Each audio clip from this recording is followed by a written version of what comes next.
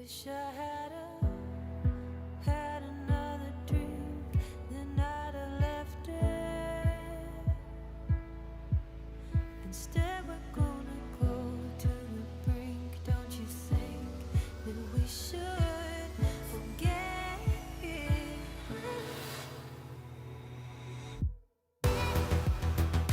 Give me all your love, give me all your love. Give me all your love, all your love. Give me that pain, but it's light from above. Give me all your love, all your love. Since I left you, you haven't left my mind. You keep me awake, so for my own sake, I had to come and see your face. Can't erase you anyway. So here we go again. Touch your skin, pull me in. You and me, head swimming.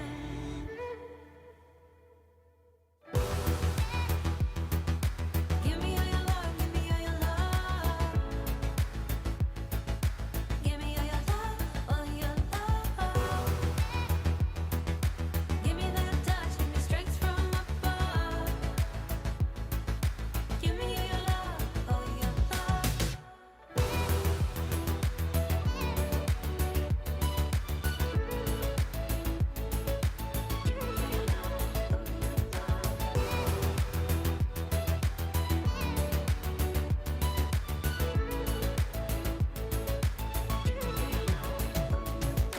Naked and raw, with your failures and your flaws. Bring me what you are, the lightness in the dark. Naked and raw, with your failures and your flaws. Bring me what you are. Give me your failures and your flaws. Give me all your love, give me all your love. Give me all your love, give me all your love, all your love. Give me that pain, but it's light from above, light from above.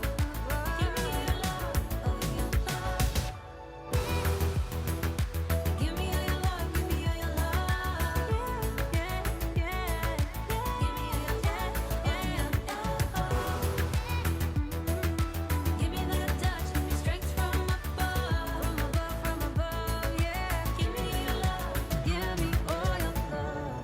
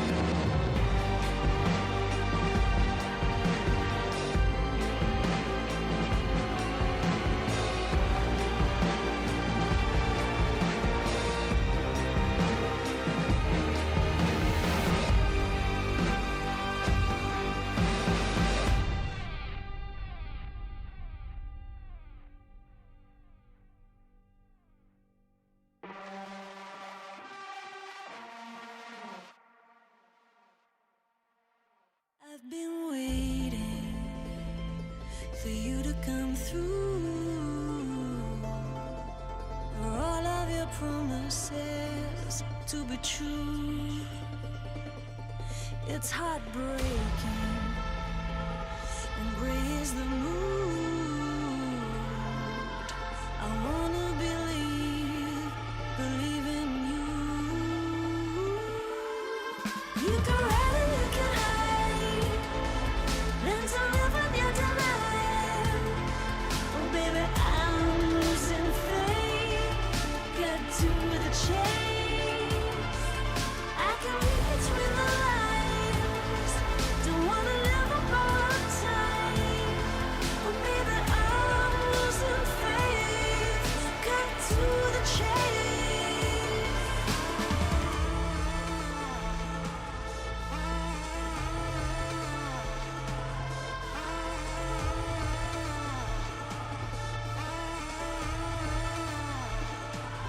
Liberating, you know what to do.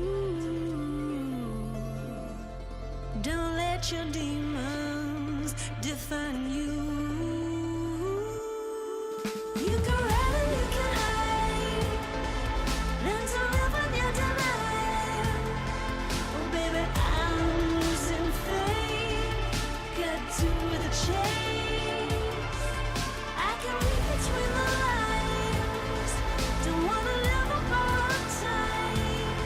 Oh baby, I'm losing faith, cut to the chase.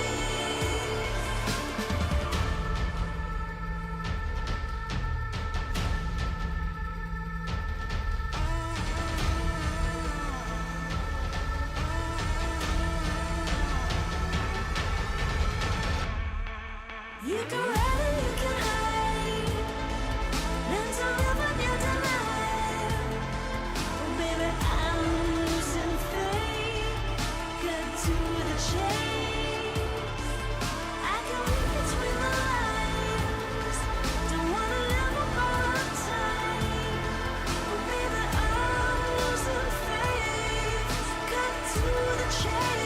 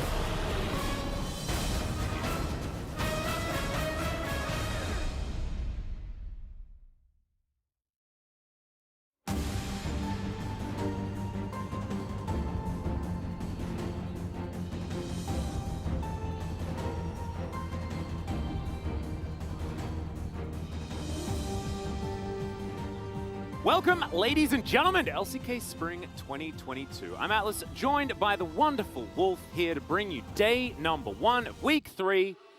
Damn, it's good to be back. We had a nice esports weekend, Wolf. Yeah, very short little break. I visited a friend in Daejeon, came back. You know, very nice. So it's just close enough to where you can take that day train over there, spend the night, come back.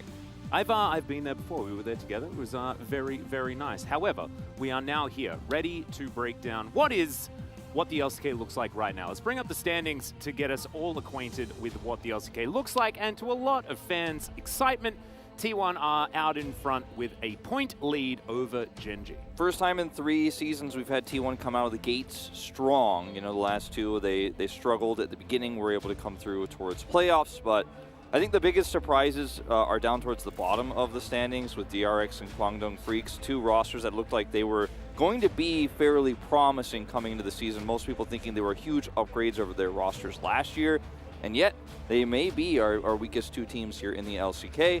Yeah. Only time will tell, as they're very closely tied with everyone else around them. That's exactly right. However, let's talk about some of the positives. One of them being Nongshim Red Force, as Dread 500 points right now. Speaking of coming out of the gate swinging, this guy has looked absolutely amazing. Canyon in some of his games has looked a little bit muted, however, has certainly had some carry performances. And Gumayushi looking like probably our best bot lane carry in the LCK right now. Yeah, arguably even stronger than good old Duck Dom on Dom 1 Kia. Yeah. Again, it's fairly early, but we're in week 3 now. So, I mean, some of these things are starting to really stack up. Like, week 1, week 2, we're like, well, let's wait and see. You know, still small sample size, but we are starting to get to the big enough sample size here. Yeah, I mean, Dread especially, right, with 500 points. That is about 50% of the POG votes for his team. I can actually double check that. It's over 50%. So very, very impressive. Renekton, 100% pick ban. He has lost both of the games that he managed to slip through the draft in. However, that was with extenuating circumstances and things like that. Still quite powerful. Caitlyn, however, hasn't found the success. Caitlyn 4-0 with this high of a pick ban rate is pretty insane. Same with Twisted Fate. So only 7 games between the 2 of them. You see Xin Zhao is very highly contested as a jungle pick still, has still maintained his lead over Jarvan, but is sitting at a nice 50% along with Corki. It really depends on the skill of the wielder of the champions, I think, with these 2, whereas champions like Caitlyn, sometimes you see a mistake in a draft, she gets through it, she has not lost yet. No, not so far in week 2. Did have a couple of unfortunate games in week 1. However, week 2 was definitely more of that Caitlyn-centered week. But now we move on to 12.2. Caitlyn not actually touched on this patch, and in fact, there are a lot of really weird changes that have happened. This is not necessarily the competitive-focused patch. That should be 12.3. Yeah. So, you know, champions like Yasuo, Yone, and Zed are in this patch, and they don't really exist here. A lot of the champions you see on your win rate down there with, you know, for example, the Gnar, who started off with that loss and we weren't trusting it, are starting to pop off because people are using Gnar as a counter pick to Gragas. At first, they're like, okay, there's no real counter pick to Gragas. He's too safe. Now we're seeing the Gnar come through. Akali only really being wielded by top-tier solo laners. We've seen Rascal play it very well. We've seen some, you know, very, very strong mid laners play it well, including Arya. The Jinx is one that really screams at you, though, in this one, because she has not been high priority and is actually one of the lower tier AD carries in terms of our very first picks, but she's 7-1 out of 8 games. The Thresh being a strong duo partner with her, it's pretty insane to see that number actually on your screens. Yeah, and this is all basically week 2, because week 1, like you say, absolutely ignored for the majority of the time. Let's have a look at some of the trap cards, though. Yuumi is a trap card, everyone. That is definitely good news to so many out there. Leona, though, has really been suffering. Hasn't found the success that she had last year whatsoever. Yeah, I think part of that is just because she's not able to match the rotations of a lot of our Enchanter supports in the bottom lane. Yuumi, of course, really one that comes to mind, the Karma, the Lulu, etc. Gragas is one that really stands out to you, though, because Gragas is one of those champions that you feel like you're safe picking into anything no matter what. And even if you go, well, half the top laners aren't as good as the other half, right, then that should be sitting at closer to 50. The fact that it's sitting down at 5 and 10 means that I think people still think it's too safe. Like, they're still under the impression it's safer than it really is as a blind pick. I think there's a lot of these picks as well that are being picked by our lower tier teams as well, such as the Gwen. We haven't seen as many of our, you know, better teams, theoretically, are picking up that Gwen towards that top side. So does skew these stats just a little bit, but very interesting to see that one of our most popular top laners in the Gragas is not actually getting picked. Let's have a look at some of the patch notes, though, and start getting into it. Azeri, not going to be seen for this particular week. That is what happens. We generally get her in pro play a week later. And a bit of an update here to Janna. One of my favorite videos of all time is a Janna video from back in Season 1. You guys can go and look it up if you want to. I'm not allowed to talk about what's in it on the broadcast, but it is a whole lot of fun. Tailwind now works out a little bit better. She doesn't have movement speed scaling anymore when it comes to damage. A lot of her, basically the TLDR is less poke in lane, more disengage and utility when it comes to that late game. So if you really like spamming shields, you are really going to like the new Janna. Rengar got this update for his ultimate. And then we removed Chemtech Rift. Yeah, so rip Rengar, sorry buddy. Yeah, so he still will have that awkward interaction with Senna, where you can actually use it there. And then you could see some of these increases here for the Tongue Lash for Tahm Kench. The damage he stores is Grey Health, like his Grey Health is kind of nerfed. And then, of course, the shield is increased, and you get that extra movement speed. Senna pretty strong on 12.2, and Senna Kench making a little bit of a comeback in the Challengers League here in Korea. Yep. The big reason why Senna is really strong right now in this patch is because her Q will actually have this slow. And, it's been a million changes with Senna's Q and this champion's buffs and the souls over the years. The next patch, 12.3, her soul for minions goes down to like 2.7, so I think she's going to be, only for this patch, maybe relevant here in Korea. Yeah, and so it was because of the Glacial Augment changes that, took away from a lot of her viability. Yeah. A lot of centers were taking grasp in different situations, but putting that slow back so that it can be part of her kit is definitely a lot of fun. Talon has been nerfed. And the Whimsy dub, why is this it's 1 second. It's 1 second per level. Oh dear. Shen also has been a little bit nerfed, Zed as well. Kiana, I think buffed a little bit for lane and stuff like that. It's about 10% as far as bonus AD. The Talon, very similar to the Nocturne treatment. Yeah, the Talon nerf there is pretty significant for solo queue. I think it's not going to affect us as much because we very rarely see him. I really do like the Lichbane change because this is going to give you basically an easier way to get it as a mage in mid lane, and it's not going to be as niche. And then the Turbo Chem Tank one is definitely a little bit more tricky and complicated to explain.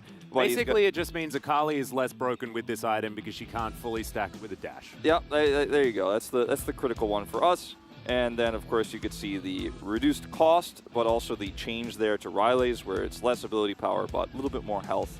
I think it's a pretty big nerf to the item overall, but we'll see how it works out. We're not seeing it too much right now in this meta anyways. Yeah, not a massive. As this is the big one. Hell yeah. He's gone. The Poros have been heard. Thank you so much to everyone out there who was trying to protect our little Poros. Of course, Runeterra was under threat from Chemtech, and it has now been removed. We have won the battle. The Poros win. Spam them in chat. Thank you so much, everyone, for standing up. Hextech Drake has been nerfed a little bit as well, and Lethal Tempo now scales, so you can't cheese it with champions in the early game. A little bit more of a solo queue focused situation, which is in line with the fact that this is more of a solo queue based patch. Yeah, so the Drake is just disabled entirely. Like, there's no... I mean, I guess we didn't really get to say goodbye last week because we didn't know this was coming. This kind of was big news yesterday, but it's just disabled globally around the world on live on this patch here that we'll be playing on this week. So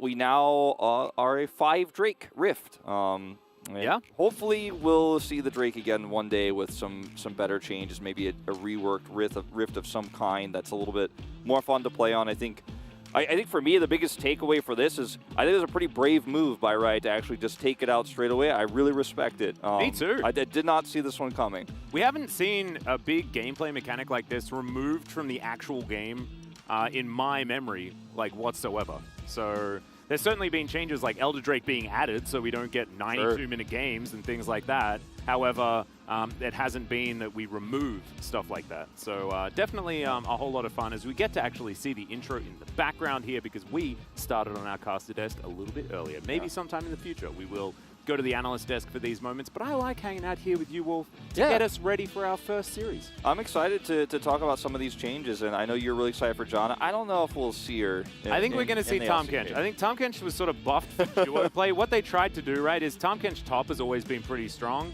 And so what they're trying to do is like increase the viability of support Tom Kench, and I think it worked based on what Chronicler experienced on the Challenger stream yesterday. So Yeah. At least for that Senna bot lane. And we'll see if that continues to be a thing after this week, or if it's only going to be Tom Kench with Senna, or if Tom Kench support is elsewhere going to be used. Yeah. Not an Enchanter support, not really the meta for it at the moment, so outside of that Senna pick, I don't know how much we'll really get to see her. So if you just ban the Senna right in the first phase, like she's just out, the Jana might also find itself in a similar fate. Now, talking about the Jana, I was very excited about this when I first heard about it because I really like the, shield bot spam Jana situation, and I was a huge Marta fan back in 2014, and he was the best Jana in the world. Don't at me if you do not agree. But I was talking to Gorilla, and I was like, hey man, Jana looked pretty strong, and he's like, yeah, maybe if they first pick Rel.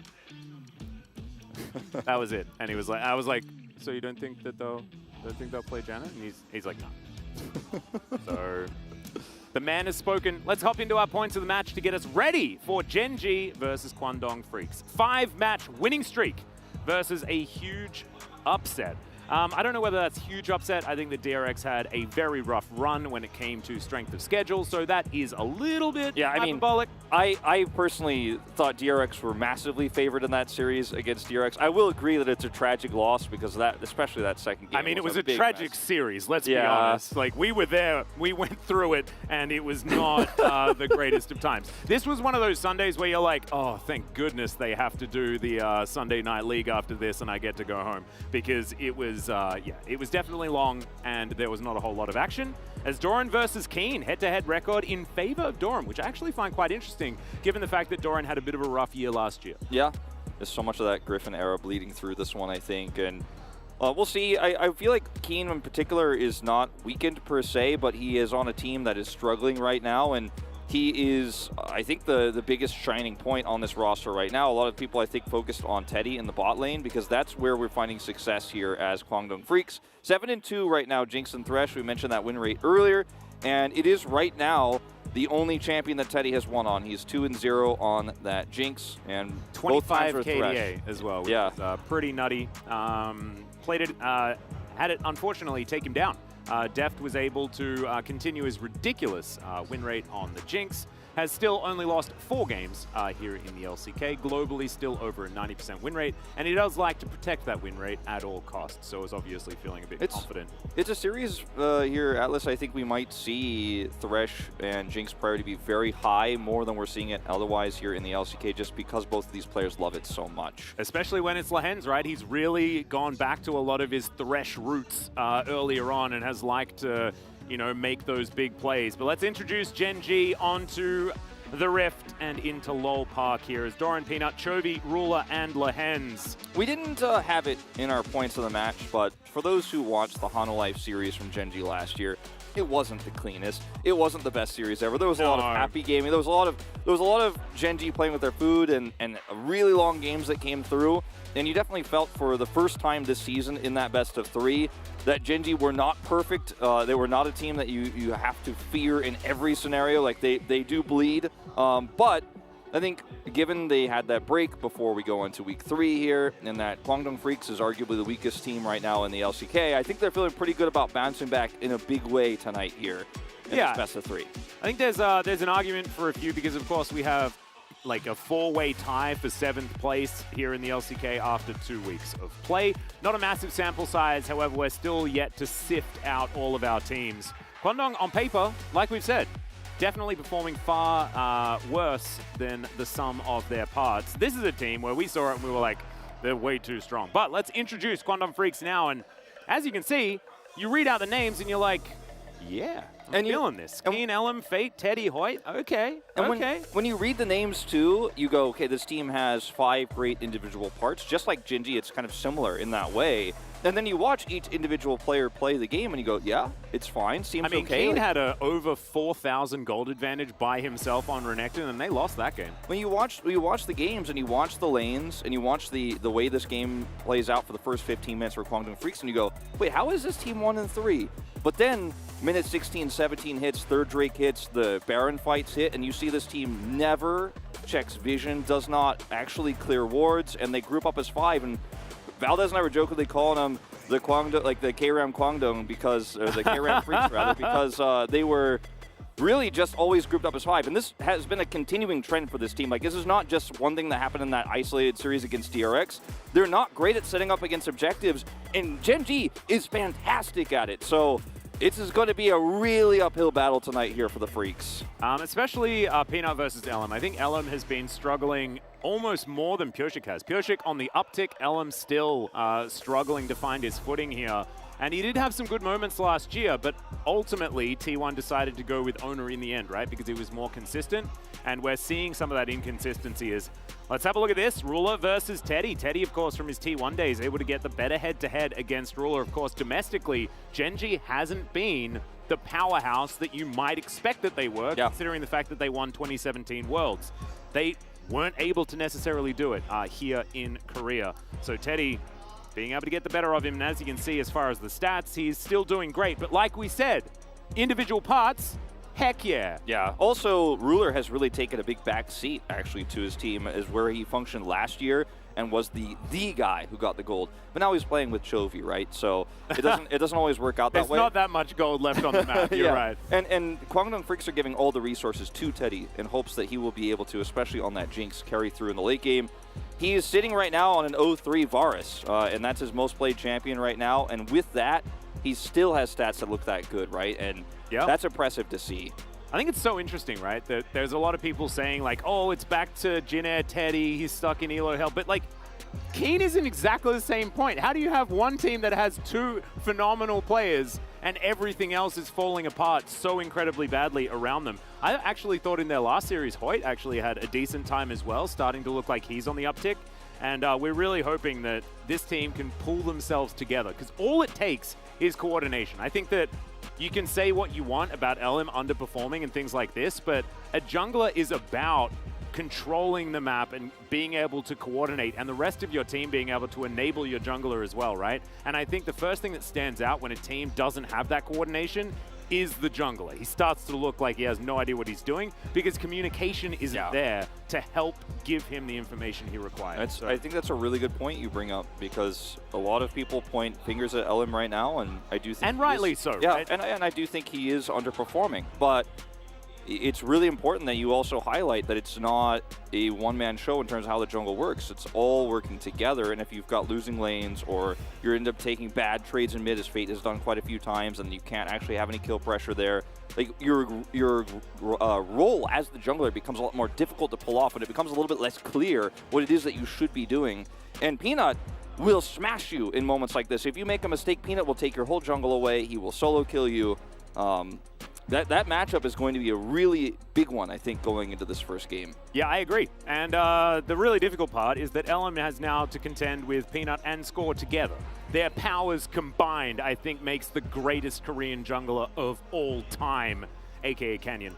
So it's a very scary prospect, right? I actually like— one of the things that excites me the most about Gen G is the fact that Score is there with Peanut, because both of them have such an incredible history, and we've seen already that Peanut's been able to benefit from this a lot, because sometimes he does have a lot of that solo carry mentality, and we've seen a lot of that dissipate now that he's joined this team of just superstars in every single role. But Gen G are going to have to put it all onto the Rift, and we saw overconfidence plague them in their match against Humble Life. So let's get into the pick and banners. Trinamere, continuing to be banned, was not touched in patch, and therefore is going to remain on the ban list. Yep. Twisted Fate will be the follow-through here. Now, with Gen G having so much priority on— I mean, the team has really prioritized Corki every time they've had a chance to. I think that's one that you really have to put your eyes on here as Kwangdong, and it will be the last one to go through here. But now, champions like the Renekton potentially could come through. You also have that Jinx, which Kwangdong Freaks might be just looking for the Jinx Thresh follow-up here on red side, depending on what Gen G has. So Renekton will be banned away. Let's see what that final choice ends up being here for Kwangdong, because Genji could just throw a wrench of the gears and first pick Thresh or something like that, but I don't think we're really talking about that much prio here. But again, that's what Kwangdong has been reliant on so far in their only wins, is that Jinx pick here for Teddy. Yeah, and even I think the Thresh for Hoyt as well is another big one, as Corki is going to be banned away from Chovy. We don't have to watch him on that champion, as Ruler is going to lock away the Aphelios. So I find this very interesting, given, like you were saying, the Jinx priority that Teddy can now jump on if he would like to. Samira as well with a slight buff on this patch, so might go up in prio just a little bit. Yeah. But we'll see where Kwangdong Freaks decide to go. Thresh locked in would make a heck of a lot of sense. And honestly, it's a bit of a no-brainer. It's pretty no-brainer here. I mean, the fact that you and I could walk into a series like this and go, well, Genji's going to take one high prio pick, and then we're just going to see it, and it's like not even a doubt. There's no questions. It's a pretty easy follow-up here. Now, that would be very interesting. I don't think we're actually going to see that. The question is, where do we go from here for Genji? Poppy currently undefeated, and Peanut has played it more than anyone. He's 3-0 on it right now, and he's picked it, you know, into the Xin Zhao before. He's picked it early on in draft like this because it just really limits what your opponent has to pick. Like, they have to actually play around the fact that dashes are much weaker. I think this is an easy Jinx follow-up, obviously, though, for Kwangdong Freaks. Yeah, it's this one was standing out like a sore thumb. But yeah, very standard draft here from Kwangdong. I like that. You know, go back to the basics. Don't make it too difficult. The Poppy, like you were saying, very, very strong. But the Aphelios, I think, is a little bit awkward, right? Because there is so much range to come through from Kwangdong. If they keep picking in that direction, it becomes more and more difficult for Ruler to have as much of an impact. However, they have left things open themselves with solo lanes still yet to be decided on. So we'll see where they do go, as Gragas, despite his pretty abysmal win rate, is still going to be banned away. Yeah. Oh, no, there's a few different ways Kwangdong can approach this. Like, they can, like, a Victor is extremely strong for them. I don't think Genji will let them play it. They'll ban the LeBlanc first. If you have Victor and Jinx in this comp, your late game is just so incredible, and you've got decent range. Like, Victor's not going to struggle to actually chip out against Aphelios or even a Poppy who's trying to flank. The other thing to look at is some sort of extra poke here for Kwangdong Freaks. They already have a lot of survivability. They have decent engage. But if you add a little bit of extra poke, you can really put a timer on how Genji can approach objectives, because they have a Poppy, but the engage isn't extremely long range. Same with the Nautilus. The Aphelios is very low range, as you mentioned. So I think the easiest ban here is, unless you want to take it yourself, the Victor. Yeah, I like the Victor ban if they do decide to go that way. Corki already taken off the board as well as Twisted Fate, but it is going to be Syndra. So it looks like Chovy is happy to lane into the Victor and has an idea, has a plan. Yeah. Because, like, this is the most obvious. In fact, all of Kwangdong Freaks' draft thus far has been epically predictable. Yeah, it's what Valdez and I like to call the model composition. You know, you have all the champions that are great for your players, great for the meta, great for scaling. Yep. It's well-rounded. And we see a lot of drafts look like this, especially on red side, where you get that first rotation of duo picks. Gwen to come through here. Well, can Doran actually help Gwen's pretty terrible win rate is kind of the question. And I don't mind the idea of going full split map after this if Chovy wants to go for something that can effectively side lane. The other option is to just Orianna the situation, and then you can put the ball on top of either Nautilus or Poppy pretty comfortably. Yeah. Even Azir I wouldn't hate here, because it gives you a little bit more control over early objectives. Yeah, there's the Azir. Because the Azir here is really, really good at giving you a lot of pressure in lane against Victor, plus he can scale up to match that in the late game. Aphelios and Jinx scale similarly, but the Jinx's range is the problem. As Ryze will come through here for Keen on the top side of the map. Very likely. I guess there's a weird chance that Keen plays the Victor, but I really hope not. This gives you a lot of strong front line here and decent peel into the Gwen and the Poppy that come through, and a lot of side lane pressure. If we remove the nameplates, like, I have to say I'm leaning towards Kwangdong's draft here. But I like it, but however, I do really like the idea of Azir coming in and saving the teamfight situation. Because Azir can be used very effectively against Thresh to bypass the power of the Lantern alongside a Jinx. So if Chovy can actually get effective flanks, if they can get the Flay on cooldown and he can find his way in, then there's a way that this Emperor's Divide just ruins everything for Quandong Freaks if they do find the right angle. So instead of going for that side lane idea, yes, they've got 4-1 capabilities with the Gwen, but now they have the ability to find that team fight that they're looking for with the Emperor's Divide having a lot of power. They have a lot of agency with this draft. I mean, they have a lot of power. Like, even Aphelios himself can be an engage tool when they have this amount of follow-up. Like, you know, Ruler could actually flash Gravitum in a team fight with his Moonlight Vigil, and then, you know, before anyone can actually collapse and kill him, he's going to have a lot of disengage there between the Poppy and the Azir. So you have a lot of flexibility, but this composition is so safe on all fronts. It has the, you know, ability to split push with the Rise a little bit. You have so much long distance engage too. Yeah, I also do like the fact that there's Crescent Guard and there's Play to deny the Azir from potential engagements. As here we are, onto the Rift for game number 1 of week 3. After this week, ladies and gentlemen, we do have a slight break. It's Sona or Lunar New Year here in Korea, which is a national holiday. Yes, that's so a good point. Be taking a bit of time off as in goes Lehens, finds himself a ward, and Quandong Freaks get a lot of information. Hoyt now with the ability to head on in here. And that's part of why Zeri will be playable in week 4, because it'll be an extra week between as well. So it's really 2 weeks of break for the players to prepare and get ready for that. Although I hope they do get some time to spend with their families and whatnot during that break as well. Yeah, exactly. Always a very, very family-based time here in Korea. So the other part about this draft for Kwangdong, and I know I'm going to sound like a broken record on this best of 3, but I'm very upset with how Kwangdong's been playing the late game. I think this comp does require a certain amount of side lane pressure with that Rise. Otherwise, you will just fall behind. You know, the Azir can split push too pretty decently, especially with this comp.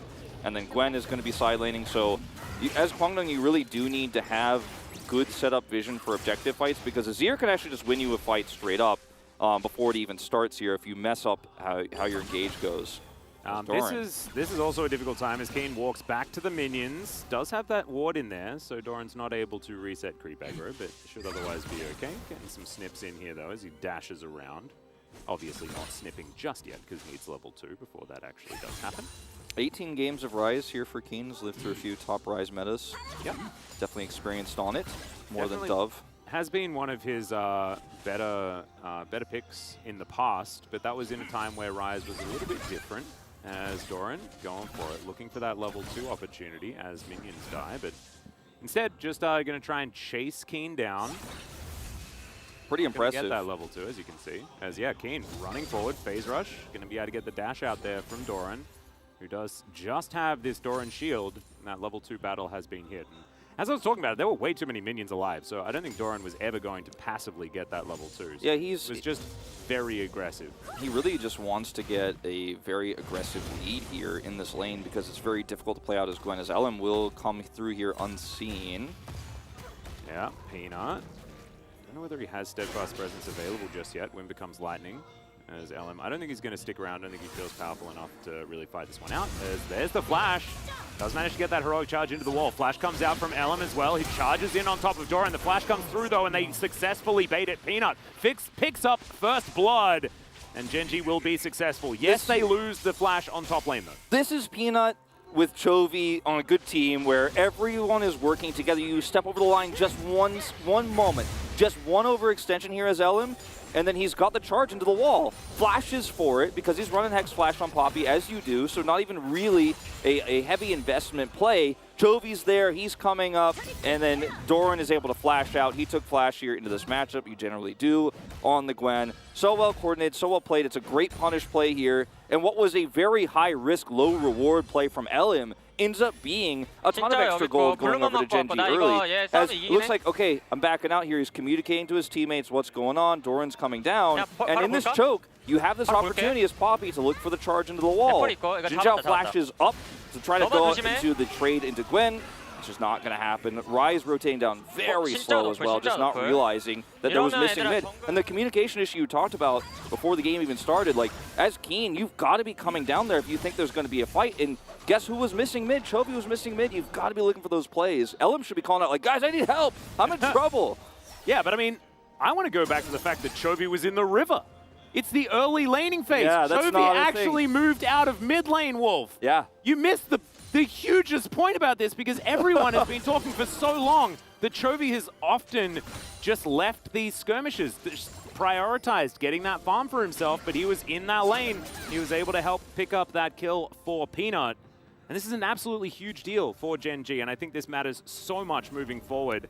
The fact that you do have Gen G now with this mid laner that on Halma Life last year was definitely playing a lot for himself in that laning phase. I think part of it is because he trusts Peanut in a way he couldn't trust Johan last year or Willer in the later parts. Like, he knows that Peanut will make a play for him, so when he calls, he trusts, he goes. Like, the ability to leave lane, you know, as the Azir in the early part of this matchup gives you a lot of agency, but the reward for making a play like this is so high that it's just absolutely worth it. This has been something that we've talked about a lot. The first pick of Aphelios really struggling into a lot of matchups. The Jinx is the big one. 1 and 5. Peanut is absolutely abusing Hex Flash right now, by the way. As look at this rotation. Who is LM ganking? Peanut's like, who says Poppy can't go over walls? Well, they've spotted someone in there, so it's not fully invisible as LM's going to face check. And I think they're still waiting. Yep, there we go. There's the dredge line. Hook is going to connect, but it's just disengaged. LM takes a lot of damage. Ignite goes down. And Lehens does have to use his flash to make this one happen. Chovy getting a lot of damage onto Fate in the mid lane as well. Definitely cute. Bit of a cunning ruse there. However, not too much going to come from it. Gonna keep LM down here to babysit a little bit. Stays a little bit longer here. I think that, you know, bot lit duo here for Gen, very much aware of it. It was a small opportunity there had he gone back to look for an early Drake, but they all stay. Didn't take too much damage. Teddy there in the bottom lane, you know, was ignited, but is actually, you know, healthy enough to stay and continue the push. As Chovy is just, yeah. He's Chovying really hard. He really is. Roams out, is still Chovy, as it turns out. Still just playing very, very well. Does have a slight advantage there in that mid lane, but managed to make sure that Fate stuck around underneath that turret with that health disadvantage, and so we should be able to keep up a lot of this mid pressure as the game continues. Keen, not a lot of mana there towards the top side, but will continue to really get a big advantage. As there's Emperor's Divide, that's going to say goodbye to Ellen. He doesn't manage to land, the wind becomes lightning, and therefore Chovy's like, well, you can have my R button. He's also level 4, and Chovy's level 7. He had no flash. It's coming up in just a few seconds, so very ill-fated to start there, and he's just actually going to help push this wave in here for Fate, who's very low. Yep. But this means that in the interim, Peanut's going to be able to get this Drake because the bot duo is gone. They backed, so they can just rotate over here and help out with that extra prio in mid. That Chovy kind of guaranteed it. Pushed LM into the mid lane instead of coming down here to check for this. They have no warding, they have no vision because he felt like, I've got to help Fate get this last wave of minions so he can actually back and buy items. Otherwise, we're going to find ourselves kind of stuck between a rock and a hard place here. And it's all down to the fact that Chovy had put on what we were talking about before, all of that pressure into the mid lane to allow this to all happen. So working like a bit of a well-oiled machine here for Gen G. But let's see whether some of the confidence issues that we spotted in their series against Halma Life is going to come back, because that is something that Condom Freaks can capitalize on. And as you can see on the top side, 20 CS advantage for Keen. His Rise is very powerful. As Condom Freaks actually going to be respecting Poppy a lot here as Peanut just smacks this this Rune Sentinel into the wall. Yeah, he had a, you know, the early game for the Gwen is going to be miserable in this matchup, but also, you know, Doran was trying to get an early lead and then kind of botched it and fell behind in lane, and now he's kind of been up here attentionless because Poppy, and Peanut in this case, Poppy is kind of going elsewhere, trying to deal with LM and trying to put LM down, and which is working incredibly well for them. So small sacrifice here for the Gwen, who will just do Gwen things later on anyways. So I think as Gen G, you're pretty happy with the one hole in your early laning phase being the top lane. Well, Peanut now able to wrap around. They have full vision of what's happening here with the Gromp being taken by the Jinx. And Doran's going to make his way back here towards that top side. Very interested to see what Peanut is actually going to be able to get done, but looks like Keen should be able to grab himself a second plate towards that top side. That's a Rift Herald worth of gold there going over to the Rise. Not quite able to equalize the gold just yet, though, as LM spotting out some vision here as Peanut wants to be able to smite this way and does so. So the Poppy is just running the jungle right now. Honestly, LM is just getting ran around. It's an 18 CS advantage It's like 4.5 camps or something like that here for Peanut. Yeah, He's having a whale of a time. It's Poppy, too. It's not like we're talking about one of the fastest. Yeah, the power champions. farmer Poppy. Yeah, it's like, oh, it's not even a real, yeah, it's not actually a power farm champion who can actually rush through the jungle and speedrun it. One of the slower clears right now in this meta, as they have the fast track to this Herald. Question is, can they hold on to it? I don't think so. This mid lane in control by Gen.G. They get to slink into this river. And LM's going to move on over, but Emperor's Divide is set up. Chovy has the ability to get on in there as it's a fair bit of damage, but LM going to have to get out immediately. Doran grabs that kill as Keen's trying to take him down, and he will do so. Lahen's going to have to bail from the area as Ruler now red-white. Do not fight, Kwangdong Freaks, as the ulti comes through from Peanut, and he's trying to defend this Eye of the Herald that was successfully stolen there by LM. Yeah, this is actually best case scenario for Kwangdong Freaks, honestly, considering how they had to approach that fight. The really nice engage there from Lahen's. Didn't even have to use flash for it. And still, they're able to steal this one away, which is pretty massive. They're not able to secure the Eye, but they can at least win this fight. Because if you look at how this fight starts, how quickly this disaster occurs for Kwangdong Freaks. The fact wasn't that they even LM, it was Teddy that managed to secure it. Yeah. I take it all back. Yeah, I'm sorry. It was Teddy. I think you said Teddy stole it. I think you called it out, right? I don't know. I can't. It was too long ago. But you know, the steal is good, and this means that Kwangdong Freaks' big rotation over here is not all for naught. Because if they don't get that, it feels terrible for how many resources they expended to actually look for the play. Yeah. Nicely done there from Kwangdong Freaks, just to deny it. However, Gen.G will retain their advantage.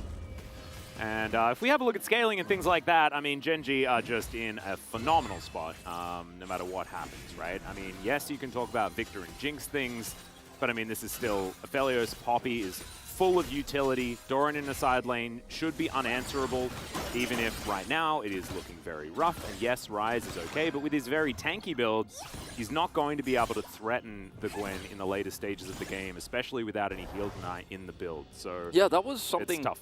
I wanted to bring up too, because looking at the comp here for Gen.G, I almost wonder if Ryze might be better suited to build something a little bit more damaging in this game, and he's gone for the Everfrost start. Doesn't mean he won't necessarily end up going into like a Void Staff, because there's a lot of magic resistance on Gen.G. Both of these teams having the double AP in the top and mid lanes, so yep. a lot of magic resistance being built, and I don't think as Kwangdong in this case is keen on the Ryze, you necessarily want to go full tank actually into what Gen.G are running. You don't need to be a frontline tank per se. I think you need more damage if you're going to win out, especially because you already have two late game scaling damage dealers. Like on one hand, maybe if the Ryze is tanker, they could do their job, but with the Everfrost alone, like I think you kind of could do it, you know? I mean, you have the box to be placed for Hoyt, et cetera, to make sure you can actually do that safe damage.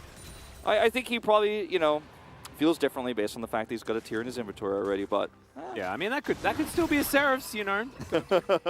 But I think actually the Gwen is in a really great spot given the fact that the itemization is so awkward. Because if you build a Morellonomicon, you're feeling awful as the Ryze, right? Like, that is not the way you want to make it work. Good stun there onto Teddy in the backline, but the Chompers stop Lahen's from going forward.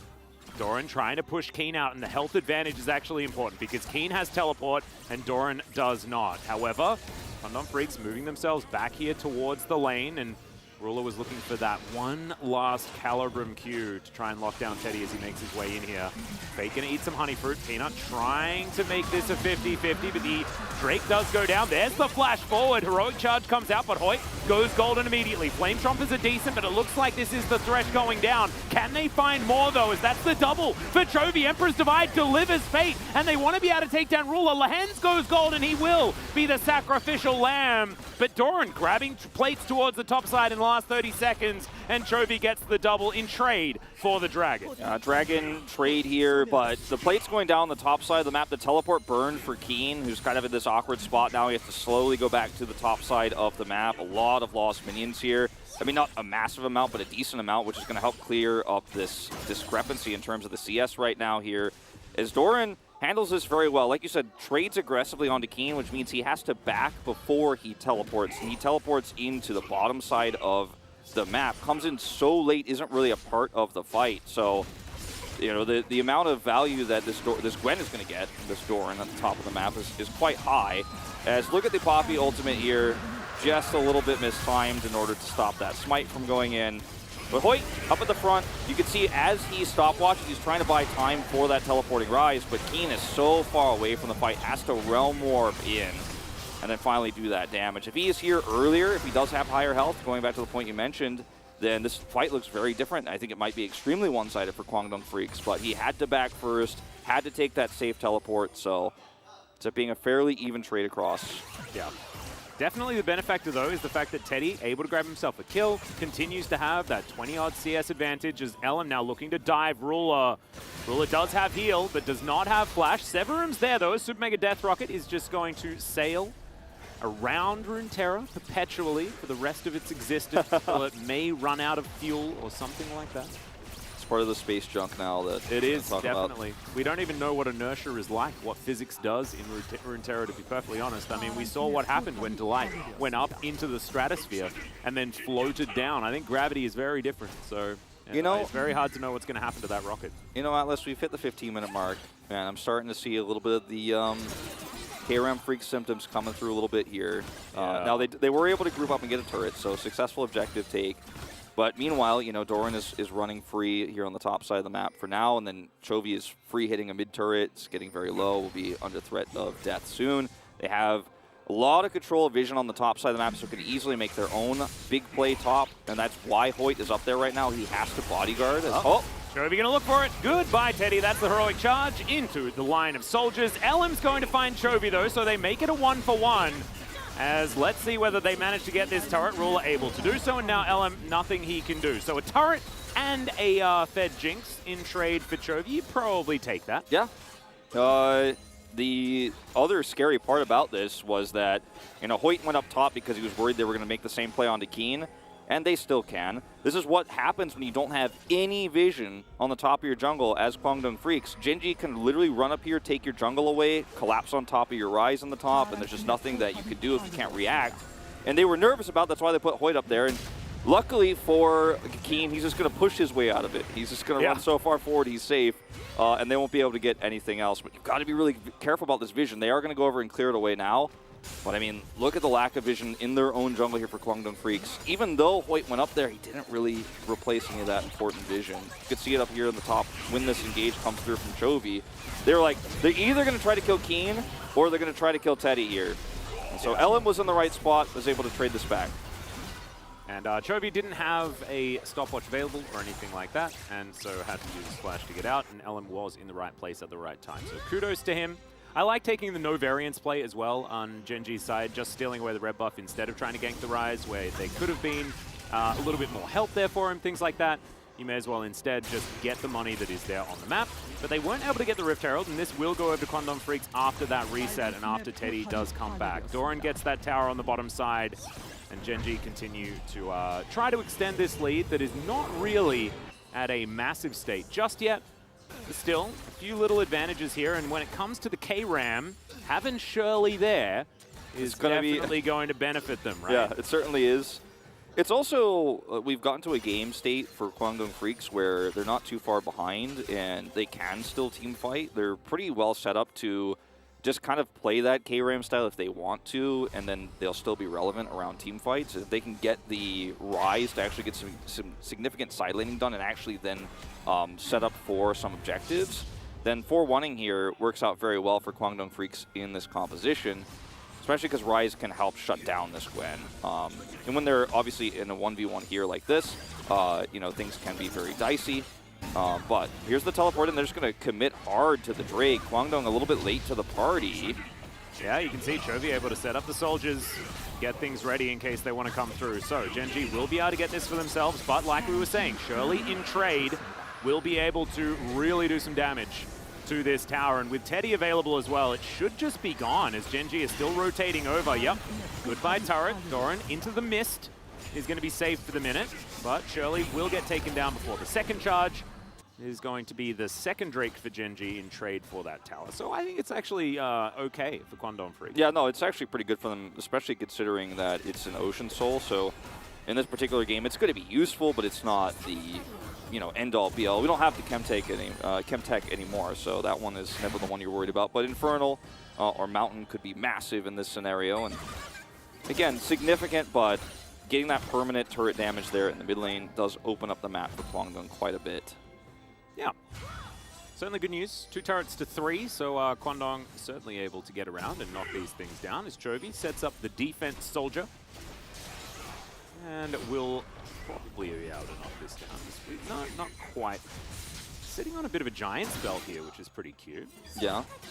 Chovy with one of those. Double masking it up. Yep. Double mask, as well as having that Oblivion Orb just sitting in the back, just to allow him a bit of that heal deny. Yeah, he's kind of got this awkward build because the Oblivion Orb is really nice for heal deny.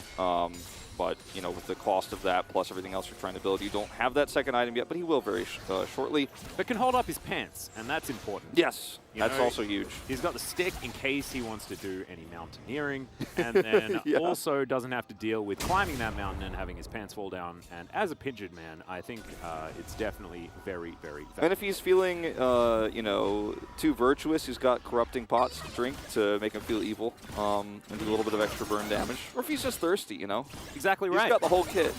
And now, LM's not going to be able to heal with that passive as well if he decides to engage. Obviously, Morellonomicon not exactly the most valuable against Kwangdong Freaks' comp, but, you know, we're in the LCK. We've stopped molding about this because it's just one of those things that we've had to accept. Actually, going into the Rileys here. That's pretty cool. Yeah, I mean, I didn't think we were going to see it change too much of how the LCK is played, but that's... I have actually always, like, my favorite item combo in the game has always been Rileys Leandri's. And we just haven't really been seeing it, right? Because Rileys beforehand was just so difficult to build. And now might be able to see a little bit more value. And it means that these Sand Soldiers are going to be so deadly. They can really start locking you down. The burn damage is higher, and also provides that little bit of CC to try and set up these swoop and scoops. I really like it. I think it's pretty good for, you know, not only the Azir specifically, but also into this comp where you have the tank Rise on the other side too. You can just make it so that he can't do much and can't actually close the gap. Isn't going to be able to peel very well. Now, going back to what I was talking about and said I was going to be a broken record for, is the side laning here for Kwangdong Freaks hasn't come together yet. They're just grouping up as 4 and trying to control Baron temporarily here, making plays like this as Peanut can. The cool thing about this, like, if you look at the map, Peanut's like, 1v4, I'm actually cool. Like, I have Hex Flash. If I have to flash, I'm fine. So where are Kwangdong on the map? They grouped up as 4 around Baron. And then they're going top here and don't save the turret. Yep. And then Gwen is side laning better on the bottom side. So, like, these are the glaring issues of Kwangdong Freaks' map play right now that I think are getting exposed quite a bit in this early part of spring. I find it really interesting, right? Because Chovy built the Oblivion Orb, whereas I think that Kwangdong Freaks really need to try and focus on whoever they've got in the side lane has the ability to stop Gwen from being able to just perpetually shove, which she should be able to do as the game goes on, right? With that Rift Maker now online and the Needlework being, pretty good healing tool, as it turns out. And it doesn't look like Keen is interested in building it anytime soon because he's going into Force of Nature next, so... Yep, and this is what, you know, the Rides likes to build at the moment. Yeah. But it really does... Build. Yeah, it feels standard, but it also feels very cookie cutter and not something that has a lot of wiggle room with. And I think having variance in item build is important, and being able to adjust to the situation effectively is definitely good. As Super Mega Death Rocket, that was odd. Yeah. It's something Peanut's like, that's my Blade Whirl. I pressed my Blade Whirl button. What happened? I recommend also, you know, even for those at home who, if you know the game well enough, you know the items pretty well, like, just don't use the recommended item thing. Actually use all items and actually start thinking about what you're building more. You'll actually find, at least for me, it really helps me like think about what I specifically need for every scenario, because it's not always what the game tells you. It's not always what your standard build is. Sometimes you need to change it up, as Chovy did in this particular case, and it's going to make a really nice impact on how your team plays out the game. You can do a lot. You can actually win against your opponents by buying items like very easily. Small things. Yep. Well, a little bit of a stun here as Doran slinks into the mist. Flame Chompers go down, and that is going to break off this fight potentially, but Lahen's able to walk past it. Peanut lying in wait off to the back of the pit. So, Soul Point available for Gen.G. They want to be able to take this one down if they can. Fate moving on in, on Vision though. So yeah. Stun onto Ellen to try and deny his movement. These Sand Soldiers Pretty frustrating as there's some Demacian justice being dealt out, but isn't going to find anyone. But now over the wall goes Doran, and look at the needlework damage into the back line. Rule is able to get in there as well, and it is a bloodbath. And yeah, I don't think we're going to be able to get out of that one, Keen. I am sorry, Lehens has so much CC, and it is just over. Peanut still slinking by, looking for Teddy, looking for his opportunities, and knows exactly where he is going. Doran's going to finish off Hoyt. There is absolutely no way out for him. And yeah, I don't know whether Peanut wins this battle, however, is going to be able to survive, and Chovy says goodbye to Teddy. It's a solo kill in the end. The Drake is taken as well at Soul Point, and Gen.G should be able to move over to the Baron. Yeah, Chovy, Peanut, man, such a great, fantastic pairing to watch so far here in the LCK so far in this 5th match here for Gen.G, just in the end of that. Well, the biggest issue in this team fight was, again, even on their side of the rift, they have no vision on Doran. No wards, no one's over the wall here, nobody has Andy. Where do they think he is what I'm wondering, because they're all grouped up here as 5. And to be fair, Kwangdong don't have a similar champion who can actually stop Gwen from positioning. You can't just put Ryze there and tell him like, oh, you can't walk in, I'm actually tracking you. You know, a lot of the time you have like a Camille in this lane or a Gragas who can kind of help, you know, block out a Gwen. But they have no vision whatsoever as where this Gwen is. And he's just like, I'm over the wall, there's Blast Cone here. The needlework was just insane. And you've got to be tracking the Gwen if you're going to step forward like that, you know. Again, like my question is, where did they think he was? Just, I think, a little bit of tunnel vision because there isn't great shot calling communication in this roster yet. I feel so bad because I think we know the potential for this roster to 5-man team fight. Like if you think of all 5 players on this, Hoyt maybe, you know, he's getting there.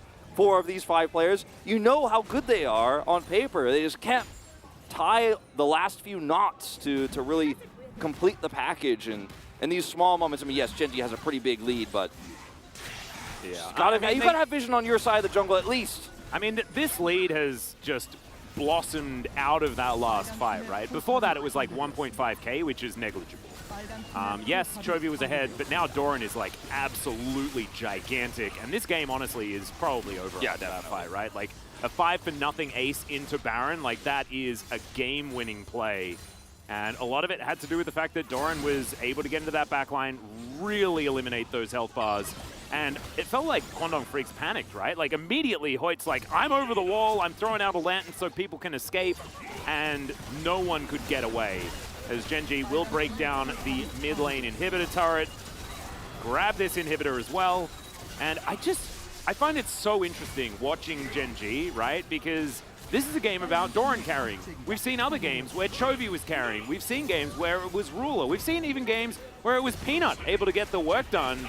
And now it's like this game is being played largely around Doran being able to get in there and make it happen, especially when it came to that last team fight. Yeah, I mean, Kwangdong, there's a lot to improve on here. It was a decent start to this game. I thought the draft was fantastic, you know, for what this meta is. It doesn't get more stock standard than this, but one last attempt. Yeah, once more into the breach as Ellen's going to try and get some knockbacks here, but he's immediately just going to die. Chovy picks up that kill. And yeah, these wallets are pretty dang heavy as, yeah, Fate's going to take a lantern, but unfortunately the Nexus turret doesn't have the option to do so. Hoyt also now going to be in trouble as Doran goes gold. And Chovy's just going to flash to pick up one last kill here at the end.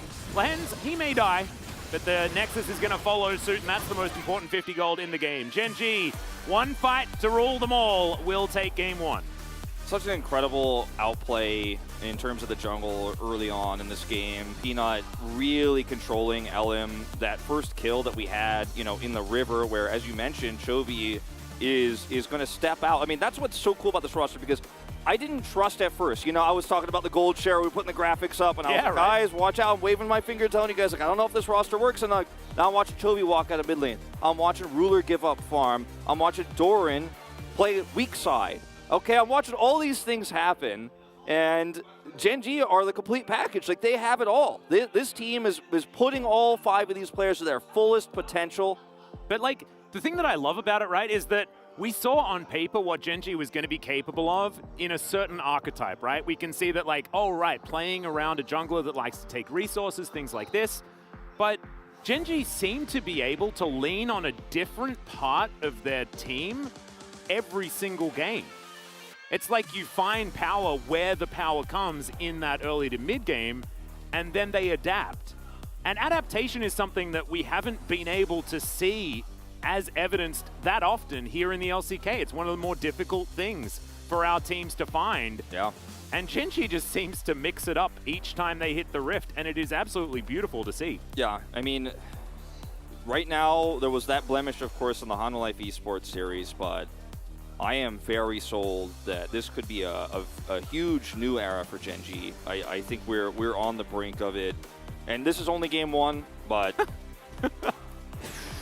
Ay, ay, ay. I mean, the fact that Doran is able to so heftily outdamage Arise, I mean, it just shows you, like, if you see those dark bars for Kwangdong Freaks in those last few team fights, that's yeah, so great. that's late game. Yeah. Late So game damage. This was also a game where it was relatively stagnant and staled throughout that mid game, right? Like we were saying, 1.5k gold lead, something like that, but you get that sick angle. Remember, there was a blast cone there for Doran to take, but he's like, nah, man, I gotta get that attack speed. I gotta dash in. Like, the positioning was so good, they didn't even need a blast cone to reach the backline carries or anything like that.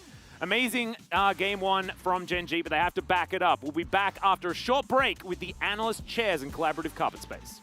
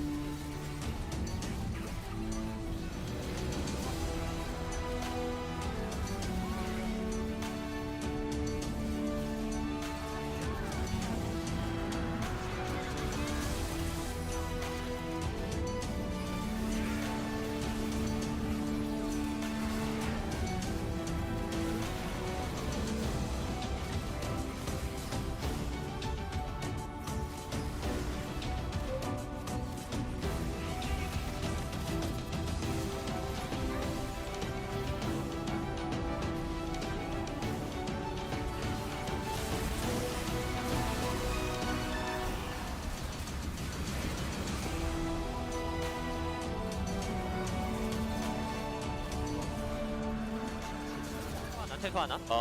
위쪽 타워부터 얘들아. 이거 거는 거 받아치자. 흰자오야. 흰자 노플. 맞으면서 해. 괜찮아. 다 날렸어. 방역딜만 조심. 빅토르. 빅토르. 라이즈. 아래 타워. 타워 치면 끝난다. 얘들 라이즈 끌었어.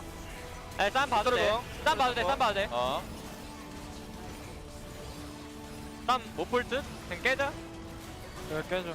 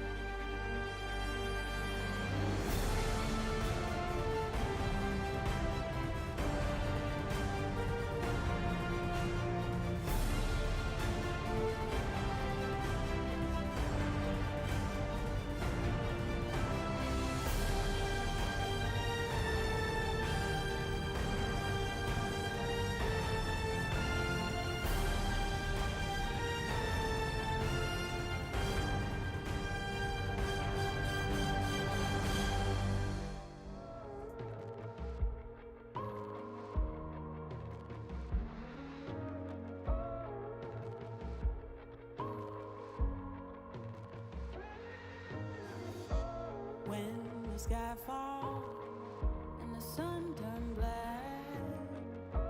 When the earth halts, then don't look back. Hold me closer. Can you feel my heart? We can conquer and win back all. The tide is changing, floods are coming clear to see. The page is turning, can you feel this energy? Light breaks through the darkness, they are fires in the night. Nothing can break us when we rise. We run on the edge and across the flames. The world we knew is not the same. Feel your soul, feel your desire. We walk through the fire. Leave this place and watch it burn. Let the king and queen return. See the sun so bright and high. We walk through the fire.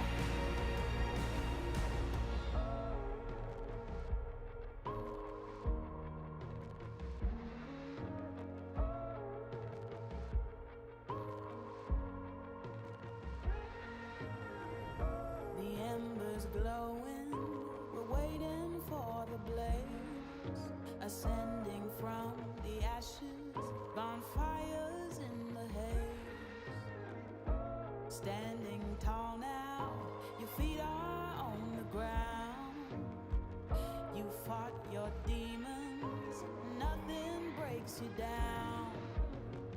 The tide is changing, floods are coming clear to see.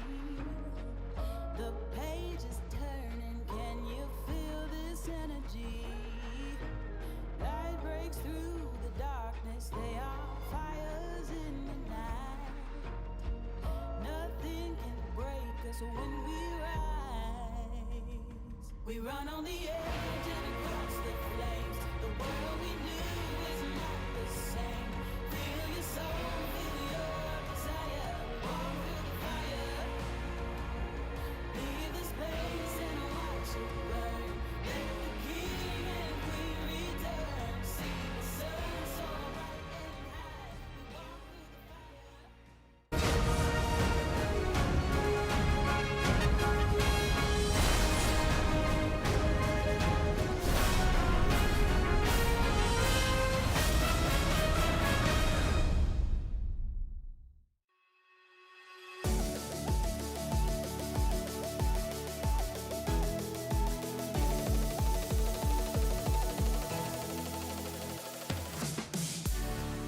Greetings, everybody, and welcome to the analyst carpet space with no chairs. We are floating. It's me, Valdez, with Chronicler, and we are going to break down that game number one.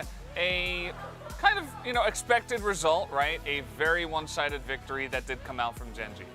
Yeah, looking at the draft here, initially actually personally preferred the Kwangdong Freaks draft. Think that the Jinx and the Fresh have been a great response into the Aphelios. The Poppy pickup early was very nice, but outside of that, I think that Genji looked to be behind in draft until we saw the Azir, which I thought was a great catch, something we haven't seen as much of recently. And Kwangdong picked the Rise, which stopped picking the champion. It doesn't do a lot. It doesn't provide you anything in this comp. The zoning didn't work at all. Just we don't want to see it anymore. It's not working for anyone. And let it go. It's fine. we have other champions. Yeah, we were watching the draft, and I'm like, Keen's gonna pick Rise. I felt it. I'm like, he's gonna pick Rise because he's a Rise player, and there was no Gragas left, and it was Gwen. A blind pick Gwen. It's like, I don't know what's going on right now with the meta, but here and in the LCK, we are just stuck in our ways, and it's like, oh well, I guess the only thing we can pick is the Rise. You were talking about like, what about Kennen? Yeah. We love Kennen here in the LCK. I guess we forgot it exists. Yeah. Now that I look at the Genji draft, like Kennen probably not the greatest into Azir, but suffice it to say, there's plenty of other opportunities. Gangplank could have been one, but I think with the kind of kite-back, disengaged style of draft that you have with Kwangdong works exceptionally well. Also, if you look into the enemy team, so just a lot of ways that just tilt this draft in a better direction for Kwangdong. Although, to be honest, for the result, it probably wouldn't have mattered. Probably wouldn't have. It is Gen G against Kwangdong Freaks at the end of the day. We need to talk about Poppy as well. There are some high win rate picks here in the LCK. Poppy for week 2 was 4-0, and she's 7-0 over the course of the entirety of the LCK so far for Spring. And the interesting thing about Poppy is that initially she came up as kind of a counter specifically to Dash champions, right? Because Setfa's presence has been such a strong kind of deterrent for situations like that. But the really important thing is that more and more we're starting to see teams prioritize it because it basically completely invalidates Xin Zhao, and Jarvan has a really big problem playing into it as well. Yeah. It tanks very well, it's incredibly resilient, especially the lower you get. It clears rapidly, especially compared to some of things like Jarvan and Xin.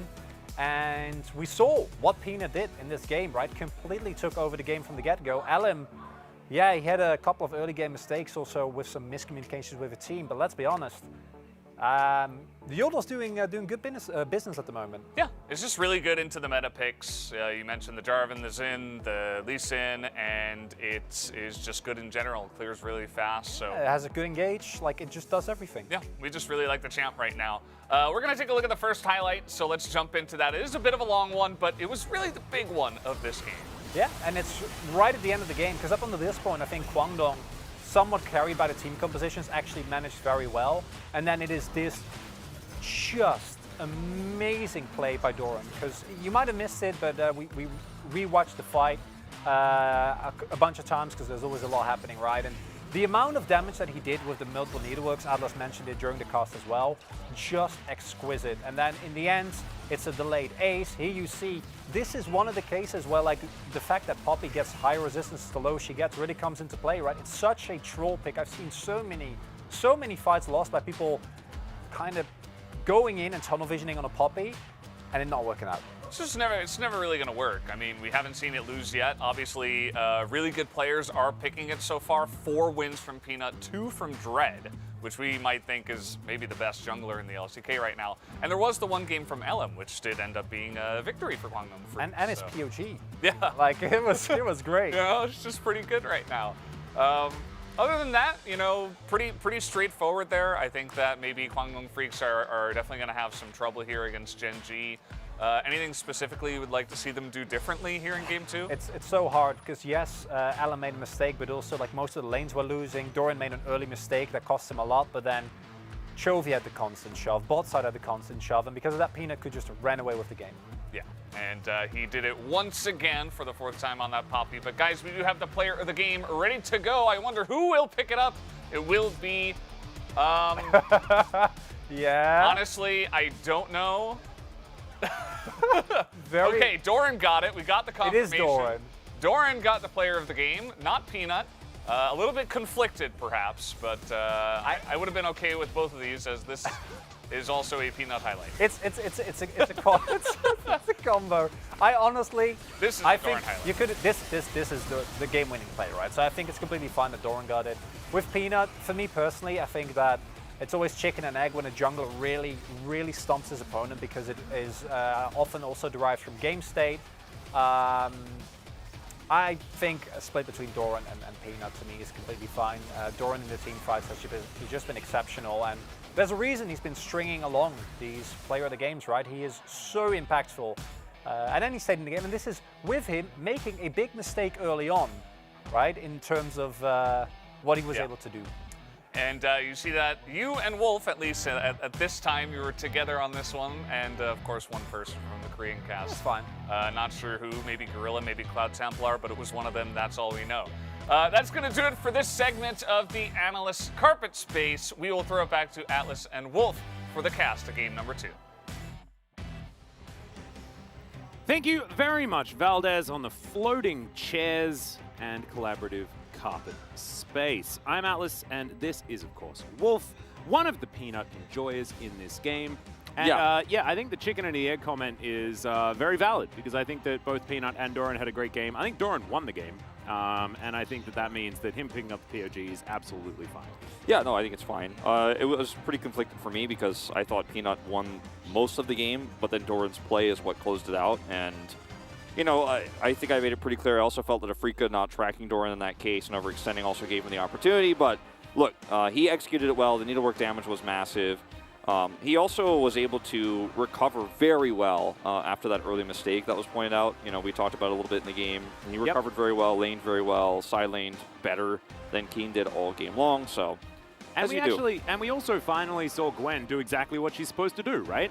And she was one of our trap cards moving into today. We spoke about the fact that her win rate is pretty abysmal here in the LCK after the first couple of weeks. And to see what she's actually capable of is really, really cool. One thing that I didn't speak about, as we do have Score on our screen right here, I was talking about the combo of Score and Peanut, which is really, really cool. LM does have Spirit behind him. Spirit was actually in the coach's booth going through the game with the team as well, and probably giving them some ideas on how to possibly get back. Of course, Spirit, one of our resident Poppy players as well, and one of our mad scientists here for the jungle. That's a good way to put it for sure. Some of the picks he's had over the years. Yeah. Lulu jungle, never forget. Well, blue side is the selection here for Kwangdong Freaks, and we'll see where the priority on that Poppy goes here this time around, because it's been picked even, you know, blind actually at times here in the LCK. It's still finding success. As Chronicler pointed out, and as we were talking about last game, like, it used to be kind of dash deterrent. Now it's like, well, do you want to pick dash champions? I picked this early. And then it sometimes just feels like it doesn't matter. She's just so strong at the moment. Yep, she just denies teams from picking champions that are good, you know? So I think it's actually a good pick to ban away if you don't think you're going to be able to get it. I'm curious to see if this time we just switch sides in terms of the Jinx. Like, Genji will maybe even potentially ban an Aphelios here. Would be fun to see. And then, you know, we might actually get that reverse as the Poppy respect is shown. Not a shocker here. Peanut respect, you know, that's double Peanut bans come through here. Is Twisted Fate going to be taken off the board? Just going to be obligatory first pickable champions, probably a Corki to come through as the last one, just because it has been, even if it fails in lane, those rockets are just broken. Yeah, you know, Fate hasn't picked it up just yet, but I still think that it is one that should be avoided here. And if you feel confident about just picking the Jinx into the Aphelios, that's, you know, obviously a pretty safe place to be as Genji right now. And there it is. Kwangdong might throw a wrench in the gears here and actually pick the Thresh first and then try to take that away from Genji, again, because that's where Teddy and Hoyt have been finding their success here in the LCK. So it's not like something that you would see standard in the LCK, but in this particular best of 3, it's definitely something that kind of sneaks up on you. But the Tryndamere left open will actually go to Keen here early. Yeah, could also be Fate, of course. In that mid lane, we saw it was Faker that completely obliterated a game on the mid Tryndamere the first time and last time that we've seen it so far. Into a Corki as well. Yeah. It was a really fun game, let's just say that. Yeah, Faker definitely had a lot of fun. I don't even remember who they were facing. They got beaten so hard that they got beaten out of my memory, apparently. As Aphelios going to be locked in, Peanut should take away a Thresh here, I would assume. Yeah, that's the likely pick, just because it works well with Aphelios. Deny it for the Jinx that you expect on the other side. Ooh, or just flex pick, you know, Elise early on and just let's see where the rabbit hole, how deep it goes, because you've already given over the Tryndamere, which is very strong at side laning. It's going to give Kwangdong Freaks a lot more power in that regard than they've had in most of their games so far this season. He has actually not played the Tryndamere Keen yet this season, assuming that's where it's going. So it would be interesting to see, because you can't do the K-Ram with the Tryndamere. Like, somebody's going to have to go. Like, Tryndamere's not sitting in the group with 5 as... Ooh, this would be really interesting. This continues the flex if they lock in the Akali, but picking Akali into Lee Sin feels awful. It's really not a lot of fun whatsoever. But does... I'm thinking that Genji probably want to just pick Azir again, right? Because against Tryndamere, you want as much CC and as much disengage option as possible, right? So that he doesn't just get into the backline and wreak havoc with zero answer. And the kick already from the Lee Sin, fantastic for that. Yes, it's single target, but it doesn't really matter. I am 100% agreeing with you Azir here. is definitely a good idea as well. But Akali going to be locked in, and Akali does have ways around things like the Emperor's Divide. So if it does become an issue. But the Azir is so cool too, because you have kill pressure in lane already. I mean, the Azir is going to really just harass the Akali and make her life miserable early. Then when you hit 6 with Lee Sin, you have that Emperor's Divide combo. Now, the LeBlanc is up and open. feels like a very Chovy thing to do to just lock it in here, considering those other options we mentioned. And obviously the range issue that is starting to mount up for this comp a little bit here. But you have a lot of explosive power here. And sometimes you can just kick the Akali, do her health bar down low, and then LeBlanc can help finish it off because she's extremely mobile. Definitely not the pick I expected here. Feels like more of a tier list pick than a composition choice in terms of this Chovy mid pick. Yeah, although we have seen a lot of success from Lee Sin LeBlanc just in general. Still not sure that the Lee Sin is going to be going into the jungle. Of course, has found a lot of success top lane, largely from players like Rascal here.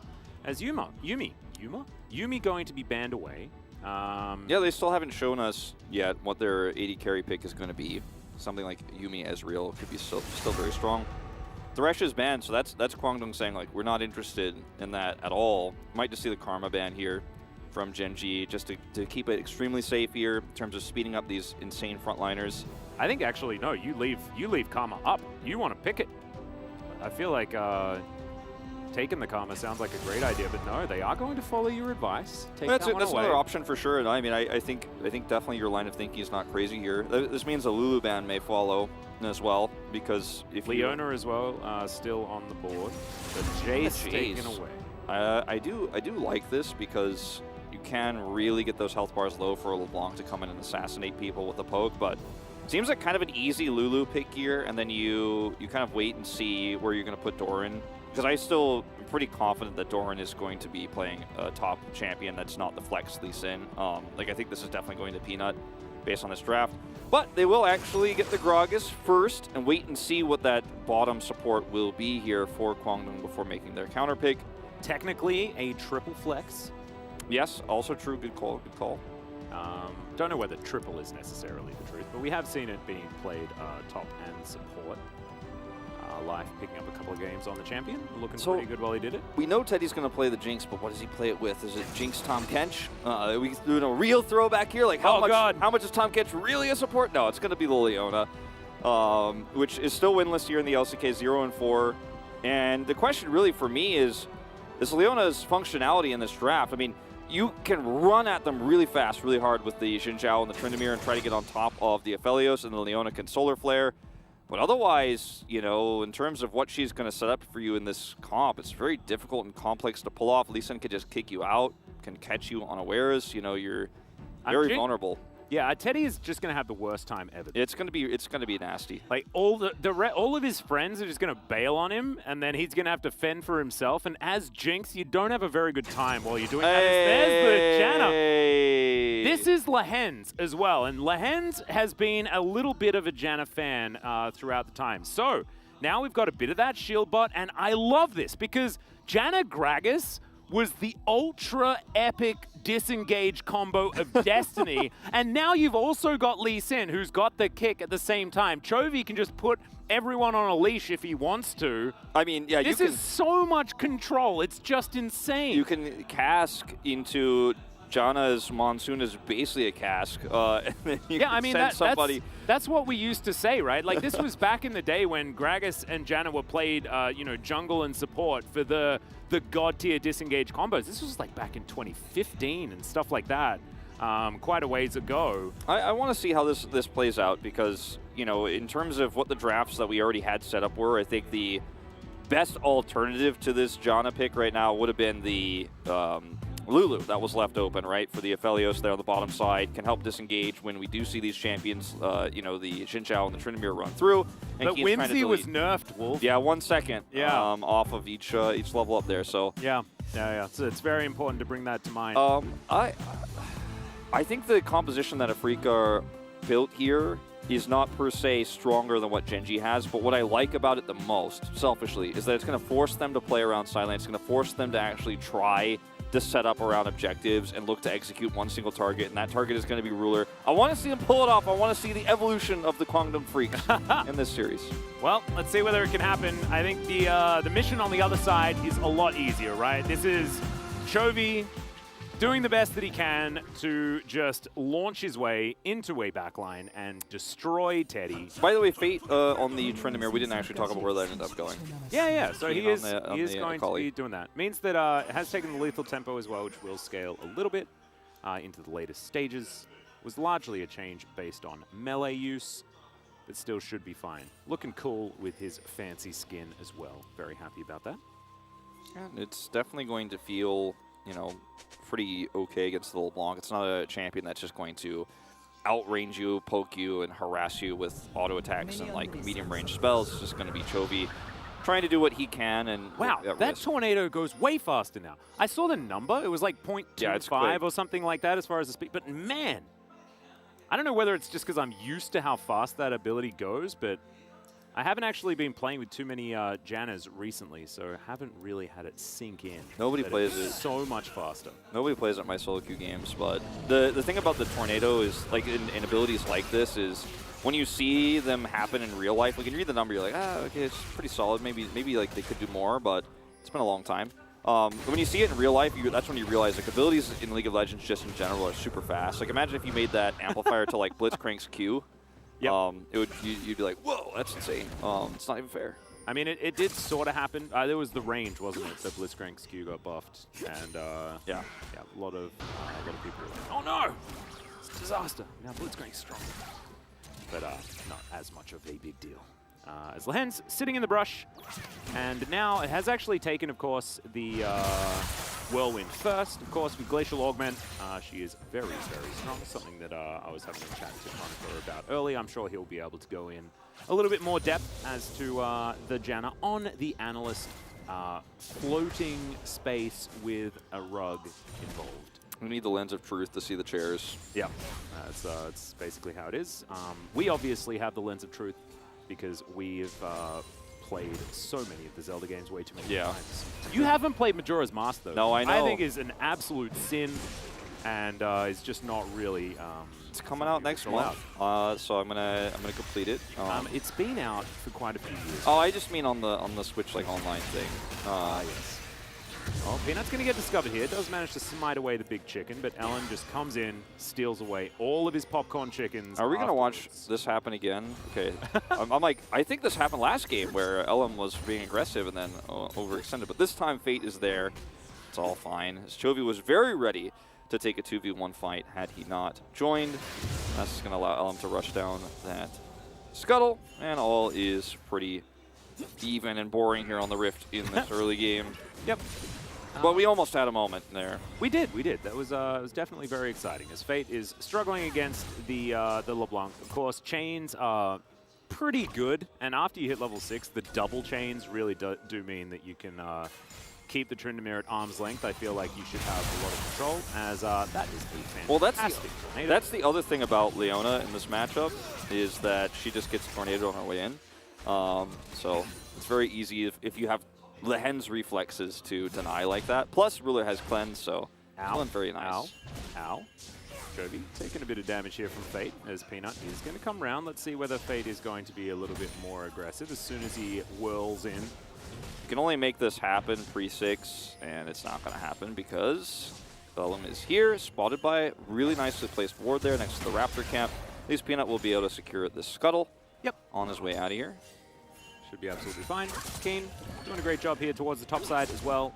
Slight nerf to the old Chem Tank Akali, but I think, it's still an option if you'd like to go there. Yeah, it's not like removed nerf, but it just means that you don't like constant stack it forever with every movement ability that you have all the time. Considering the composition of Genji, I think Kian will just build, Riftmaker and damage here in this game, but we'll see what he decides to do. Or Protobelt, yeah. Depends on what he wants to do, but I think Protobelt, yeah, considering the Gragas is the only real obstacle in your way, like Protobelt allows you to engage on top of the squishy backline so far away. I love this. And you do go a lot faster with that Tailwind now, being able to work moving towards your teammates. As Chovy looks to clear out the wave, does so quite nicely, gets himself an electrocute property there as well. And Leona's coming up mid. Who says supports go bot? Yeah, no, that's not how that is. Not anymore. No. You got to utilize that extra movement speed that you now get as Janna moving around, because always you used to be able to move faster towards Janna. Now she has that movement speed power herself. Also, 330 movement speed is a lot. It's pretty significant. I mean, go and try it at home. It's really fast how quickly she moves. And Makes it really easy to kind of defend against Leona's engages as well, like I was talking about before, because when you see her coming in, you could just walk up, set up for the tornado block, and as long as you're quick on it, you can really disrupt that and make it very frustrating to execute. As Lehens is right back here in lane, look at that speed. Yeah, quickly runs. And the early game here is going to be, obviously, it's so changed by this Tryndamere pick because you have way less kill pressure because once you hit 6, and like, I think as a result, Gen G will really look to try to push this bottom advantage with the Aphelios instead of fighting for Rift Herald, especially with the top prio going over to Keen. It's just going to be so much more difficult to actually look for a Rift Herald fight and so risky, as Tryndamere is so great at that fight. Plus Akali is going to be really good there. She has the prio. So I'm more curious what Kwangdong are going to do in response, as Peanut is just going to sneak a Drake away. Look at the vision he has. 2 wards, so he knows that this is totally safe to do, and he could back out at any time if it were to be contested, but it's not. Yep. Howlingale here from Lehens just floats on over. I had the Storm to keep him alive as well. It's really fun to be able to utilize the fact that I remember Janna's abilities because I've been casting her games for 8 years or something like that. Heck yeah. I know Monsoon, and I know to say Tornado when the Tornado comes out. Yep. I mean, that's actually probably all the relevant information that you need. Yeah, Zephyr and Tailwind not necessarily going to tell you exactly what they're going to do. And Zephyr, not exactly ability you're going to be using as much. Of course, Janna previously was a lot more of that poke support in lane, relying on a lot of Zephyr damage and things like that. And now things have been moved around. Now that she's changed. And it used to be that you'd always just press shield and like try and get tornadoes in the right timing, and that was the non-interactive Janna gameplay that I was in love with. And then it was like all poking and actual playing the game, and I didn't like that at all. Yeah, no, I mean, that's how I feel about the mini, Udyr rework that's coming through. I'm like, I just liked it when I just ran around and slapped the minions. That was my thing with my old man. Yeah, right? Why do you have to make things all complicated? Yeah, like, can I just keep it simple? But yep.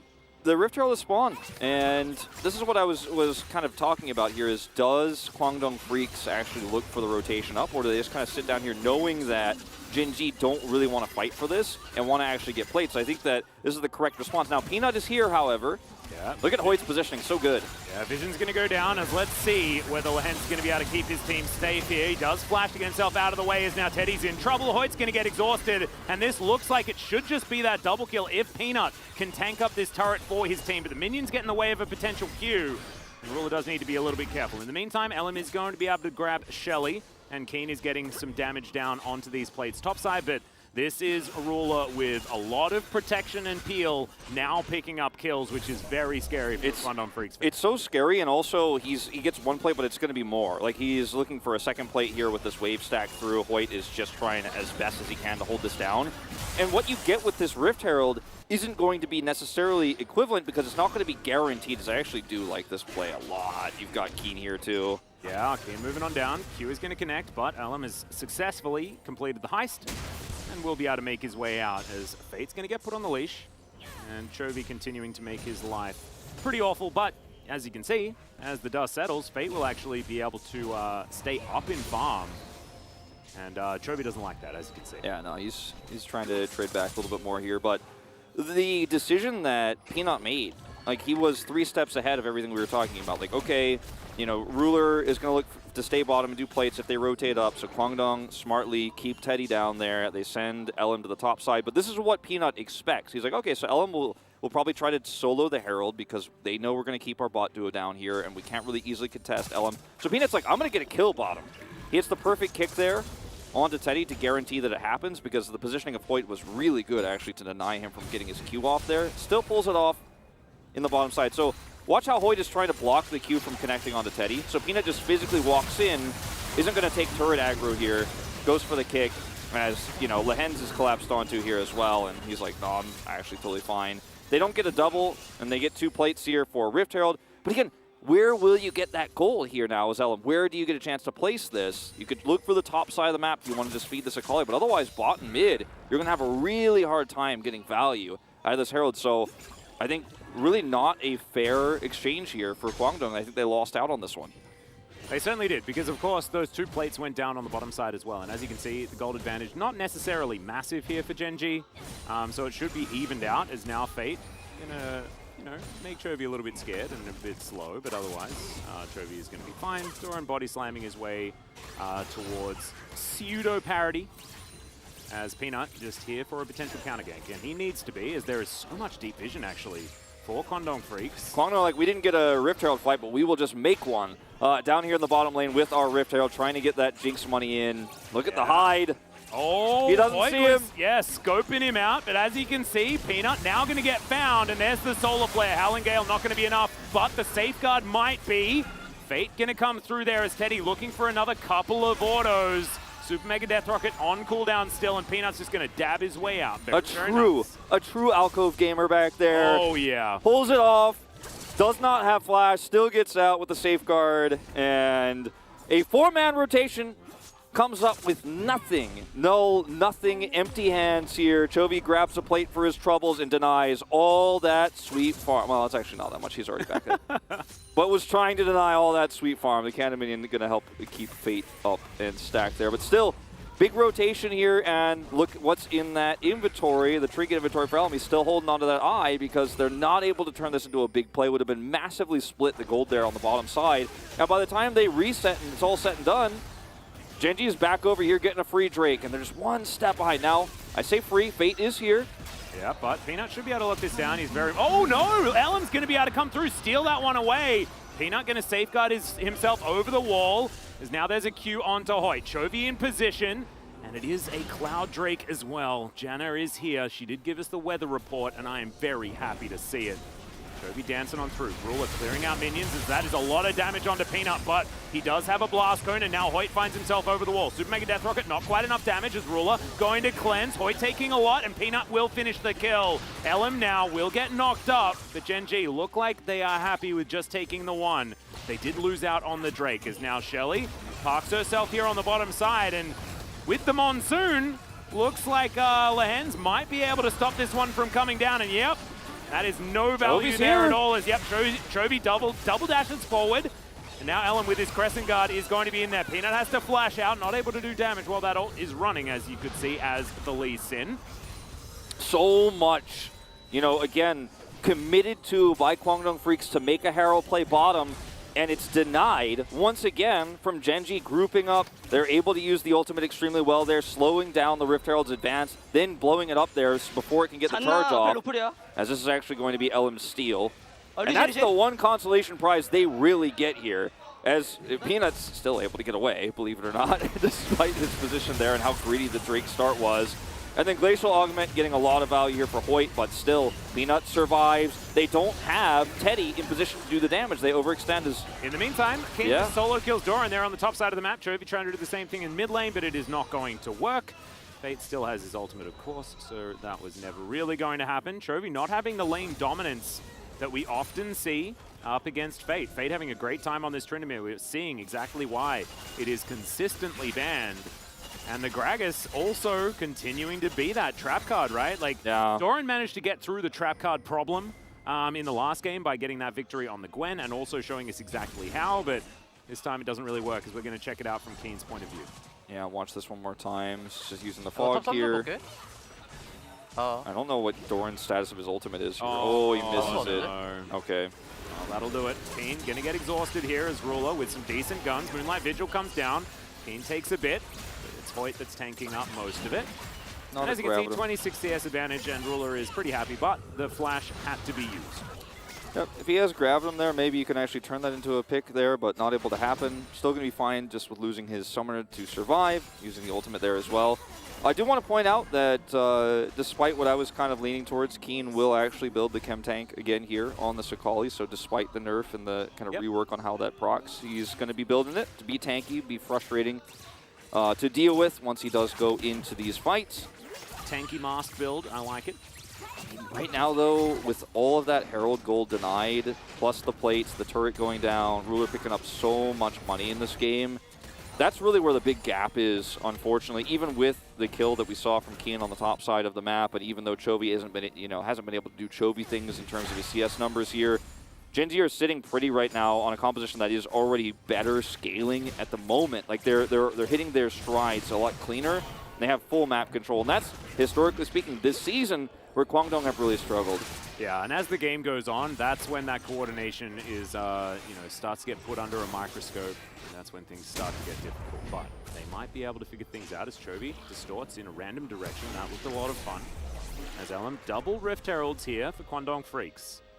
Can the second time work out better is the question. Is Hoyt going to get discovered for a moment? I think you just, insta-drop this because you know they're grouped bottom. You have a ward, you can see that. You saw that rotation down of Lee Sin. You know exactly where Gen.G are grouped up, so put your money in the top side of the map here. Akali goes bottom. You need Teddy to get this gold, and he will finally get one of these Rift Heralds to give him some extra money. It will be no plates, but at least the 300 gold there on the turret.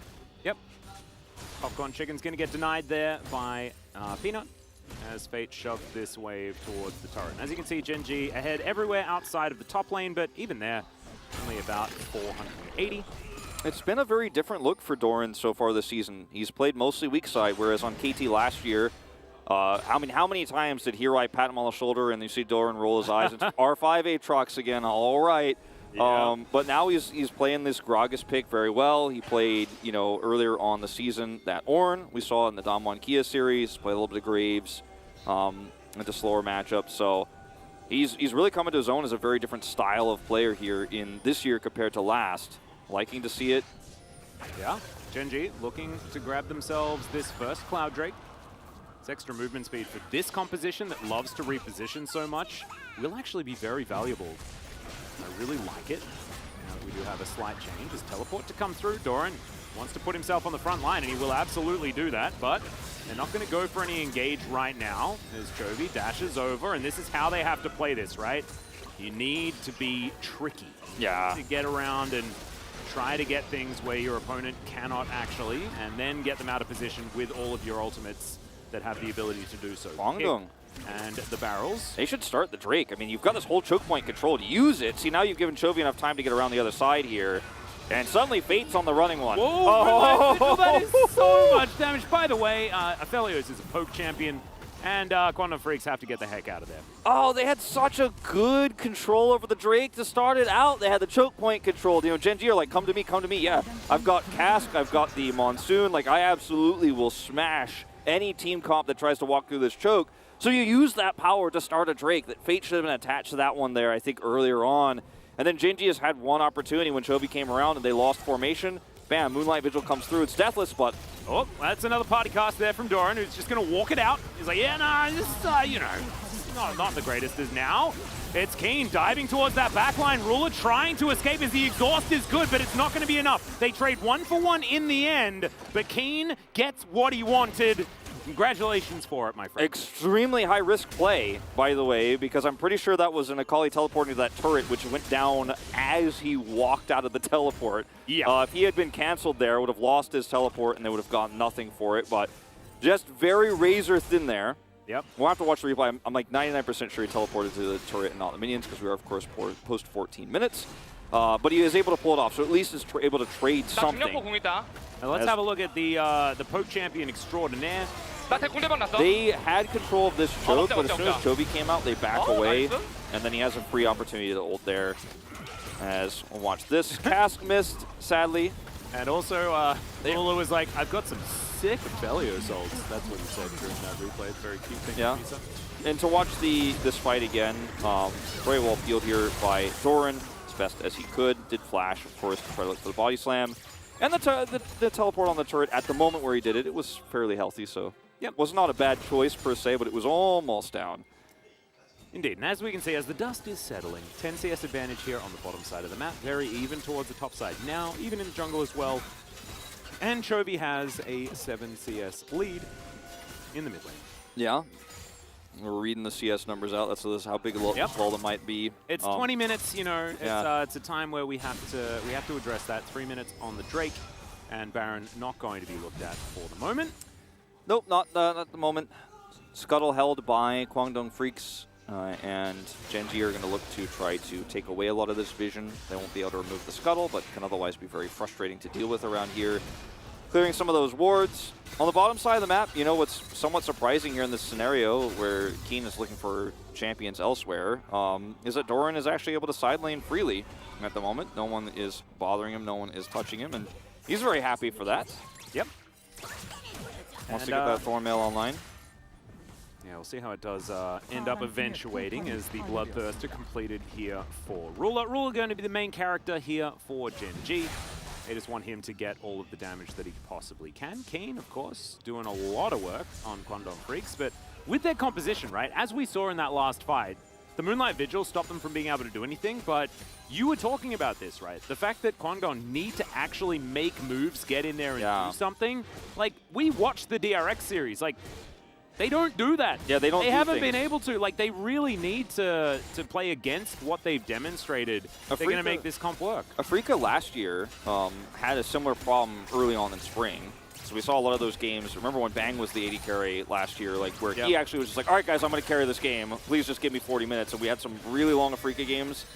This feels very similar in terms of how Teddy is playing this out versus the Bang era before Leo last year for Kwangdong Freaks, where they're like, okay, better not make any mistakes, and hopefully we have this late game scaling jinx for Teddy, and it's going to work out. And unfortunately, Gen G just don't give you that breathing room. They're not going to give you time. They're going to push deep into the blue side jungle here. Look for picks. I mean, Peanut, look at how deep he's going right now. And there's just no vision because he's cleared it all out. Oh, dear. Okay, I was looking at, Hello. Teddy. Yep, Peanut, he's going to come on over. Gets the flash out of Teddy. Gale Force as well, and there's a big old dab. A deserved one there from Peanut. And that is going to mean that next time he tries to do that, Teddy is dead. Yeah, and with no cleanse as well, there's just really no recourse as Fate. Oh my god, Chovy gonna get the ult out of Fate here. Looks like the first ult that we've seen is there's the flash, the ignite is down as well, and Fate's just gonna die to it. Chovy grabs the solo kill in a side lane post 20 minutes. Post 20 minutes on a Tryndamere. It's like, I got you down to low, you're gonna have to press that R button, and I'm gonna tick through it. The ignite pick here on the LeBlanc, perfect for this specific scenario. You give up a lot Did he have Q available? That was the thing that was weird to me, because he had max Fury. Like, that's a decent heal, even through Ignite. Probably saves him. Yeah, I would have to see the replay to see. I think he did have it, actually. Perhaps just thought the ultimate would outlast the Ignite and miscalculated there. But yeah, very strange. Yeah. But, I mean, why not? I don't know. I don't know why you'd hold it for any reason. Yeah, exactly. It might have why been not? just on cooldown. Yeah, it might have been. I mean, that's what makes more sense. But Gen G now, with that pick, just easily going to coast through this Drake, no problem. And they're not going to spend a lot of resource Dorans here just to make sure nobody goes over the wall, does any sort of shenanigans. And then Gen G are basically still in control of the map. Free farming Aphelios mid. Chovy's just going to sit over here and not going to be too greedy. Yeah. Kwangdong are like... Or is he? They don't... Keeping him interested. They might have left. Gold the lead. This might help turn it around as, okay, how tricky can Chovy be is the question. He does have no flash from that last play. Yeah, well, the Shuriken will connect here as Chovy tries to get out. It's not going to work. Keen actually playing that one beautifully. Only him was required in order to make that one happen. And Keen is the only saving grace here for Kwangdong Freaks right now in this game. And Teddy could be later on. The more things change, the more they stay safe. Right? Oh my god. Oh, Fate taking a lot of damage there. Doran going to hit a barrel, but hits Fate the wrong direction. He has flash. He's not going to try and go for any big old dives, and the ultimate was still available there from the Tryndamere. He's just going to try to annoy Tryndamere. In Doran's biggest win here likely would have been to get the flash. If he's able to get the Tryndamere ultimate, that's also pretty massive. Yep. Because then you could set up for Baron where the enemy Tryndamere doesn't have ult. So you feel really good about that exchange either way, as we're going to go all the way back to Fate just having no vision here. And I don't think he does. Oh, he used it there. Used it early. And then still the burn comes through. So yeah, a little bit early on that one, considering the ultimate was active. It didn't need it at that moment, but I'm not a Tryndamere main. This was beautifully done from Keen, though. Yep. Some would say that it was perfect. I knew you were going to do. I knew it was coming. First caster to ever make that one. Yeah, no, I've never made that joke before in my life, and I'm sure nobody else has either. So my originality is still intact, obviously. We're sitting at a pretty significant gold lead here for Gen G, but I mean right now you do have a Tryndamere on the other side of the map, side laning, but you can't four-man this because Gen G are coming to check. And so you're again just grouped up as multiple players here as Kwangdong Freaks trying to clear vision and trying to look for maybe a pick, but Genji are just one step faster than you. And Doran does have teleport, so he can actually stay bottom and then appear here at a flank angle. Yep. And he has that ward there at the bottom of the mid lane next to the Raptor camp. He could teleport to if he wants to do a long con flank. And right now, Kwangdong Freaks, I mean, there is no objective to fight over. They don't have a lot of side lane pressure with the Zakali. There is a mid lane though, Wolf, and they can just go there. I was kind of trying to say space. I was going to try to say everything but that until eventually it just became clear that's what they were doing. But I mean, look, their comp in this game, like you can't really blame them for doing a little bit of. And they do kind of just want to go 1-3-1, right? Yeah. It wants to be 3 of them sitting in the mid lane. They want Fate. Probably top is ideally where he is because he doesn't have teleport and they want to play around Barons, I would assume. Although right now, I guess in 2 minutes' time, the Cloud Soul is going to be important, as now we're setting up for a potential gank onto Keen. Hoyt in the area. As, yeah, Peanut going to get out, and him and Chovy not going to be able to find the pickups that they were looking for, as Doran here on the bottom side, keeping Fate busy. Yep, the Fimbulvinter is done, so he is a lot more annoying to deal with now. Can buy a lot more time in the side lane, too, if there was going to be an all-in by Fate. Yep. Which is ill-advised at this stage, and it's a very slow meta right now, but it's Kwangdong Freaks who play a very slow game. They don't threaten. They don't look for, you know, big 4v3 fights. They're not like, aha, I think we have one-man advantage. We're going to look for a fight here. They just wait for objectives. And that is, I think, what we're going to be doing for the next 75 seconds or so until that cloud spawns, because Genji also don't yet have the damage to do this Baron or start it, to look for a fight there. Or do they? Have you seen Ruler? The guy is just huge. Yeah, he alone is a lot of damage, but the rest of the composition, you know, with Tank Gragas, Elisa in here, it's going to take a little bit more time. Potentially. I don't think they want to risk it right now, considering Kwangdong's composition, and putting those health bars low to do a Baron means that things can get very dicey when the front line runs in. But Kwangdong, I think, really need to, I mean, trading Baron for Soul here, I think, is not advised. And it looks like that's what they want to do. And the thing is, Genji also can identify this really easily and then just say, well, I'm not going to let you trade. So I think, like you were saying, playing around that bottom Drake is probably the play here for Kwangdong. Try to group up, try to get better vision, try to deny that Soul. If you can win that team fight, then you could turn it into a Baron. But yeah, like right now, they grouped up here, and then Genji's like, well, I call your bluff. I'm going to get better vision here. I already still have better vision on the Drake. And the thing that I'm looking at, though, is Genji. Oh, okay, Ellen taking a fair bit of damage, but the chains do not land. So we are going to reset. 5,000 gold is a bigger lead than we saw at all stages from the last game. Is even the 5-point strike not going to connect. Good body slam there onto Keen, who will get slowed down. But it's Ruler that's not in trouble, and that is going to be the main thing. They want to trade this, it looks like, again. But you've got to be more decisive than this if you're going to trade. And so they don't trade, actually. They don't even start it because they're like, ooh, it looks like it's gonna be solo, and now Genji's going to get both. This is actually so smart from Genji, though, because they just call Kwangdong's bluff, right? They're like, well, you guys aren't going to start it. You guys don't really do that much at all. So they're just going to take this one for free, and that is just Cloud Soul given over to Genji. And now they're going to be even more slippery than they were in the first place. This is when Kwangdong needs to make a snap decision to either turn as they're near Baron and try to look for plays there, try to be aggressive with their Tryndamere and the Akali and the Xin Zhao, try to blow up a single target, even Chovy, force him back, make some sort of play, burn some summoners, do anything, because if you just go, oh yeah, we can't do this, then of course Genji is going to say, well, if you're not doing anything, I'm just going to take this Drake for free. Well, Doran, yeah, he's going to get backflipped on, but Keen not going to go too aggressive. Doesn't know where the rest of the team is, so they are going to back away. Is going to be some comeback potential now for Kwangdong Freaks. And because they grouped up here as 4 bottom onto a tanky Gragas, they're like, okay, well, guess who's on the top side of the map then, since you guys all showed down there for one player.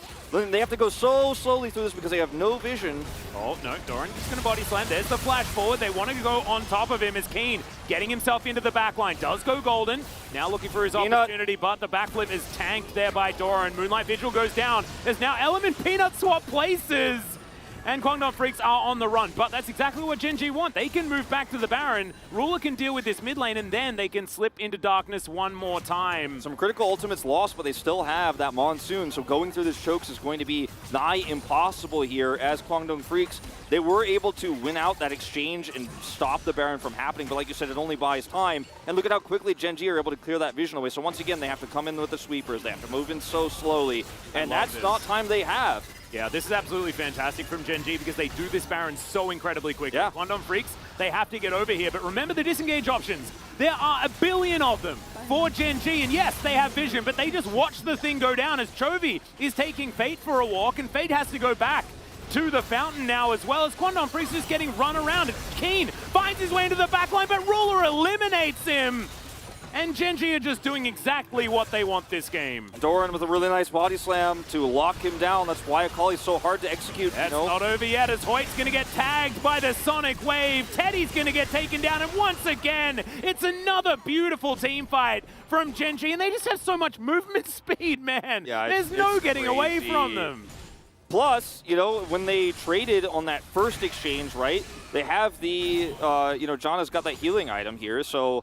Yeah, the Moonstone's done. Moonstone is done, so like you just heal up so quickly, you do the Baron so fast. Guangdong Freaks is getting out macroed again here. And it's only an 11 kill game, but Gen G looks so dominant. They look just amazing. That is just going to be the kill onto Fate before he could even press his ultimate button. Not able to work out. Yes, he laned relatively well, but outside of that, things didn't really work as Ruler finds himself an ult. Keen wants to be able to eliminate him, but the Nexus is also going to go down. The perfect execution not so great this time around, and Gen G, that's a very comfortable 2-0, and man, they looked good while they did it. This is looking like a team that could be going places, Wolf. I think so too. I mean, just how they read. My favorite part of the game was when they stayed bot. Guangdong is going to keep Aphelios, or try to keep the Aphelios pinned down there while they solo the Drake with with Elim. And then Peanut's like, no, I'm actually going to make a play on the bottom side. I'm going to look for a kill. I'm going to give those plates over. I'm going to give that gold over. Peanut did such a great job of making sure that Ruler was going to have a massive lead early. So much so that his route to that spike, 2-item spike, was accelerated so quickly. And you're up against Akali. You know, it's not a free pass for the Aphelios in this game. It's not easy to get to that late game and actually do that damage, and he was set up to do it so well there on the bottom side of the map so early. Without Rift Heralds, they took neither Rift Heralds, still got the Aphelios that early gold, and that body slam there from Doran at the end to stop the disaster that could have been Keen executing his teammates. Yep, it was so well played. There were some hiccups there for Doran, but once again, he's playing weak side Gragas. It's not an easy time. Well, this is the thing that's really cool, right? Is that, yeah, Doran was having a rough time, dropped the ball a little bit, but then you have a look down, and you're like, oh, Ruler is massively fed. Like, he has all of the resources that were required, and you saw in that last fight, the way that Gen G execute around win conditions, no matter what they are, that was what was so impressive to me when I was watching this. Because they just turn on a dime, right? Last time, Doran solo won the last fight. This time, the whole team groups around Ruler. Ruler gets a big old shield from Janna, and the rest is history. The indecisiveness of the Guangdong Freaks and what seems to be a lack of a real in-game leader here, just based on what we're seeing in terms of map movements and group ups, yeah, I think is always going to be highlighted when you're early on in the season. But against a team like Gen G, who look 10 times more coordinated, they look really exposed, and they look like a team that is unwilling to make any tough choice, to make any tough call when it matters most. And that is something that needs to be fixed, because we know individually the individual mechanics of these four players, you know, plus Hoyt, who's getting there, are so good that if they can tighten it up, there is, you know, eventually going to be a light at the end of the tunnel here for Guangdong. But we are just not there yet, and only time will tell how long it's going to take for them to figure it out. But Gen G, I think they may be on the brink of setting a new record here in the LCK, that first title since the rebrand. That is what they are looking for. And this is also on the eve of T1's really difficult week as well. And if Gen G can start stacking up these 2-0s, then even if T1 loses a game, right, that top spot is going to be up for grabs. Not as relevant here very early on in the spring season, but it is fun to track to see who our best team is here in the league. as T1 and Gen G certainly really starting to stream ahead on that front. This is Keen is still just so good, man. Yeah. He really is. And I think a lot of people were expecting that Teddy was going to yoink the mantle of, okay, you know, I'm going to 1v9 when he joined the team, but so far it's still been Keen. Yep. And they gave him the Akali, and he was the only one who was able to make an impact this game for Kwangdong Freaks around the map, and he did it alone. He did, and that was starting to look like a Kwangdong like POG highlight video of Keen. It's like, oh, nice work, Keen. Managed to win a game for them. Yeah, this was a bit weird. Don't know what the state of the queue was, but we'd have to look at the pro view to figure that one out. This was absolutely perfectly executed here from Keen. Yeah, this was the second moment where Kwangdong decided to walk away from Bear and then try to go through these chokes. And Keen, unfortunately, he can't do anything alone when everybody's grouped up. Like, that may look like a Keen lull moment, you know, in the Twitch chat, but it's actually just he has no agency in this moment against the Gragas who can body slam him, and everybody's health bars are at full. What can you do? Like, Akali doesn't do anything in those situations. Yeah, the way they just play around Ruler. This is even Ruler with Sever and Crescendum, right? Not a lot of range, but they just have so much CC and peel around him. It's just so beautifully done. And Lens is always going crazy at the end of these games. He's just having the best time ever. And Lens is like, I never used my ult. I think he used it once in the bottom lane. He used it once in the bottom lane, yeah. That's it. To stop the Rift Herald, actually. Hey, that was where he used it. Yeah. It was the best monsoon that I've seen for the last 2 years here in the LCK. It was very impressive. We saw one last year. I forgot who played it. I think it was... Yeah, but the monsoon wasn't as good as that. No, it was not. It was not. Not even nearly. It's true. Oh, dear. Oh, poor Keen. I'd love to hear Keen's comms in this moment. I wouldn't. It just makes me a little bit sad because he did play very, very well, but sometimes just not enough. Good little kick flash there from Peanut as they secure the kill in the end. But let's have a look at some of the damage numbers. Keen, yeah. I think we are looking at very likely. Like, this is my prediction. We're looking at... Fate did less damage than Lehens. Yeah, that is... I mean, look, he's a Tryndamere, and he did 0 damage after 15 minutes. Or at least if he did any, it's so small on the graph we can't see it with the human eye. Yeah. But yeah, I think we are very likely looking at what's going to happen at the end of the round robin is Gen G are #1 and Kwangdong are number 10. Like, that's my prediction right now, and I think that the game score and how one side of the series reflects that. But Kwangdong, I hope they can bounce back, because this is a team of talented individual players that one day will become a unit. I hope. Yeah, I hope so too. I hope so too. Not being able to pick up any assists this game as well really shows how much Keen was trying to get the work done, but honestly was doing it all kind of by himself. Yes, he had a couple of people around him for that kill on the top side of the map against ㅣ20, but that was really the only thing that we had to look at. So pretty unfortunate for Kwangdong Freaks. However, Gen G looking absolutely amazing, and we have some gentlemen floating over an analytical rug to bring us through that game. Thank you, Atlas and Wolf, for breaking down that second game. Not too much action in that one because of some reasons that we will get to be going over. Gen G's putting on an absolute show once again. Not a lot of fighting, which is kind of the case here nowadays in the LCK, but again, lots of reasons for that. You know what I want to talk about, Valdez, but let's get to that last. Outside of that, we again see the early Aphelios pickup. And the response does come through this time around. It's the Jinx a little bit later, and both teams now seemingly being fine to just handshake that. I still think that there are more overall draft strategies that can be found against the Aphelios, although we've also seen that some AD carries can bypass that nonetheless. But we got to talk about that R5 pick. You know we have to. Yeah, I mean, it's crazy that he can just pick R5 Janna out of the blue. Like, Lehen's just able to do this is insane. And I want to talk about why Glacial Augment, because this is a build that was even bugged on live. Glacial Augment lasted too long, but Glacial Augment scales with the amount of heal and shield power that you have. And Janna, in her new form, whenever she applies either a slow or a knock-up to anyone on the enemy team, it provides additional heal and shield power. So what happens is your Glacial Augment scales with both your E and your Moonstone that you build eventually, and it becomes almost impossible to kill. And then you look at the enemy draft, and like Gragas in of itself can provide great disengage. We've seen this a lot. But if you add Janna, especially with how strong she is on live, like 12.2, it's insane, right? And you could see I think that the fact that ㅣ did so little damage was also due to ㅣ piloting the matchup very well, but it was in large part because of Lehens and the flexibility he's provided. Like the cinch was one thing, but Gen G has become so much more well-rounded of a team thanks to Lehens' flexibility. Yeah, I mean, you were talking about just in the break right before. I was yelling when I was locked. Well, you were yelling about Janna. You actually screamed. It was very exciting. But specifically about the fact that he kind of does what Keria did for T1, right? Where he provides that flexibility, the ability to counterpick in R5 support, which these are the only two teams that can do that. Yeah, and Beryl in the heydays of Damwon used to do this as well, right? And the reason why this is so important, and LCK teams often forgo this, is that bot lane matchups can have a really big impact. And you saw in the matchup itself, it wasn't that big, although Leona was obviously stifled. But overall, I'm really glad we're seeing more and more depth being explored with the support picks. And Gen G right now are the front runner, and Atlas commented on it as well. Lehens is also very clearly really happy about all of it. It's great to see. He's having a great time. Yeah. He's laughing and shouting the whole time. Reminds me of Griffin Lehens, right? So back in his fun times. We do have the highlight ready to go, so we are going to check this out. Again, not a lot of fighting throughout the game, and we did come down to this one Baron fight.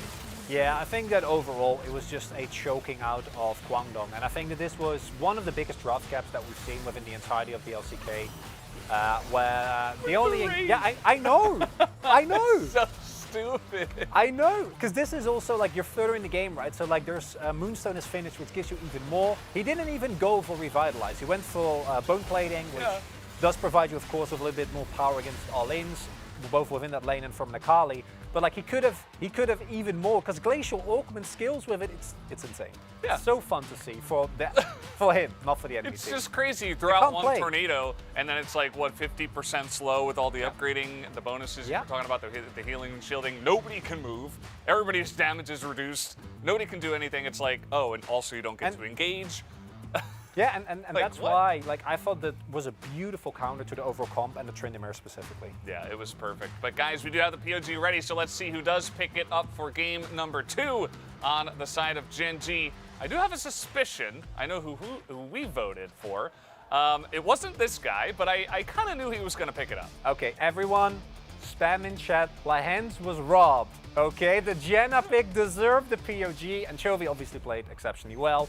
Had really high impact side lane pressure on this LeBlanc, which made a terrible game for Kwangdong even more atrocious, right? Because like if you don't have these continuous side lane pickoffs, then maybe you can get something done at any point, but that was not the case. I love these two highlights, which are just like ㅣ Killing thing. one time tracking down a Tryndamere, the other one is when the game is ending. Yeah, I mean, again, there wasn't a lot of action, and that's why we don't have as many highlights on this desk anymore, because teams just aren't fighting. And Kwangdong Freaks did not get to fight into this composition. They just didn't have a choice, simply. And so it just made matters even worse. 5 out of 13, so we're all over the place here. All 3 observers did go for ㅣ. It seems like that's why he did get the votes, but you're the only one who... Only one Lehens vote? No, that's not the right call. That ain't it. Vote I mean, Lehens. Vote Janna, right? Vote Janna. Guys, we do have the interview ready now, so I'm going to hand it over to Jisun for the translation. Thank you very much, guys. This is Season with the POG interview joined by the Gen G players, Doran and ㅣ. And you guys are the first team to pick up the 5th victory of the split. How do you feel, Doran? I'm happy that we are able to extend our winning streak, but I just want to go back home and be alone. You know, interview is so hard for me. ㅣ, Gen G has the sole possession of the first place and have a very long win streak. How do you feel? I'm happy about this winning streak, and also I will do my best in order to stay on top of the LCK. So I'm sorry, but we do have to continue this interview. So in the previous POG interview, you said, like, I don't think I deserve the POG. I'm so flustered that I won the POG. So what about today? Do you think you deserve the POG? I mean, there was one team fight where I was able to get some cool ults, but I was suffering starting from the laning phase, so I was a little bit surprised that I got the POG, but it's okay. I did alright. And that team fight was indeed very significant for Gen G. Yeah, because last week my performance on Gwen was so bad, so I practiced a lot. So I think it got a little bit better. Game number 1. Kwangdong actually locked in their last pick as Rise for Keen. Did you see that coming? No, so I was a little bit flustered. And also, looking at the matchup, the laning phase wouldn't have been that easy for you, right? Especially if you were playing against Keen. I think it just went as I expected, you know. Keen is a very talented player, but I knew that this is a very, I'm having the weak side matchup, so it's gonna be really tough. Chovy, you want POG on LeBlanc for game number 2. We had early lock-in for Trindamir Akali from Kwangdong Freaks. So did you see that kind of rotation coming? With those 2 picks locked in, you know, I thought, you know, they're gonna go with the better pick for the mid lane. And because I locked in LeBlanc, I actually didn't see that coming, you know, because I locked in LeBlanc. There's no way they're actually playing Trindamir into LeBlanc. So I was a little bit surprised. And Chovy, everyone just knows so well about your laning phase, how strong it is. So any tips about the laning phase? I think I did really bad against Trindamir this time around because I couldn't base, so I have no tips to share with you guys today. Game 2, you guys played Janna. However, I heard players saying at the voice comment, like, you never played Janna when we asked you to play it, but now that you're playing it, it's so good. So could you break down what happened in Gen G? I mean, that's what Lee did, so I have no details, but I hope he does better and get POG and gives us the win, you know? What about you, Doran? I have no idea either. I hope Lians can win POG in the future and explain to us. So what do you think of Janna right now? Do you think that's very viable in the current meta?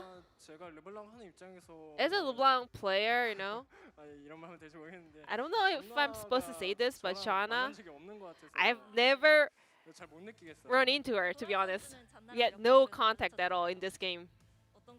What about you, Doran? What do you think of Janna? It's okay.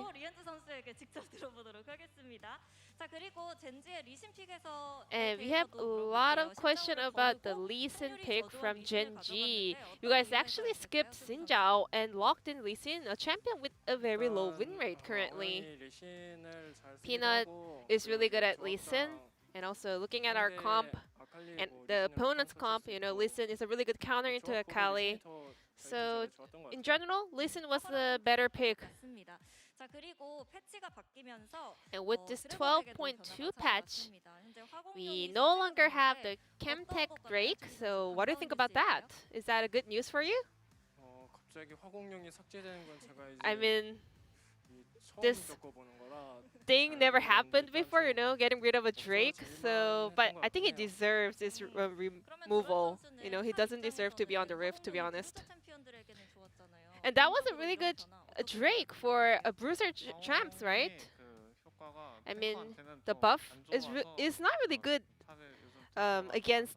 I mean, it's really bad as a tank player. So I'm so glad that that Drake and the buff is removed. I guess Riot is doing something great for the pro players. And Doran, now that we've been having back-to-back interviews, how are you feeling? Are you feeling a lot more comfortable on stage? Pretty much comfortable, you know, a lot better. Chovy, what do you think of Doran's interview skills? It's so hard to hold my laughter.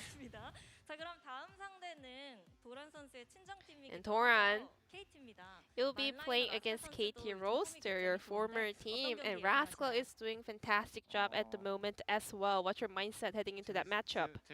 It's gonna be so fun, you know? I can't wait. And Chovy, you'll be playing against KT Roaster as well. Any message over to their players? I'm not good. I'm not that close with them, so I don't want to do any banters. I'll just do my best in order to help Doran beat his former team.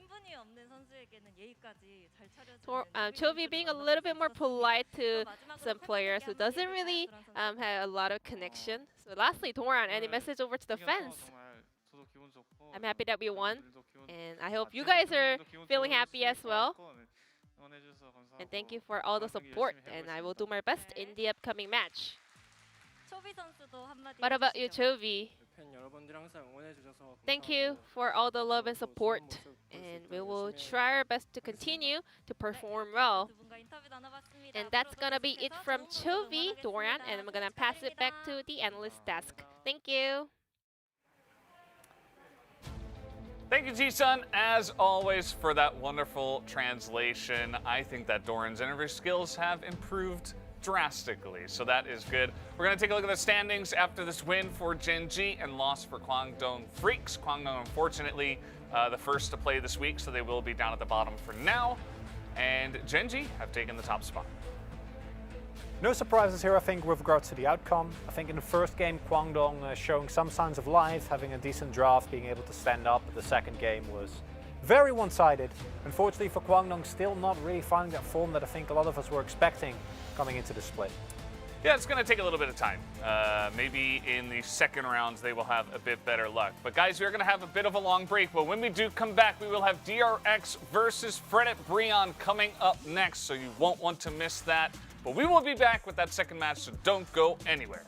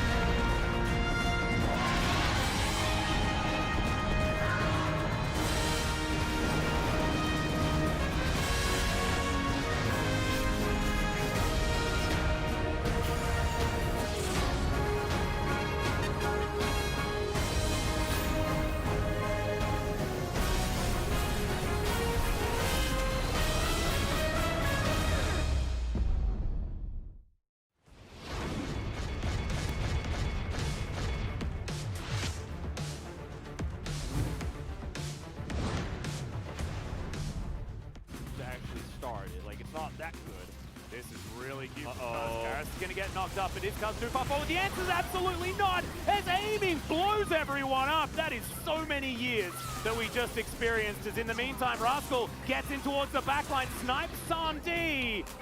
Sniping the sniper.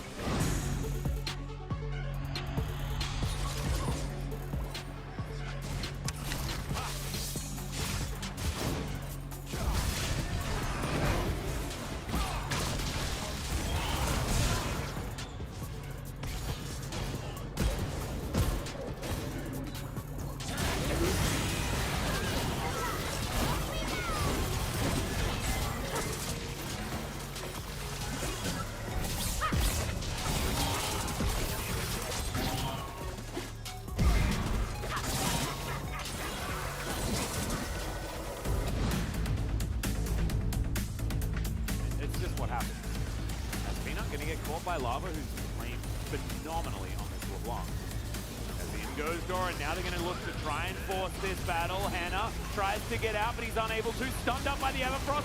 Brilliant taunt from Joby, who goes into his Zonyas immediately, and this is the example of the team fight we were looking for. Morgan.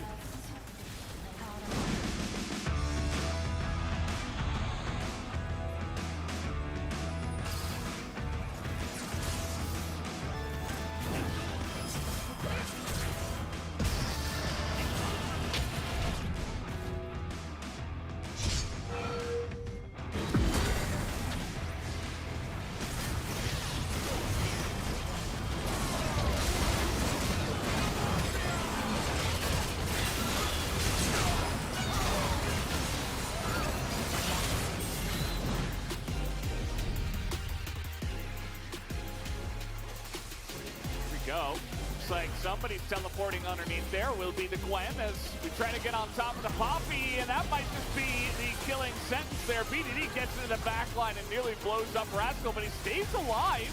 And Aiming is doing a good job of kiting him out. So many low health bars here, cuz getting on top of Peter gonna allow Aiming to kite it back, but now it's all up to him.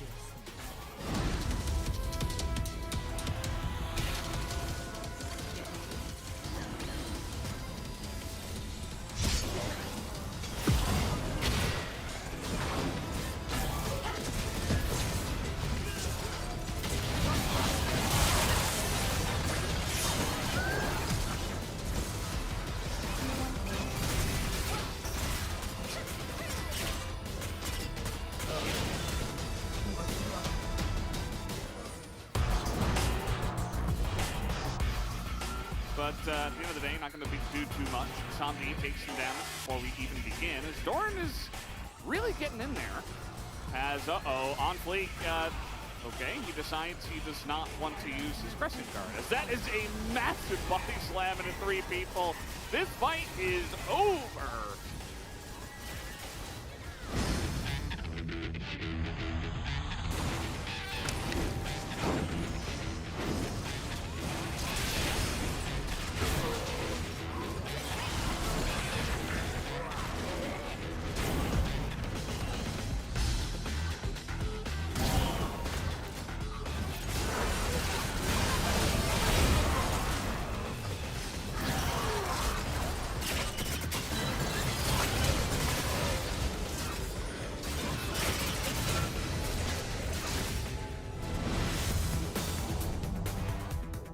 As the Elder Drake's going to reset, of course it does. Def not quite able to find too many of them. Kingen snag. There's a flash body slam. Good flash from Kingen, gets himself out of the way. As Gershik, he finds himself a stun as well. And now the Naba is almost ready. That's the 4-man Nah. In goes Zek. He's been waiting for this moment and picks up the 900 gold. And this is exactly what we were talking about. Zeka picks up the double.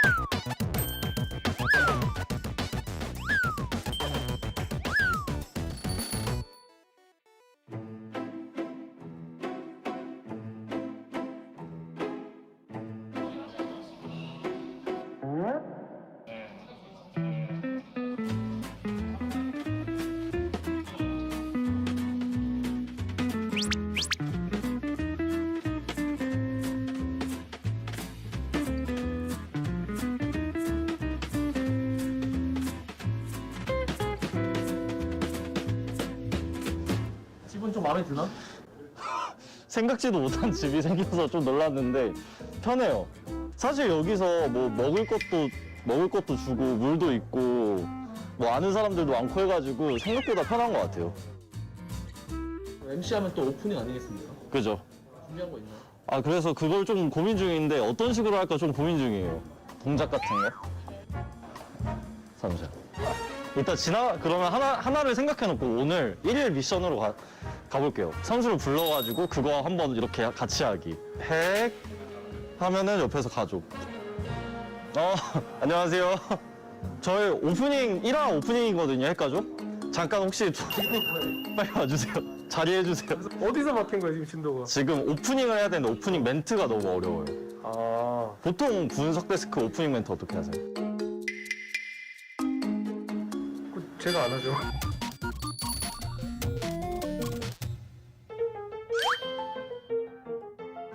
핵가족 홍보할 떡들에 핵가족 스티커 붙이는 중이에요. 다 수작업.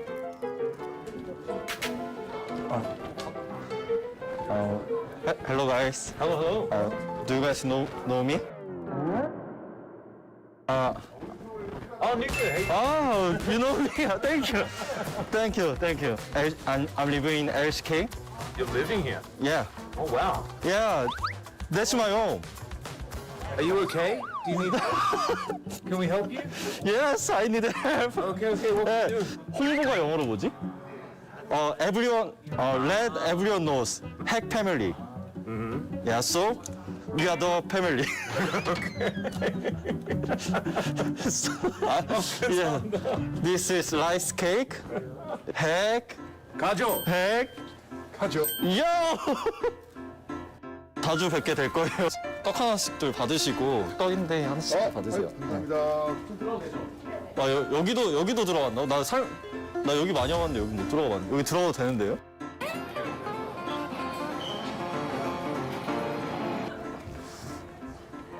피디님 안녕하세요. 네, 안녕하세요. 안녕하세요. 제가 여기에 온 이유는 두 가지가 있어요. 네. 일단 첫 번째로 핵가족을 홍보하러 왔고, 네. 지금 바쁘시죠? 좀 짧게 해주시면. 짧게 할게요. 그러면 왜 저를 분석 데스크에 쓰지 않으셨어요? 분석 데스크에 쓰지 않으셨어요? 제가 차마 제 입으로. 저보다 리라님이 좋은 점이 뭐였어요? 리라님이 말씀을 참 청산 유수처럼 잘 하시고. 저는 청산유수처럼 잘 못하고. 저 핵가족이 분석 데스크보다 더 잘 될 거예요. 네, 알겠습니다. 그럼 대신 요거 한 번만 해주시겠어요? 화해의 의미로 핵.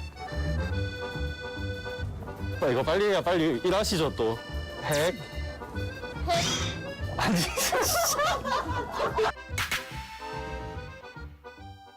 나는 근데 이렇게 터놓고 얘기할 수 있어서 너무 좋았어. 왜 내가 아니었는지. 근데 또 이렇게 확인 사살 받으니까 뭐 앞으로는 별 일 없을 것 같아요, 저쪽은 사실. 리라님 얼마나 잘하나 한번 볼게요. 핵가족 파이팅!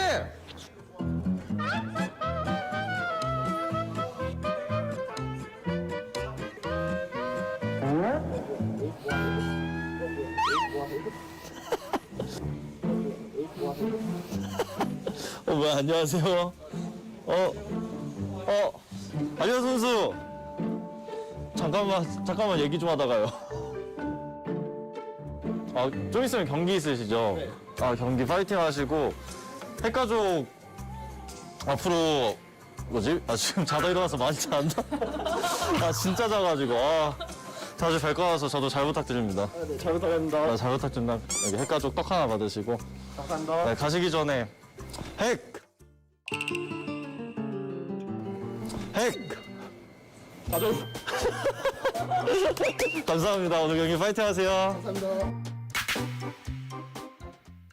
지금 선수들 오는 것 같은데? 누구지?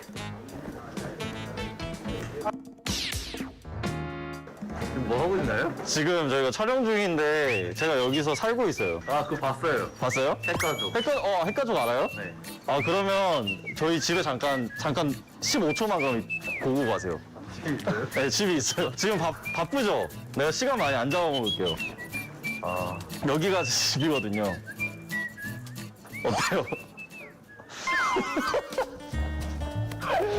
잘하고 있어. 일단 경기 끝나면 내가 또 찾아갈게. 가족. 누구 만나려고 기다리고 있어? 지금 하나생명 손대영 감독님하고 코치 이거 주인 기다리는 똥개도 아니고 이거 약간 큰일을 모시나 본데? 아유, 감독님 오늘 경기 파이팅입니다. 저희 이사떡, 핵가족 이사떡입니다. 파이팅! 네. 5분 기다려서 5초 얘기했다. 씁쓸하네요. 그러니까 도전할 때 제일 긴장감이 좀 넘치나요? 아무래도 부담감이 좀 생길 수밖에 없으니까. 그것도 근데 중요한 것 중에 하나가 카메라에 내가 어떻게 나오나. 아유, 프로게이머가 카메라 신경 쓸 수도 있지. 불편하대? 너가 그런 거 아니고?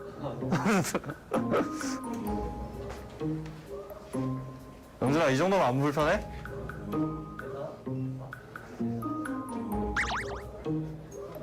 좀 더 가야 돼? 알겠어. 좀 더 가주세요.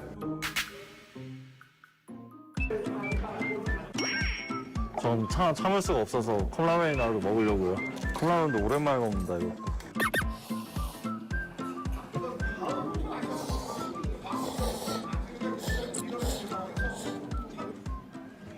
깔끔하다. 뭐야, 안녕하세요. 뭐야, 안녕하세요. 거야. 응. 진짜 여기가 확실해. 응. 아, 이러고 있는 거야. 한번 누워보세요. 아, 빨리 한번 누워보세요. 편해요, 은근. 편하게 누우셔도 돼요. 좋네요. 다시 오자마자 놀러 와야겠다. 아, 놀러 오세요. 가시기 전에 이거 한번 해주고 가세요. 핵! 빨리. 가죠. 감사합니다. 일단 한 번 더 찾아뵐게요. 네, 허준아. 안녕하세요. 네, 안녕하세요. 저 여기 이사 와가지고 집 한 번만 보고 가세요. 집이요? 예. 네, 여기 집이 있어요. 저 보고 싶었나요? 아니요, 전혀. 저한테 카톡 했잖아요. 아니, 저는 한 적 없어요. 본인 꿈에 나왔다면서요. 아니, 저는. 말을 그런 식으로 해 또. 사람들이 진짜 안 친한 줄 안다니까 그러면? 아니, 진짜 안 친해요. 여기서 주무시는 거예요? 네. 어쩌다가. 어쩌다 이렇게 됐어요 그냥. 우리 옛날 담원 느낌으로다가 같이 한번 누울까? 여기 월세 몇 시에 왜 이렇게 좁아? 아, 여기 좀 좁아. 프로그램 잘 되면은 나중에 좋은 데로 이사할 거야.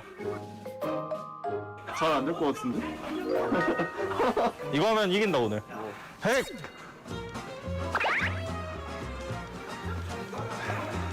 아, 허수야 진짜 사람들이 안 친한 줄 안다니까? 아, 너가 장난으로 그러는 거도 사람들이 진짜 안 친한 줄 알아. 가족하면 좋아요?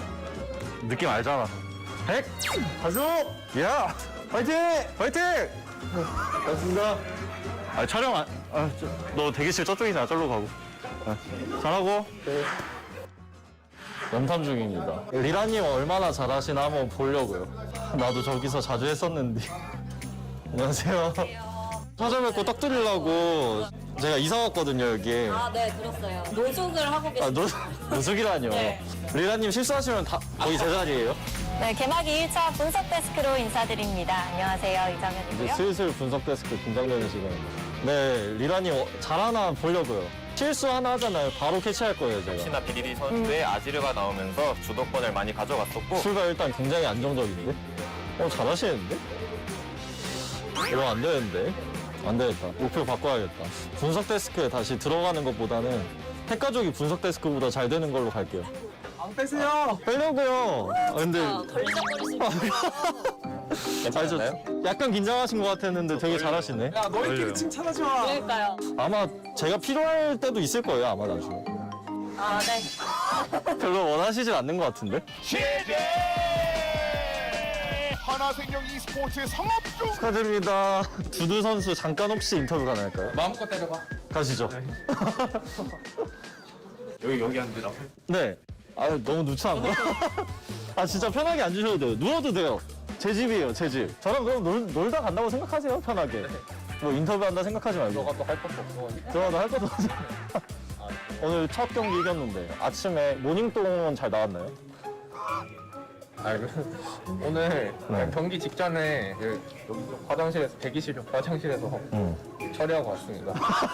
여기 LCK 화장실이 또 괜찮잖아요. 비데도 있고. 깨끗하더라고요. 시원하게 처리하고 나니까 더 잘 풀리고. 아, 다행입니다. 질문을 그럼 몇 개 더 해볼게요. 아, 네. 혹시 프로게이머 하면서 손이 엄청 빠르신데 한컴 타자는 몇 정도 나오세요?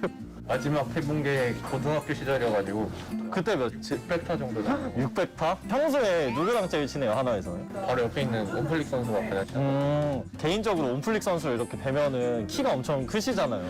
그래가지고 볼 때마다 와, 키 진짜 크시다. 약간 자라나는 것 같다. 이런 생각하는데 같이 지내면 어때요? 천장 좀 낮은 데 오면 이제 아니 저게 머리에 닿네요. 이런 느낌을 받을 때가 많아요. 사실 이렇게 오늘 인터뷰를 길게 한 거는 이 핵가족에서 처음인데 아 전에도 하신 분이 전에 하긴 했는데 좀 짧게 했었어요. 아이씨, 신발 좀 빨고 냄새나잖아. 가시기 전에 해야 될 게 하나 있어요. 100 빨리요. 가죠. 감사합니다. 아, 두두 선수가 사람이 너무 좋다. 가족 한 명 딱 만든 기분이야 지금 또. 오늘 홍보도 하고 다양한 선수들과 사람들 만났는데 어떠셨나요? 혹시나 좀 긴장해서 못할까 걱정을 했었는데 제 능력이 제가 생각했던 것보다 기대 이상이었다. 좀 잘 나온 것 같아요. 이 정도면은 충분히 방송 분량 뽑고 편집하고 아마 많이 남으실 거예요. 이 정도면은. 진짜 힘들거든요, 이제. 그래서 오늘 밥값을 다 했기 때문에 쉬도록 하겠습니다. 고생하셨습니다. 들어가세요. 들어가세요. 고생하셨습니다. 아우, 고대다, 고대. 날아오네. 첫날 세라 제일 잘까? 여기 샤워 갈까? 안녕하세요. 안녕하세요. 저 성캐님하고 비밀로 얘기할 게 있어서.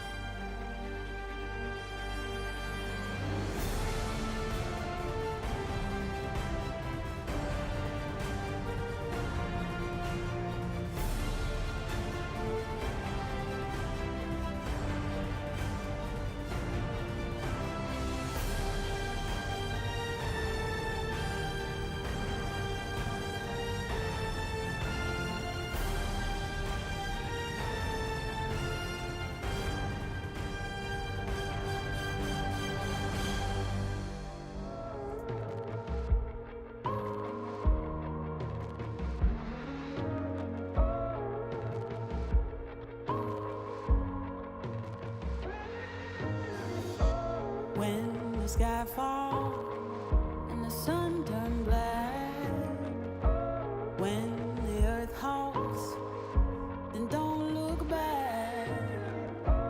Hold me closer, can you feel my heart? We can conquer and win back all. The tide is changing, floods are coming clear to see. The page is turning, can you feel this energy? Light breaks through the darkness, they are fires in the night. Nothing can break us when we rise.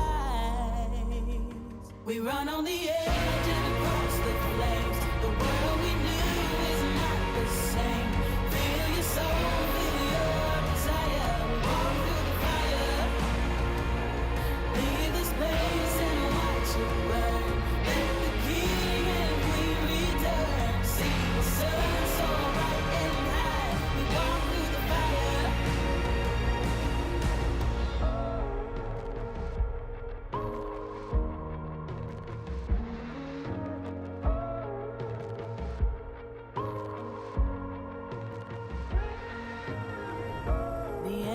fires glowing, we're waiting for the blaze, ascending from the ashes, bonfires in the haze. Standing tall now, your feet are on the ground.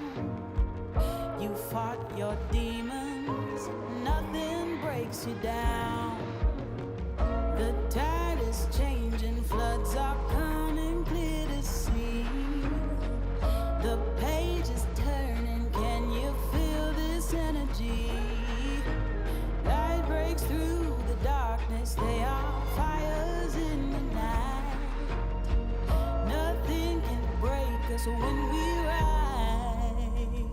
We run on the edge and across the flames. The world we knew is not the same. Feel your soul, feel your desire. Walk through the fire. Leave this place and watch it burn. Let the king and queen return. See the sun so bright and high. We walk through the fire. Fire, fire. We walk through the fire, fire. We walk through the fire, fire. We walk through the fire.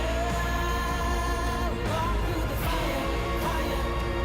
We walk through the fire, fire. We walk through the fire, fire. We walk through the fire.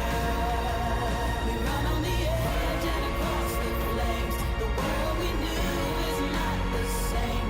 Feel your soul, feel your desire. We walk through the fire. Leave this place and watch it burn.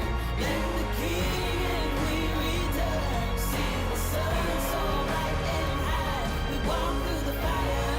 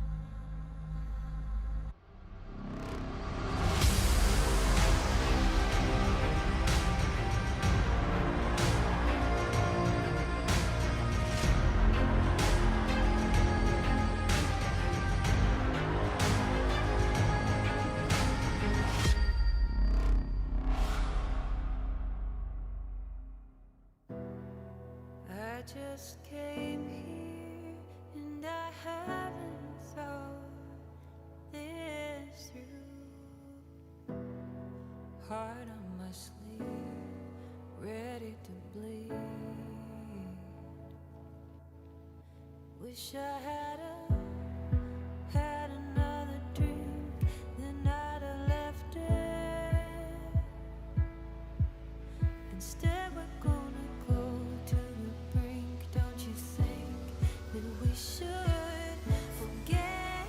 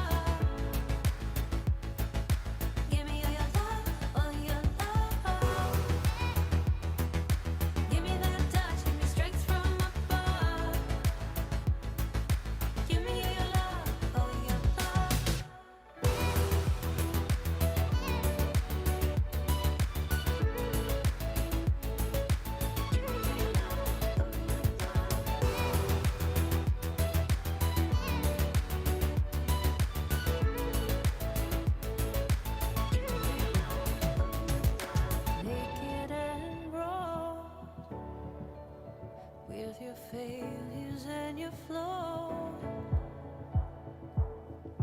Bring me what you are. The lightness in the dark. Naked and raw. With your failures and your flaws. Bring me what you are. Give me your failures and your flaws.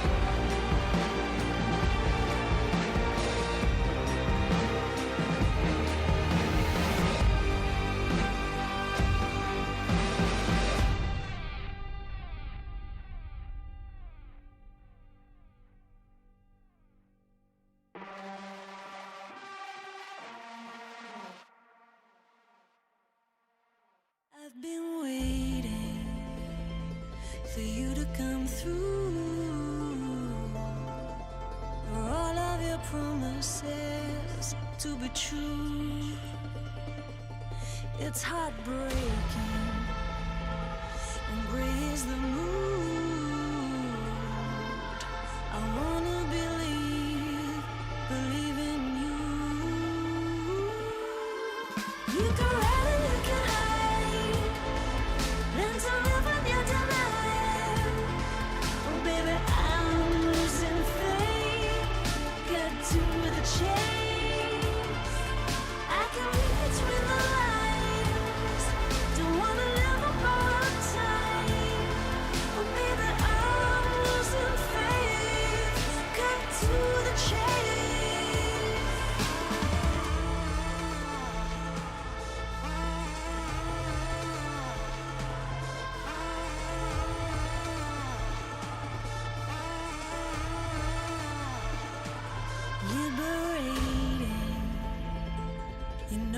to do. Don't let your demons define you. You can run and you can hide. Learn to live on your denial. Oh baby, I'm losing faith. Got to the chase. I can read between the lines. Don't wanna live up all time. Oh baby, I'm losing faith.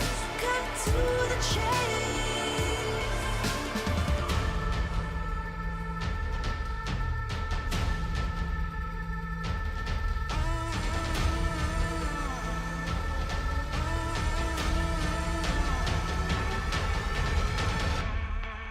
You can run and you can hide.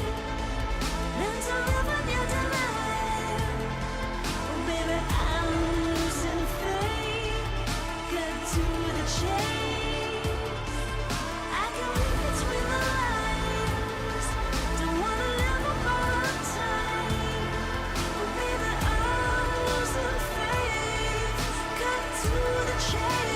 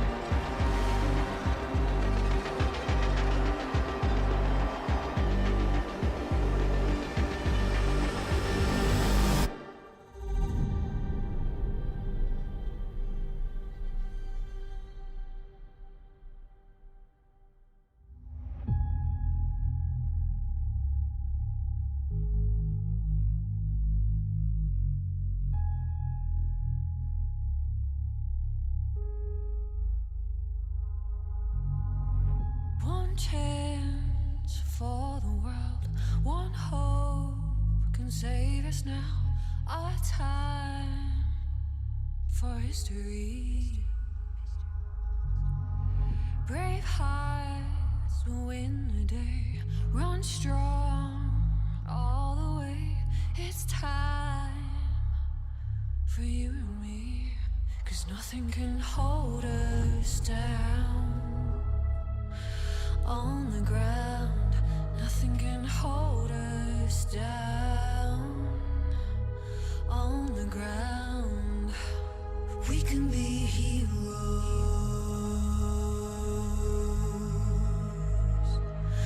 We can be heroes.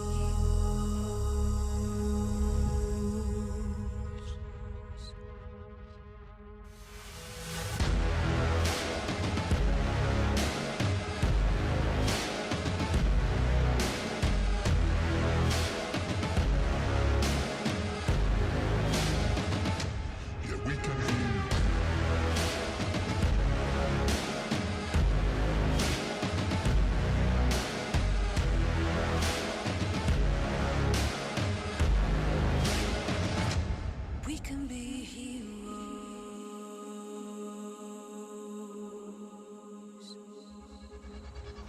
Step up, take it on. No turning from the storm. It's time now for us to come. Together we will stand 2 feet on the ground. Let's hope now for better days, 'cause nothing can hold us down. On the ground, nothing can hold us down. On the ground, we can be heroes.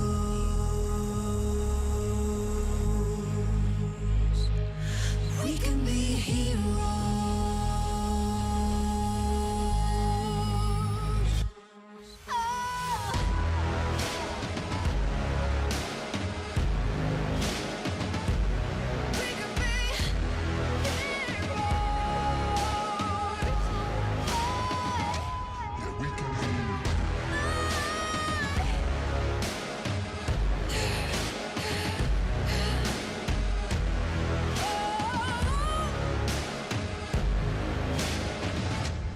We can be heroes.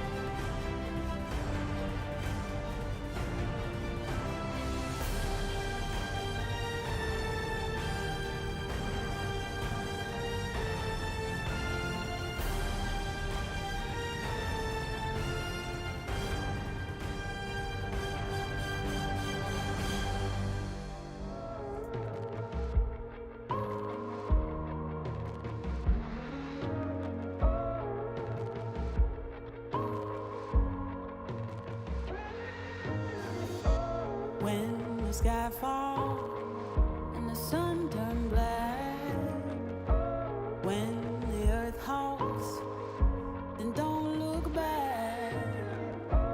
Hold me closer, can you feel my heart? We can conquer and win back all. The tide is changing, floods are coming clear to see.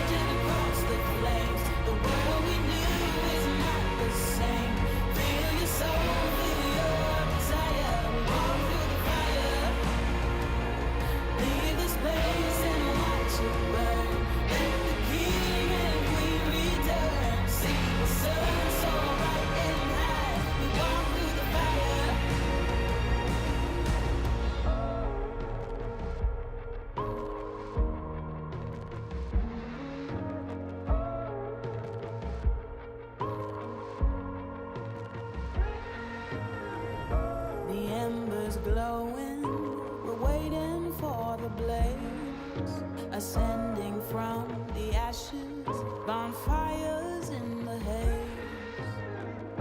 Standing tall now, your feet are on the ground. You fought your demons, nothing breaks you down. The tide is changing, floods are coming clear to see.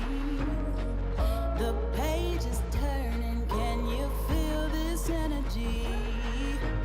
Light breaks through the darkness, they are fires in the night. Nothing can break us when we rise. We run on the edge and across the flames. The world we knew is not the same. Feel your soul, feel your desire. Walk through the fire. Leave the space and watch it burn. Let the king and queen return. See the sun so bright and high. We walk through the fire. Fire, fire. We walk through the fire, fire. We walk through the fire, fire. We walk through the fire. We walk through the fire, fire. We walk through the fire, fire. We walk through the fire, fire. We walk through the fire.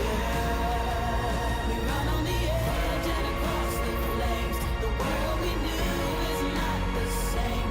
Feel your soul, feel your desire. We walk through the fire. Leave the space and watch it burn. Let the king and queen return. See the sun so bright and high. We walk through the fire.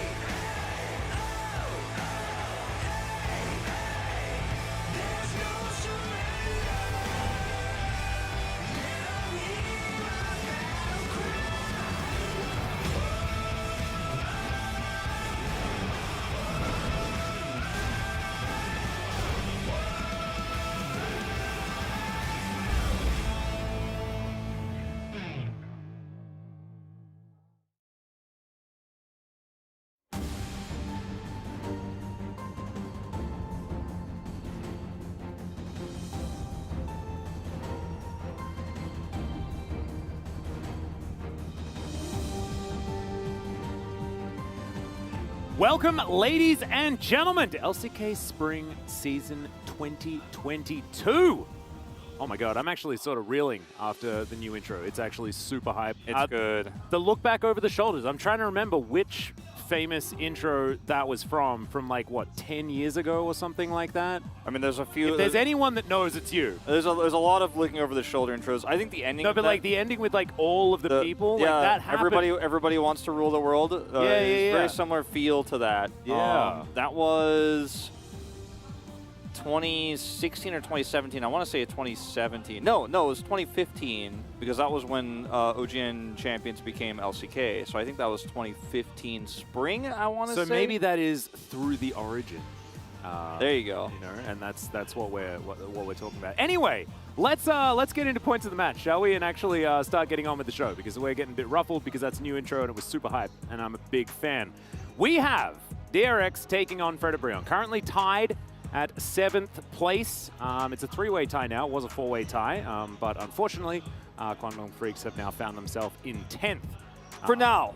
For now, indeed. One of these teams could meet them if they lose 0-2. That's right. So we are definitely doing a little bit of housekeeping at the bottom of the standings right now here this week on our first match. So ㅅ2022, they have had a very tough schedule up until now, but they have an easier one this week. They have DRX and then Guangdong Freaks, so two teams that could potentially be 9 and 10. Very likely if ㅅ2022 defeats both of them. So turning their potential into a real victory, because that's been the story of ㅅ2022. Like, this team looks so good, they look so strong, but they can't take home the wins because they've faced the big three up until now. Yeah, they've had a really rough time as far as their opposition. That being said, their play has been pretty decent. The mid-jungle battle is what we're going to look at now. The LoL King Lava and Commander Umpty. He's been upgraded from General to Commander now. I don't know how many promotions is this man going to get. Anyway, heroes who brought DRX their first victory, ㅅ2022 and ㅅ2022, of course. ㅅ2022 managing to grab a player of the game and then had a very emotional interview after their first win over the Guangdong Freaks. Let's see whether that's actually given them back the fire, because I actually saw ㅅ2022 walking past and he was actually feeling a bit more jovial. Looked like he had a bit more of his pizzazz, and that's what you want to see out of this team. It's Kingen, ㅅ2022, ㅅ2022, Deft, and Beryl will make their way out onto the stage. A similar story to that of the Guangdong Freaks, right? Really, we can see all of the potential in these players, but it hasn't quite come together yet. I would put them just one small step ahead of Guangdong in terms of it coming together. They're looking a little bit more coordinated, but still, we need a lot more time for this roster to really thrive. And ㅅ2022 has been very hot and cold in the mid lane. We've had great games from him, but we've had some really weak games from him. You know, his LeBlanc didn't really hit the mark. His Corki as well got bullied in lane. I believe it was actually him who faced Faker as Tryndamere, if I remember correctly now, in that T1 series. It was their third match of the season, and that was a rough one for him. I think if he could tighten up some of his laning, I mean, like, everyone said this about him, you know, in terms of his LPL, is his team fighting is great. Laning, not so much, and I think that we're going to have to see that continue to grow as this team, ㅅ2022, they face the big three. They have 1 win and 3 losses. The win, Honor Life Esports 2-1. The L's, T1. Gen.G, Damwon, Kia. That's why most people favor them tonight going into the series, because they looked good even in those losses against the big three. So yeah, tonight's where you really do have to prove it and stick the landing here against DRX. And what we were talking about when it came to, like, we know that a lot of these teams have individually good players such as Guangdong Freaks, DRX. This is a team that, yes, has a lot of veterans, but not necessarily storied players when it comes to the results and what they've been able to pick up. But man, they have meshed together so beautifully on this squad. And yes, there hasn't been that many changes, right? It's just Morgan moving into the top lane. But has he moved into that top lane? Oh, yeah. Morgan actually looks like a good player. And, like, finally, all of those things that Munchables was telling me are coming true. We're starting to see how good this guy is as we check out yeah, no, some good stats, I guess, towards the bottom there for Umpty when it comes to how well he plays with his team and the proximity that he has to his laners and things like that.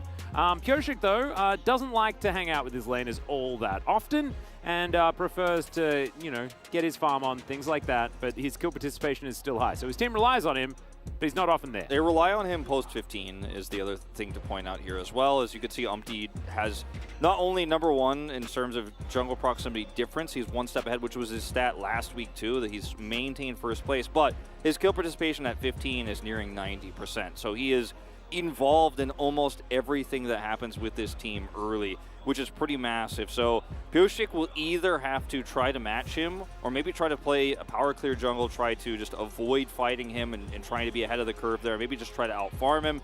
There's a lot of different ways ㅅ2022 can approach this if he wants to end up winning out the jungle matchup. But I think, even though that's our key player matchup, I think for DRX, it all starts with your solo lanes. Kingen and Zeka being a bit of a liability a lot of the time in weeks 1 and 2.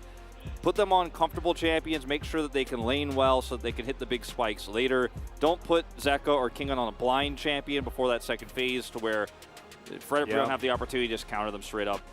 No, I would really like that. The thing that I'm looking at is the bottom side of the map. I think that with the return of Janna and the fact that we saw her be relatively successful, Beryl, you know, might be keen to hop on there, and then you might have the possible Caitlyn Janna bottom lane, which I remember 10 years ago.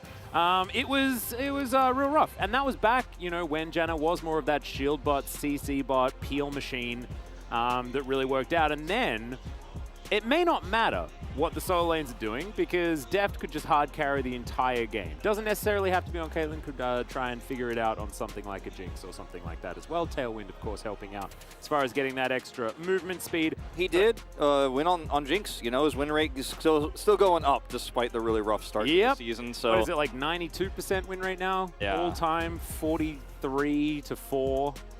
44, I don't know, it's even larger. He's like 12 It's always and 2 bigger on than LCK. I expect it to be. Yeah, he's like 12 and 2 in LCK, so he's very much getting up there. Yep. That was a pretty hilarious photo there. I do want to just break away just for 1 second and wish our fellow LCK alumni a happy birthday. It is Pup Smithy's birthday today.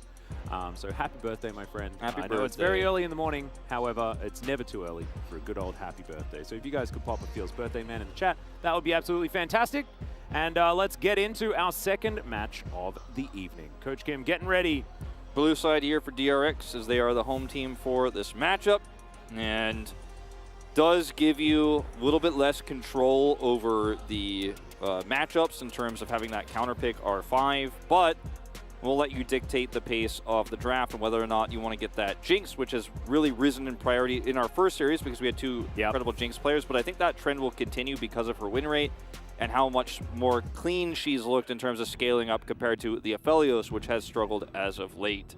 Yeah, and now we'll have to see exactly where these ban priorities are going to go. I think we mentioned the jungle. That might be where Fred Brion looked to try and make sure that ㅅ2022 is as uncomfortable as possible. But I think the bottom lane needs a look as well, as Xin Zhao going to be taken away first, and that is by DRX. So they want to make sure that there is some weirdness and craziness in the jungle, and Fred Brion do not want my wish to come true whatsoever. Nope. You mentioned will be taken away. You mentioned ㅅ2022 feeling a little bit uncomfortable. He's only played 3 champions this season. I think he's the smallest jungle pool right now in LCK Spring. However, he is also a player who has a very wide champion pool, even if he doesn't show it, and was the first player to play Mundo, for example, last year, as well as the Udyr. So, not a big surprise if he branches out, but they will, as you mentioned, take away his first and most played Xin Zhao themselves here early on. Renekton removed, and now, where are we fishing here? Is it the Corki pick for Zeka again? Because it didn't go so well last time. Ooh, that's true, actually. Maybe they choose to ban something else instead. But no, they do their homework. And this is Fred Brion. They are known to do their homework. These are the big 3 that often get banned on red side, and they will take them away. Deft continuing to try and protect that win rate on his Jinx, so doesn't want to risk it too much here. Is Morgan going to lock away the Akali? Likely to go to Lava, but the Lee Sin is picked alongside it. This is... Them's be fighting words already here. We also saw this just in our previous series. Now, the difference was that there was a Poppy ban. Now the Poppy insta-lock from ㅅ2022 because he's like, ooh, some he dashes. read the stats, didn't he? He's like, I read the stats, and also I see some dashes locked in very early here on red side. So don't like these picks as much when you do put them out face up when Poppy is open. Victor is going to come in here to tie up the scaling. Good start to the draft here for DRX. Yeah, this is really cool. Of course, that Lee Sin can be flexed around the map as well, so if they don't want to throw Umpty against the Poppy in the jungle, which can be a little bit rough given the steadfast presence, they could always put that top lane, Lava can grab it, but no, that's not what's going to happen because that's a lock-in on the Rise. So, congratulations, DRX. Can we? No, never mind. I will try not to chronicle it too hard. But he is done with this champion, and I think I'm starting to relate because Rise has not been very successful whatsoever. Although Lava does love the champion and always has. The problem with this pick to me is that if you have the Akali, which could also play tank, as the Grog is banned away. You have the ability to play Jinx in a very like hyper. But this is what I was going to get into. You have the ability to play the very hyper glass cannon variation of Jinx, and she is going to be able to do so much, but. Because you show this Rise early, they just ban it. You don't get it. I mean, Jinx was obviously always going to be the next follow-up pick. And now what is your insane front line with this Rise Akali going to offer you as Frederick Breon? Because if they just put Henna back on the Varus here, which I think very likely is what's going to happen if it's left open, then I think that Frederick Breon are really going to have a lot of problems around late-game team fights and scaling. They leave the Varus open. Let's see if Frederick Breon are interested in picking that one up here towards the bottom side of the map.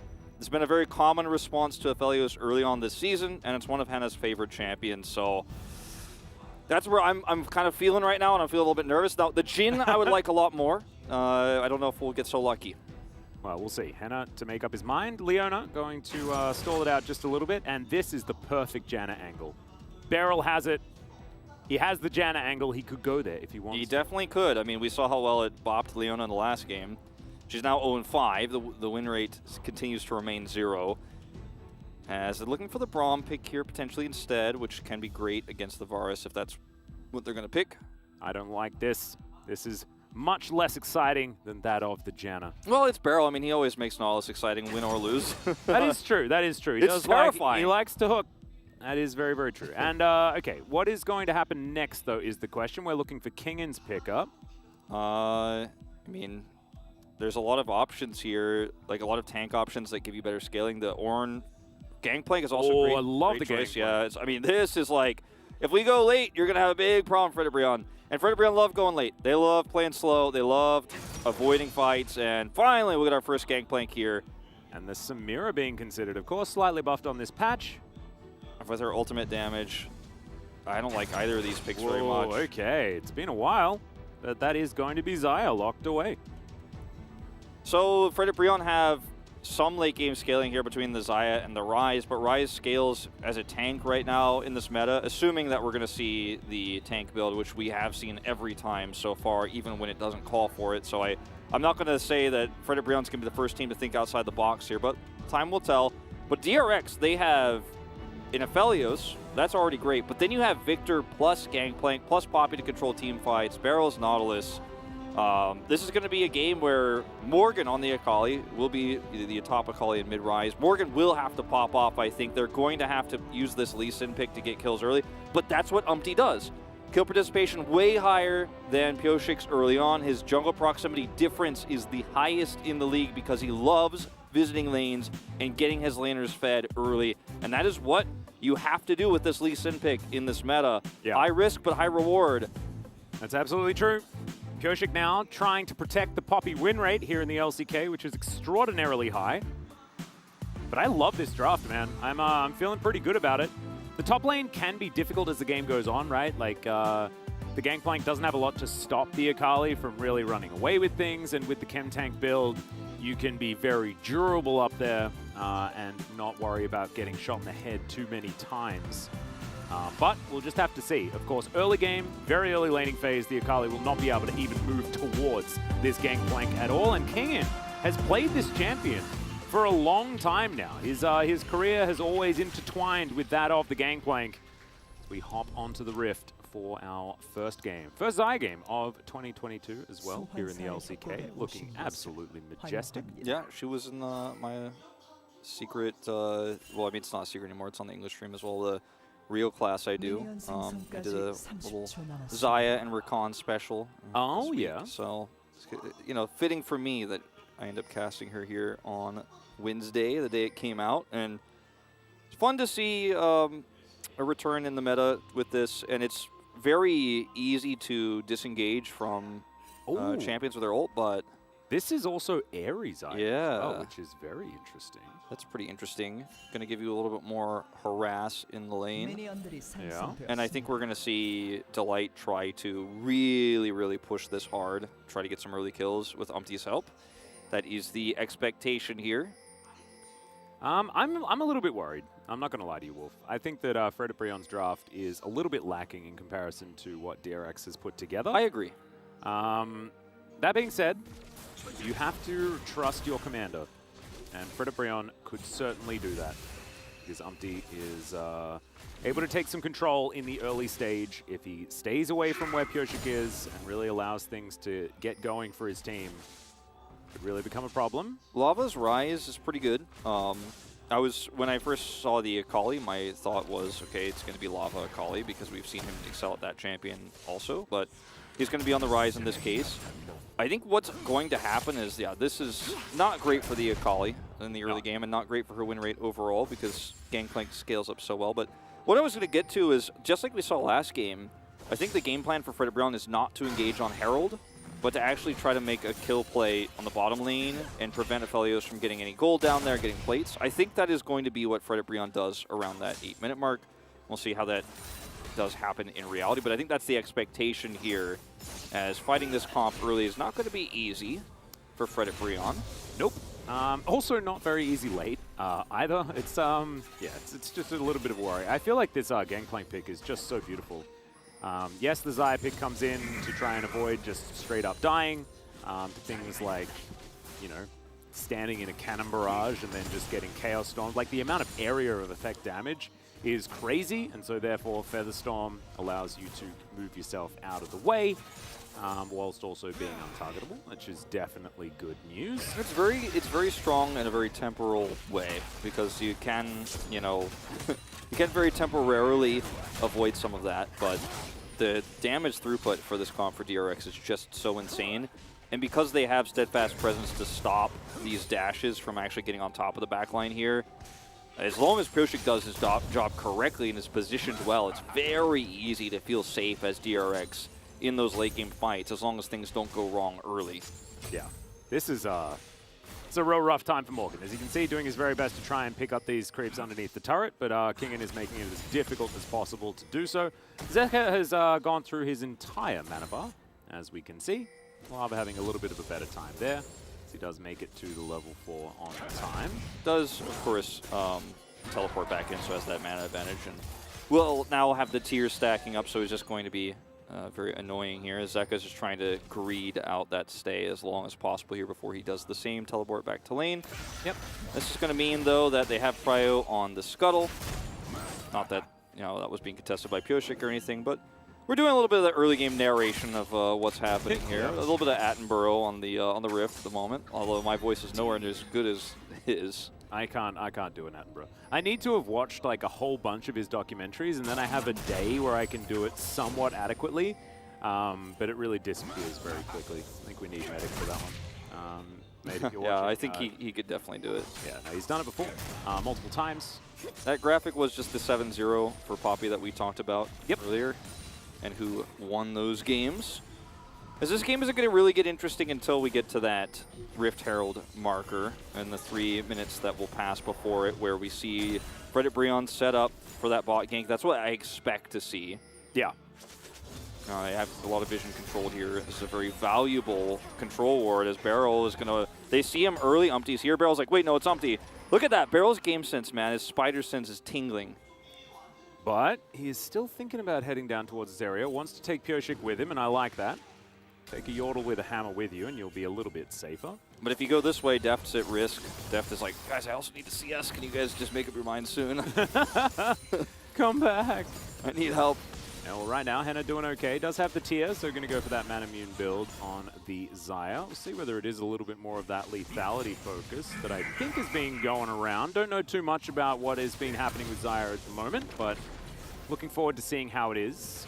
Yeah, we don't see too much of her in our region. Not very popular in solo queue either for the pros from what I've been watching, but we'll see. As there's the Steadfast Presence first time. Yep, that is the Goodnight Sweet Lee Sin type maneuver. like that one a lot. There's Pyoshik, just throws out a Q for some reason, and doesn't have Steadfast Presence back. Yeah, it's on a long cooldown. Yeah, Zeka's going to need to move on over here, as I believe Pyoshik should be okay, but going to lose out on that trade. Q just barely not buffed enough as far as range is concerned, and isn't going to find the mark. It was a very scary moment there. Might have had to flash if the Q hits so that he can get under turret as soon as possible, especially with how things were there. Kingan's ult comes online at that exact moment too, so might have been able to actually help defensively ultimate there. But he wants to save that for the Rift Herald fight if we have one. And that is the question now. Will we have a Rift Herald fight, or will DRX just get away with this one for free because Fred and Brian are going to struggle to fight this one out? They have bought Prio, but they may just want to keep the Aphelios down here instead. That's the real question, and we're going to have answered in just about a minute's time here. Morgan is finally at level 6, so if Kingan makes a mistake here, he has a little bit of power, but as long as he plays this one slow, as he is, doesn't really change all too much.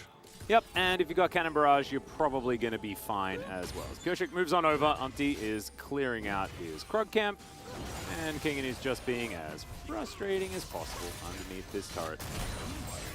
Having himself some barrel gold. So you can see 10 CS is the lead. Not exactly insurmountable or anything like that for Morgan. But Morgan doesn't have his teleport available and will therefore need to just continue taking a whole bunch of hurt underneath this turret. As Kingan does take a turret shot, that means that he's not able to actually proc his barrel or save it. The teleport here, or rather the ignite here for Morgan, doesn't have flash, means that some of these fights as well can be very tricky to pull off, very tricky to chase. I do respect that he went for the teleport ignite rather than the variation of flash ignite, which we have seen where you don't have teleport and then can never match a gangplank at side lane and things get really, really bad. Yep. I do like this variation of it, but something to keep in mind is that he is flashless this game, so not as mobile as Akali would be. He is going for that chem tank build. See the Bomby Cinder already on lock here, so not going for more damage to help execute those backline targets.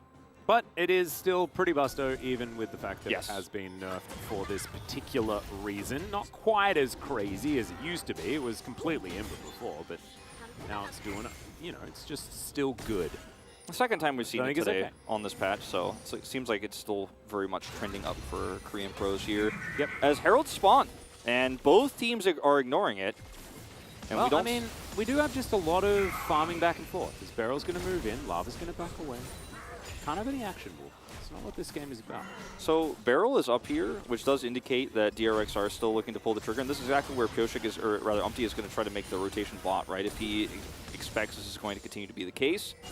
And they do have two really nice control wards, actually, on the entrance to the Rift Herald, as well as one on top of the Rift Herald. So Umpty has covered that really, really well. Oh, Barrel. It's actually really cute. It's kind of funny, but also kind of sad. Yep. Umpty's in the area. Pyoshik hasn't come down here. We'll see if they do commit. Were you actually quoting Mad World, or? No, actually, I didn't think of it at the time. Oh, okay, interesting. I guess I felt like we had maybe a window. subconsciously. I was like, oh wait, hang on a second. Zeka, I think he may have. Okay, there's a flash from Henna immediately. Get him out of the way. I would next time press R. If I was him, Zeka gonna move himself away, and with the fact that he's Poppy's topside, he's going to be okay there, as Morgan's going to rotate over, and Pyoshik will be denied. Like a bit of opportunism, as Pyoshik thought that he might have an angle, but did not quite. Umpty was able to get this prio away just from hovering mid for a moment, pushing Zeka back. They got the mid prio, they stopped this Herald. But the problem is the longer this goes on, the more value Deft is going to get bottom side. And this is why the opposite is what I expected from Fred Brian, because now Deft is like, yeah, just play it slow, I'm about to get some turret plates down here on the bottom side. Looks like at least one will be his. This is the observers highlighting this as well. He has Crescendo out. This is the timing you want to have this. We see this all the time on the Aphelios. So play it slow here, give Deft that opportunity. They're even going to try to turn this into a Drake as they realize, okay, we can't actually slow down the Herald anymore, but we can give all this gold to Deft and grab that Dragon. At least that seemed to be the idea. Yeah, and if it's 2 plates, then, I mean, that's what Shelly's going to get you as well, right? So this is really nice. Henna with no flash available, but does have his ultimate. So Barrel a little bit overly optimistic when it comes to being able to grab that. As, yeah, Bladecaller pretty good at doing some damage with this lethality build. Does have his rated Dirk now as Delight. Over the side is spotted there by Pioshik. Walks past some vision, now just inspecting on which way to go. So the question becomes where the Herald is dropped here for Umpty now, where he wants to put that money. Very likely the Akali, I imagine? I'd like it to be top lane, right? Yeah. Give Morgan a little bit more room. And he really needs it desperately so that he can actually start doing things to this Gangplank. He's already built the Hex Drinker to make it even more difficult for Morgan to actually have an impact here. As you can see, he's just queuing him non-stop, using barrels to clear the wave. Very happy up here.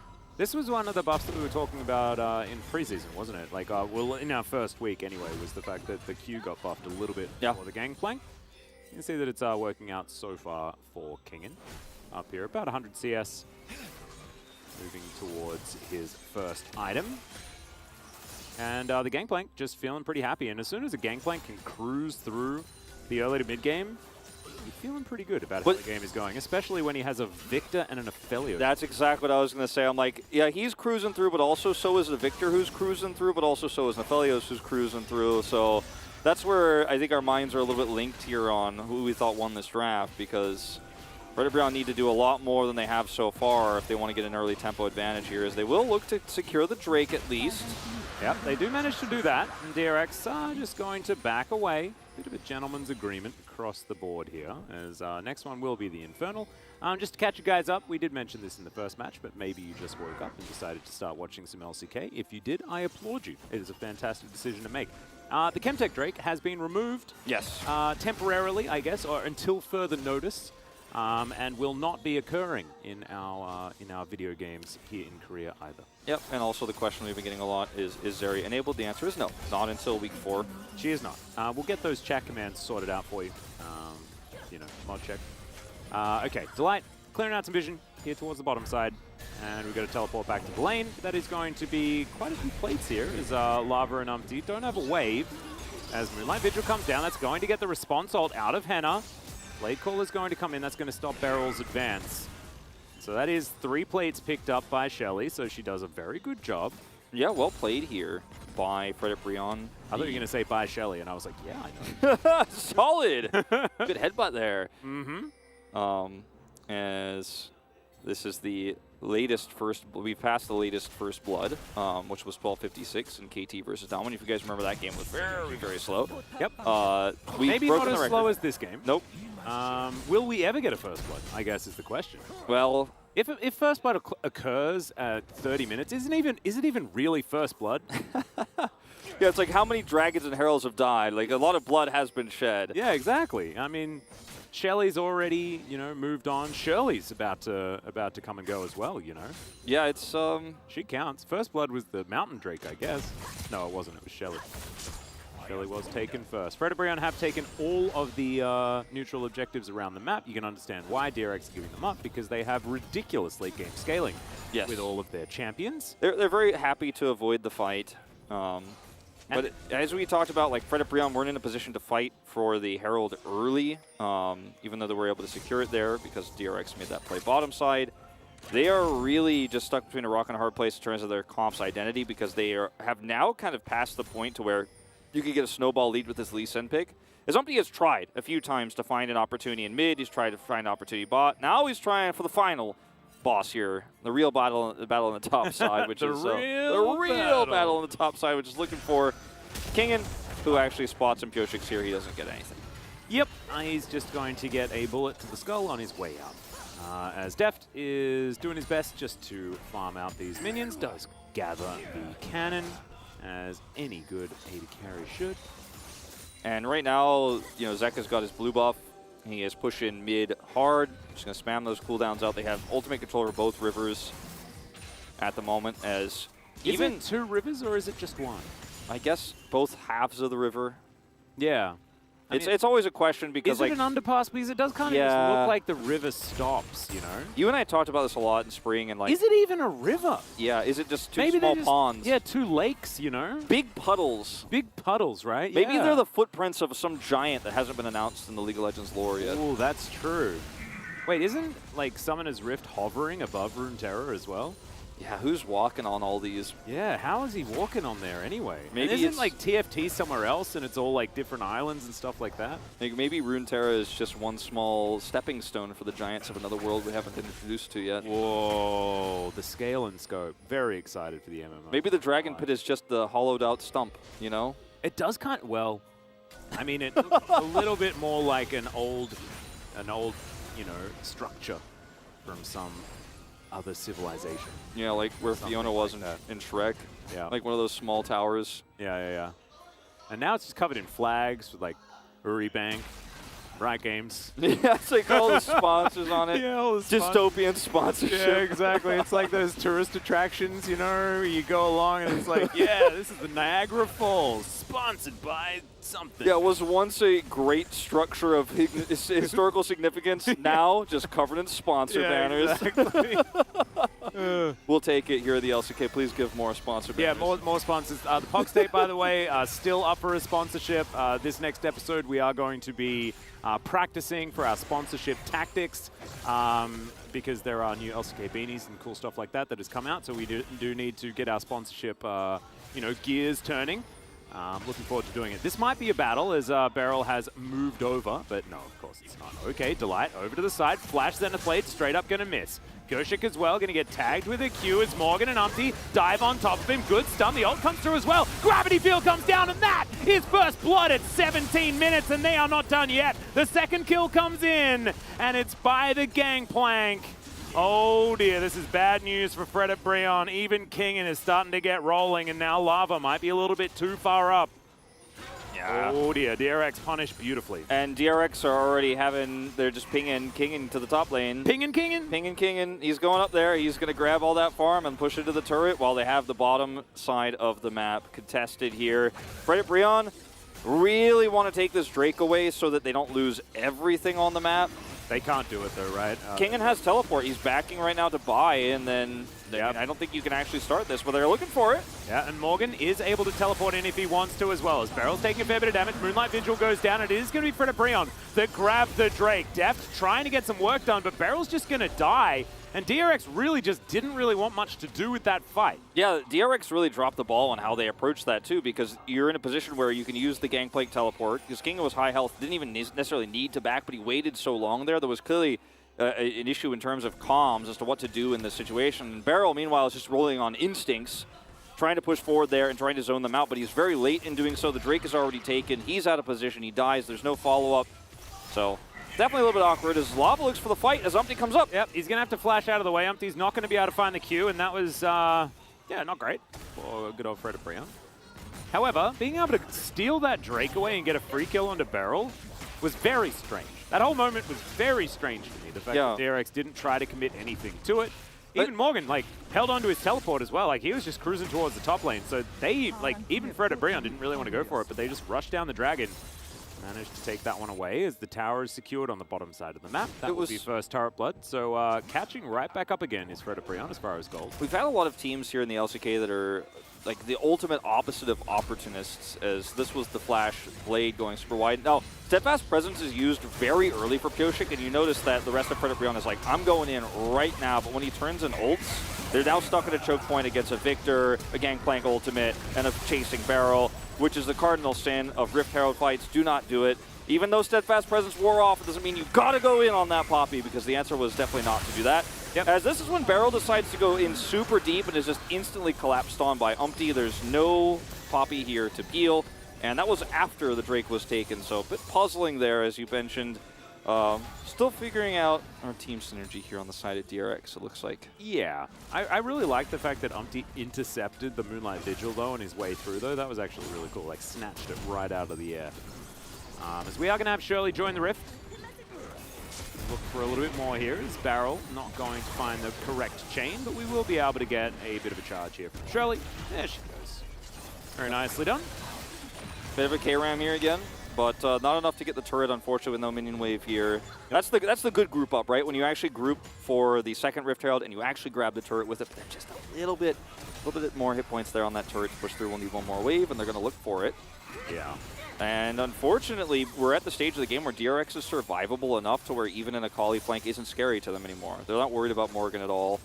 you know, he's gone for this tanky build, whereas meanwhile, second item's already up for Kingen, who's just free farming up again, 30 CS up, a kill and assist under his belt. Yeah, he's got more of Malmortius already completed. It's kind of crazy. Very, very difficult for Morgan to do too much here.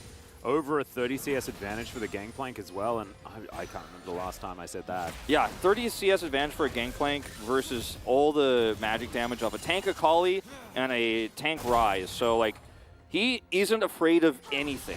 Well, Beryl is. He's afraid of Umpty and all of his friends coming on over, but Deft doing a lot of damage here as Umpty wants it, and Deft is just going to be able to get himself out of the way. Great cannon barrage as well to make sure that Delight can't go for any sort of re-engage as Zek is trying to book it over. And Piotrek here in the nick of time. Lava comes down as well, but it is going to be Delight falling down.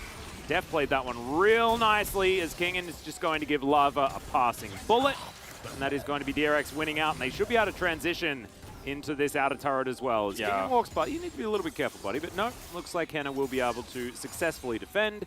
So we're not going to have the tower going down, but it is going to be an advantage as far as kills for DRX. Kills, definitely the advantage here, as Beryl looks like he's inting at first at the beginning of this. It was just Beryl things, right? Like, everything about this is Beryl. He's like, I'm going in, and Deft's like, oh, okay, all right. I guess we'll grab a kill or two here. As the barrage, like you mentioned, is perfect. Double teleport commitment here as well, just to make sure they can push this to the absolute edge, because they know Piotrek is coming down. Doesn't get the stun into the wall here onto Delight, but it's enough to push him into the Raptor camp so that he cannot actually escape.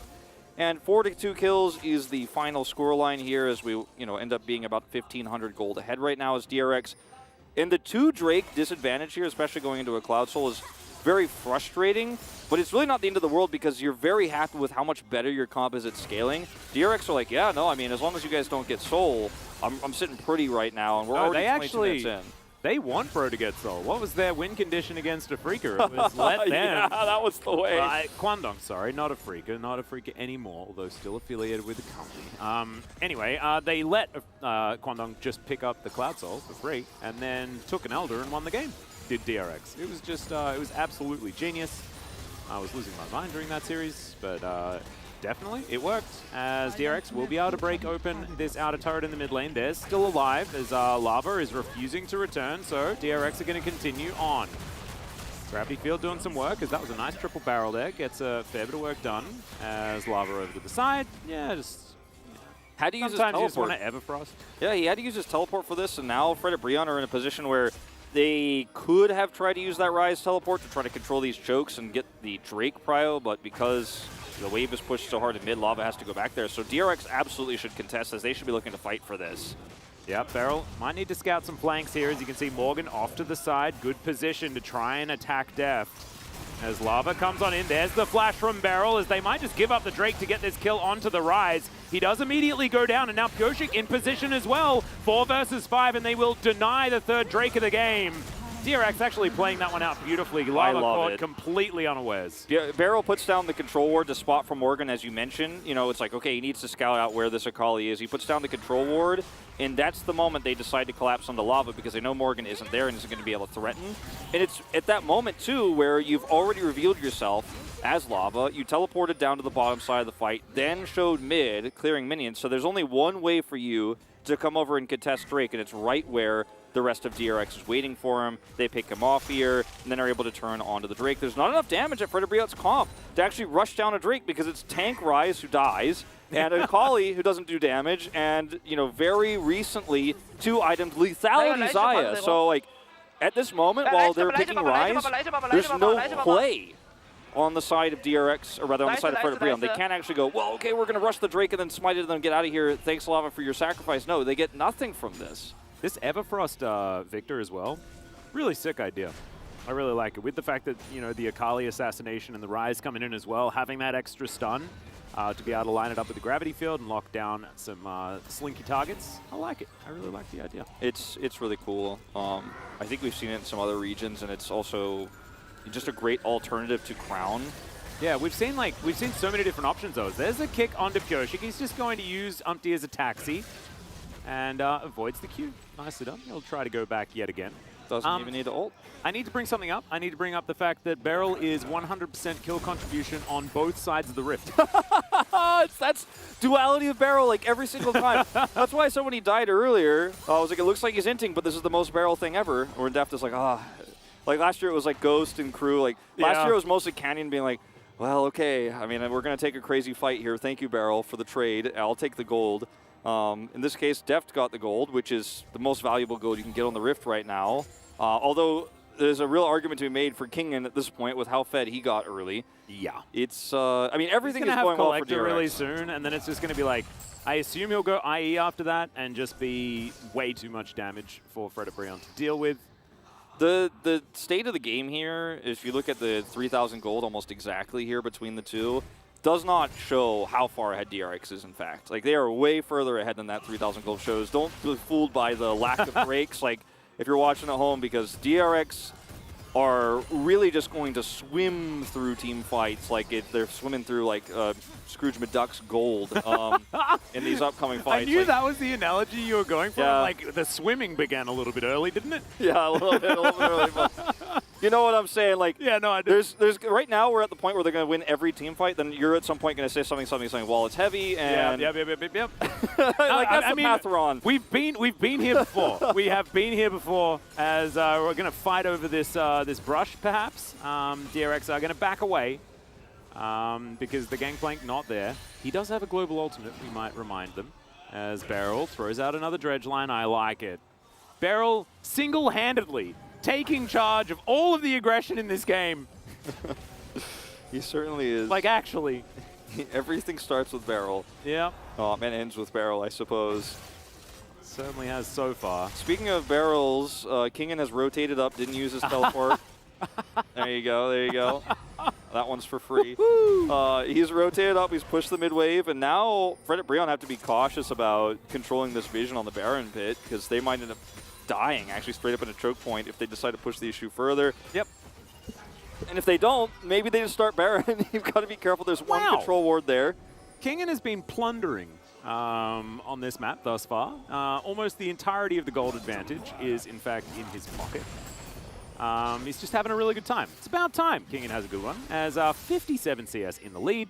He's also got Parlay, and a helicopter is coming out here as, okay, Pyoshik, that was the wrong direction. He doesn't want to knock anybody back next to us. He's like, please stay. Yeah. I mean... Malfunction. Helicopter malfunction. We did a flight test. It failed. That's why we do these tests. That is why we do these tests. You got to make sure. Yeah, that it's all working. It's not. We're going to put it back in the shop for the next few seconds.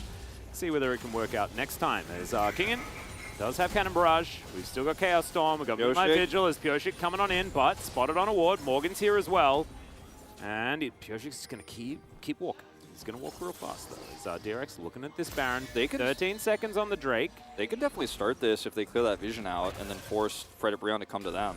Deft has some pretty good guns as well, as there's the gravity field. Chaos Storm goes down as well, and they don't invest the Cannon Barrage. Actually really important that we mention that, because Kingen going to be able to take control of chokes really nicely if they try and get in here, and DRX are just going to say, well, we still have a really big tool. Let's use it to potentially take this Baron. Fred Brion have like no damage. Yeah, flash in from Delight. I just don't know whether he's going to be able to get enough done. Yeah, he just immediately pops. And Fred Brion are like, yeah, but what are we supposed to do, man?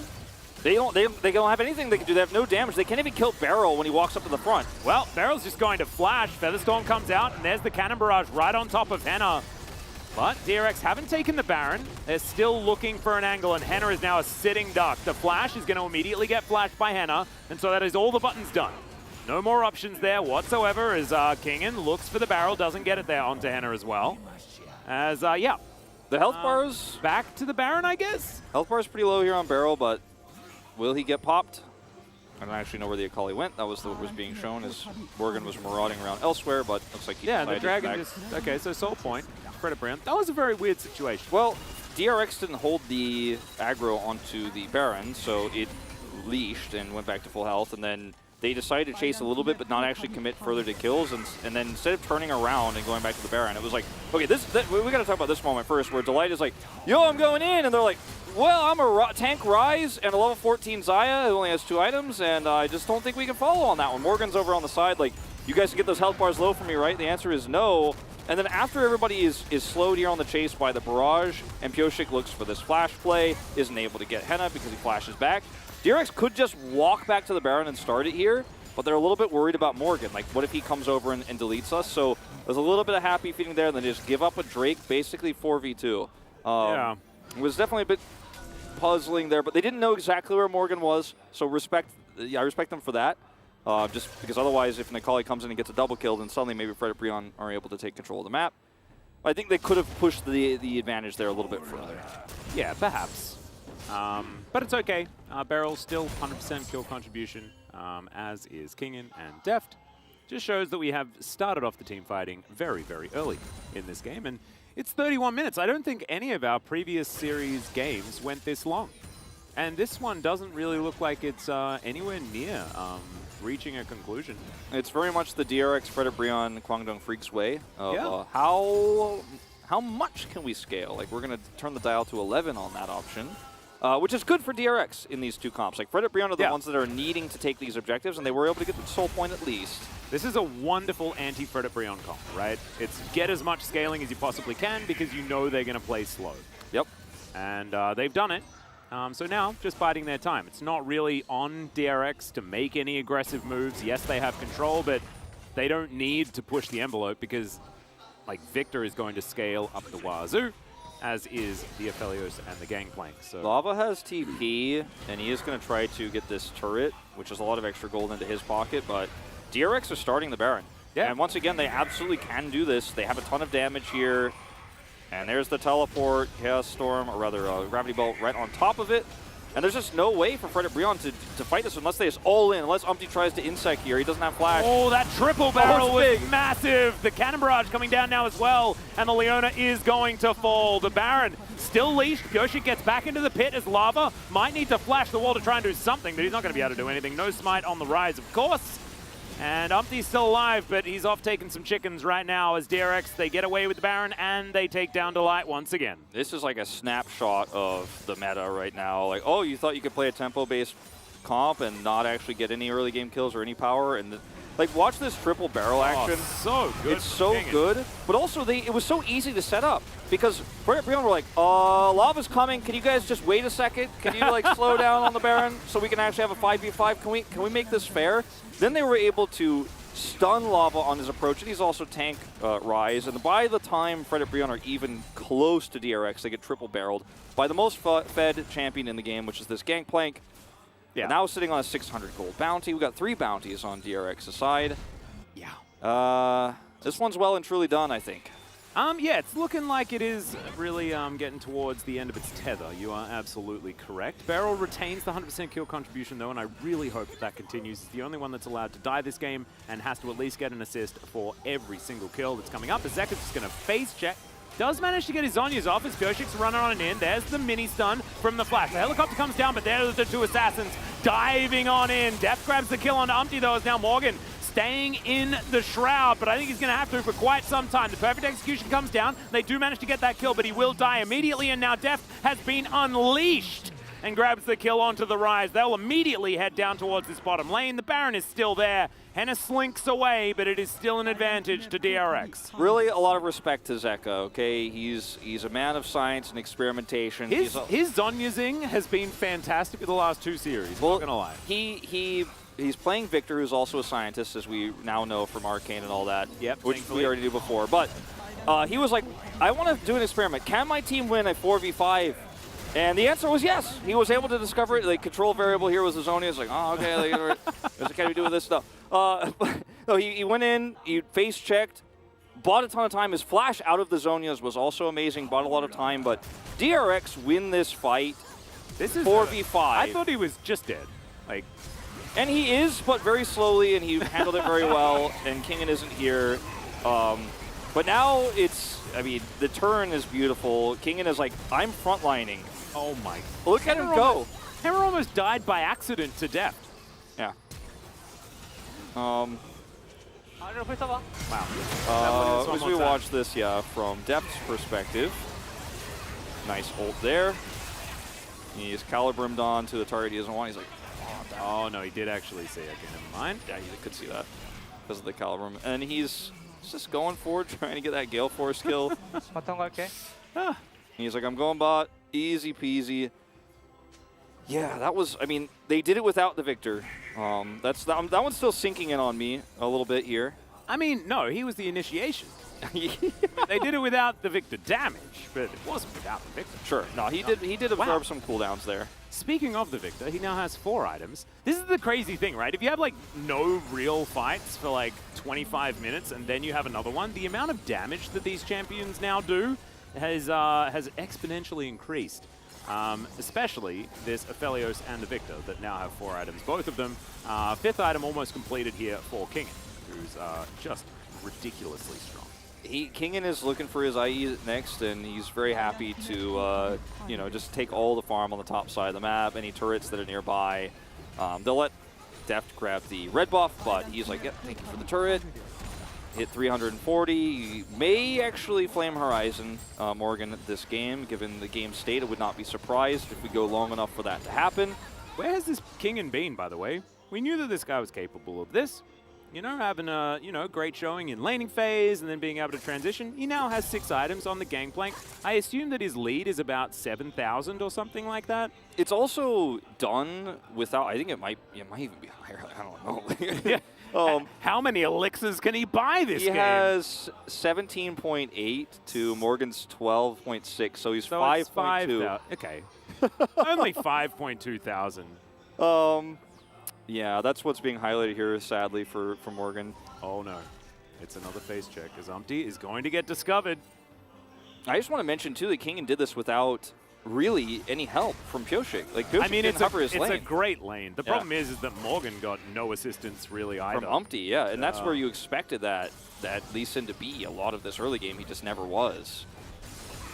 And it's also just an awkward composition, right? We spoke about this earlier on. And yes, we mentioned that DRX pick a lot of scaling into this team. Is good heroic charge there, but not a lot of damage from Pyoshik. And Lava's able to dish a little bit back there. I mean, but yeah, it's just the comp's a bit awkward from Fred Brion. We mentioned that it's just going to be tough, and DRX very happy to scale, so we're not going to see too much action. But you just let the Gangplank go against the Akali in that lane, like. Yeah, it's just not what you want. And then they gave him so much power around those topside objectives to destroy Rift Herald team fights, and I do appreciate that for, I think, the first time since we've seen this Rise build, he actually built a Void Staff on top of it all, so he's doing a little bit more damage, he's actually a little bit more relevant, he's level 18 in this game, like he's at a state where he can sort of do things into what DRX are running, like the Rise is also scaling just in a different way and you know, not as powerful as the Victor, but just wanted to add that. Well, there's the flash, and immediately the stun lock, but Featherstorm does come down. It's not going to mean anything too much as Morgan dashes into the backline. Def tries to stay alive, but that stopwatch was unbelievable. He's still going to die because Umpty comes over the wall, but the rest of his team is still alive. Pyoshik hunting for the Akali. As, Zeka's just going to teleport in, and they're going to finish this game. Man, it's so sad that Def died there because he played that very, very well. However, DRX, they've still found the ending of this game as Kingen is just gigantic. Probably doesn't want to die to a turret, but he'll eat some oranges, and he will absolutely BK. Morgan probably wins this fight, but I don't know whether the Nexus turrets win the battle here as Lava is going to get taken down. Kingen makes sure that he burns him as Morgan, fight it, man, fight it. Pyoshik has flash. He's going for the charge. Yeah, he's going to get stunned against the wall, and yep, the blast cone is there, but he's taking it with him. Oh, look at the best friends club, absolutely adorable, but DRX do manage to take game 1. Yeah, very convincing fashion here as well. I think most people expected a Frederick Brion 2-0 tonight, so already a bit of an upset potentially in the making here for DRX, but they had the far better draft. And unfortunately, for the first time, it feels like in any series, Umpty was fairly invisible in the early game. And this is a composition where he needed to be the most visible. He needed to be finding kills bottom or top, I think, when those lanes were in bad shape in terms of prio.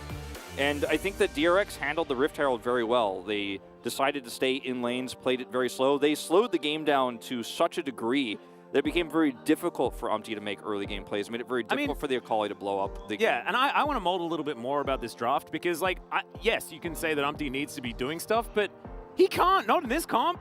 The comp's just not good enough. It's not good. He doesn't have any winning lanes that he can actually go and gank. Ryze will be permanently pushed in. The Gangplank will always keep the Akali on the back foot, and you don't want to gank losing lanes. I didn't like the Xayah pick at all, but and I was also not a big fan of Varus, but I would take Varus in this comp over the Xayah any day of the week. You could at least try to put some poke into that Aphelios early and maybe set up some kill pressure there. As a Xayah, you had no agency whatsoever, and we'll take a look at the damage graph shortly. I want to see how much damage he actually did, because it's probably going to be higher than everybody else's, but still fairly low in the grand scheme of things. 20. King and just... Yeah, got a whole bunch of work done, shooting Akali over and over again. But yeah, you're right. Like, Henna did do a fair bit of damage, but... No impactful damage. Yeah, not consequential. That's Same with Lava. I mean, Lava did damage compared to his team, but compared to the 3 carries on the other side who scale better than Ryze in this meta, I'm sure Chronicler has a lot to say about I was that actually pick. I was going to mention this because I'm really looking forward to him talking about some more Ryze getting picked, and thankfully we've got a very short break, and then we'll be back with some analyst carpet space to go through that game.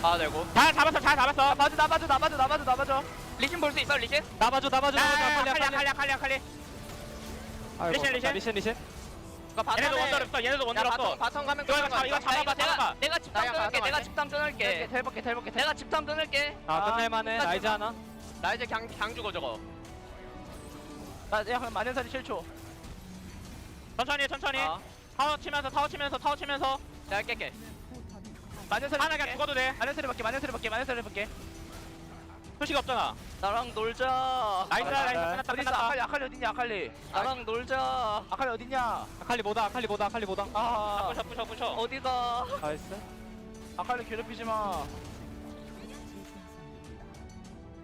다음판 잘해보자 에이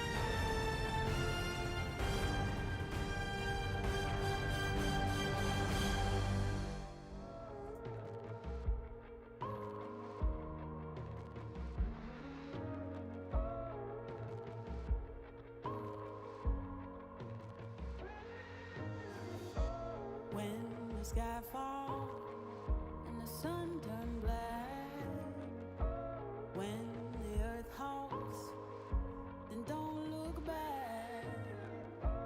Hold me closer, can you feel my heart? We can conquer and win back all. The tide is changing, floods are coming clear to see. The page is turning, can you feel this energy? Light breaks through the darkness, they are fires in the night.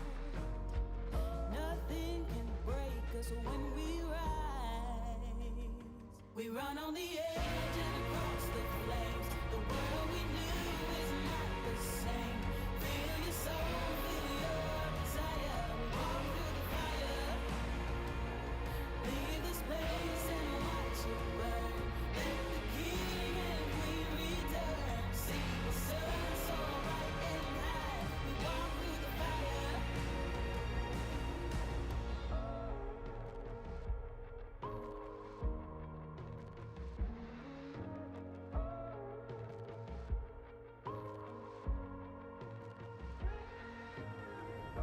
The embers glowing, we're waiting for the blaze, ascending from the ashes, bonfires in the haze. Standing tall now, your feet are on the ground. You fought your demons, nothing breaks you down. The tide is changing, floods are coming clear to see. The page is turning, can you feel this energy? Light breaks through the darkness, they are fires in the night. Nothing can break us when we rise. We run on the edge and across the flames. The world we knew is not the same. Feel your soul, feel your desire. Walk through the fire. Leave the space and watch it burn. Let the king and queen return. See the sun so bright and high. We walk through the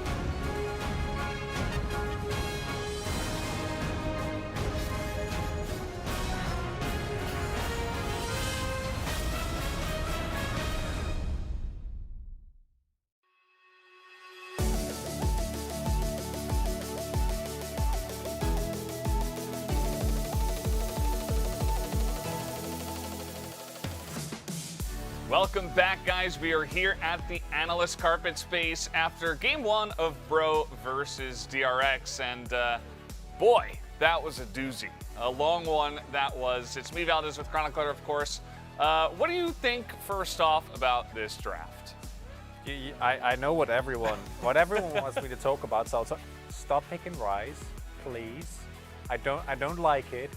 It doesn't work. We've tried it enough times. Can we let it go? Okay, like it doesn't work into the enemy comp. It doesn't win games. The side laning pressure isn't utilized. It's not good. It doesn't tank. It doesn't do damage. I don't want it. I want it gone. I don't want any Rise anymore, and that's the last I'm gonna say about it. Although we're gonna have a lot of highlights. No, I hope so at least. Although we have a lot of highlights in later on where we see really how well drafted DRX, or how well DRX drafted rather, against Brian, because they basically couldn't play the game. Yeah, the first thing you mentioned about the comp of DRX was that they have so much zone control, right? You got the Victor with the Gravity Well, you have Poppy, that's well explained enough. It's very hard to run straight into an Aphelios. You've got the Nautilus as well, just as a frontliner, and then Cannon Barrage and Barrels out of the GP. It's like, even to begin a fight, it's so hard, and it's not even like poke, it's just, they have so much turn and engage, it's really hard. And you know what you pick into that is Rise and Xayah. It's Brian, who have had really good drafts, right? And this is something that I would be somewhat worried about, because this team has actually excelled, and I've given them a lot of praise in the past for how well-rounded their drafts are and how well they play into their opponents and they play to their strength, that team fighting power. And with this draft, the reason why we're you know, relatively unhappy is because they haven't made this mistake a lot in the past. Very unhappy. Guys, we do have that first highlight ready to go, so let's jump into that and check out what happened early on in this game. Not too much action, but a nice fight to start things off well for DRX. And here you see a perfect example of how dangerous any sort of choke point fight straight up front to back is, because of all the threats that are available, right? Like there is, there we saw the cannon barrage, yeah, but like walking into people. a choke, you can never. Like between gravity field and chaos storm, and like we didn't even see most of that in there. It's just, you can't walk in, you need flanks, and by the point that they started looking for those, it was already too late. And you know what's great into that? A low-range tanky mage. No, we're letting it go, Valdez. We said we were gonna let it go. Oh, sorry. We can't keep going back to it. We don't have the stat exactly, but it's probably like 1 in 9 or something like that at this point. It's very bad. It's not doing well. It loses to a lot of meta stuff. But we'll have to wait and see how it does in the future. Let's take a look how it does in this next highlight, as we will see how hard it was for Bro to engage. Yeah, there's nothing they can do. This is of course a bit disjointed because I think the idea here is not incorrect, with Morgan off to the side looking for a flank. But there's so many of these circumstances where you see you can just throw out everything as DRX. It's not hard at all because you have so much effective space that you can control using all the power that you have.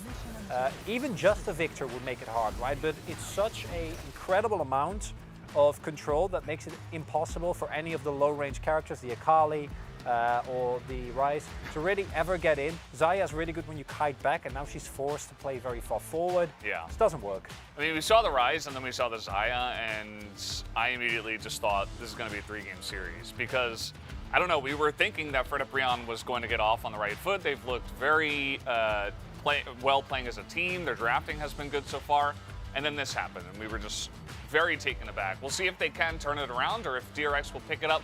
Let's see who gets the POG of this game, if not the Baron, for ending it. It will be Zeka who picks it up on the Victor.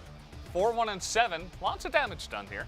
I personally went in a different direction, but I think the Zeka was a really big part of this as well. We had some criticisms of his builds, went for Shadow Flame into a team with a lot of MR, and a Xayah that he never should really hit, so that was a bit unfortunate. But you see, the amount of control he was able to provide his team was pivotal, and I think that everyone played around it really well, had really good positioning for the entirety of the game, staying really safe, setting up a couple of key picks, and really, Carlos talked about this as well. I thought the Everfrost was nice into, again, the very kind of linear style of composition that was drafted here by ㅅ2022. They just had to run into him. They didn't really have any other opportunity, and it was a really nicely played out. A couple of big baits, and even if he did go down in the end, he still was able to provide a lot of pressure, as that doesn't surprise me at all. Yeah, that. Yeah.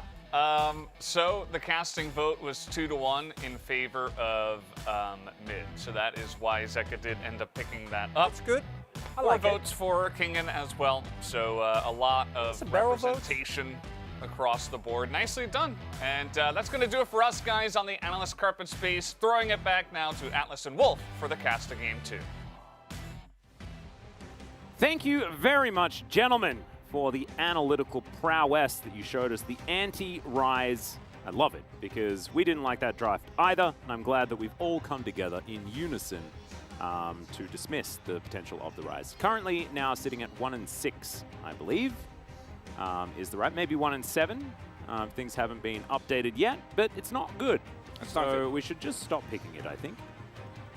Yeah, I mean, I do agree completely, and I think in this draft, even if he had built full damage, like old school, you know, Everfrost into Void Staff second, maybe third Shadow Flame, even if he went down that path, I think the problems still exist because of how well the composition scaled there for DRX.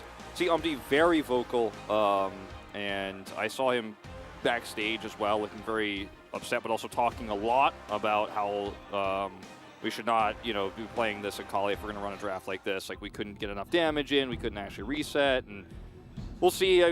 Very clearly is unhappy with how that draft went too, and I think we'll see a big change here in the blue side they've selected for Game 2. Absolutely hope so. I actually thought that their start wasn't that bad, you know, like the Akali Lee Sin, but then I think the everything else could have absolutely been adjusted. Banning Poppy, I think, is a really good idea. At the moment, she's just very strong. She's been doing a lot of winning, so it's probably a decent idea. Victor Karma going to be taken away. Corky, you know, this is the red side homework being done. We'll see whether DRX actually decide to leave up something like a Caitlyn, just in case it slips through. But Twisted Fate, he's not going to have an opportunity to hit the Rift. And the last ban here from ㅣ2022. If it's a Yuumi ban, it might just be early Henna Aphelios draft, where they're trying to hope that they end up getting that better scaling there on their side this time around. The problem is that Jinx will be the response you would have to imagine for DRX, and Deft is the best Jinx player in the world, historically, so we'll see if that comes through. They do instead ban the Akali, actually this time on their side. Caitlyn is taken away, so Renekton is up for Morgan. I think that's a pretty good choice.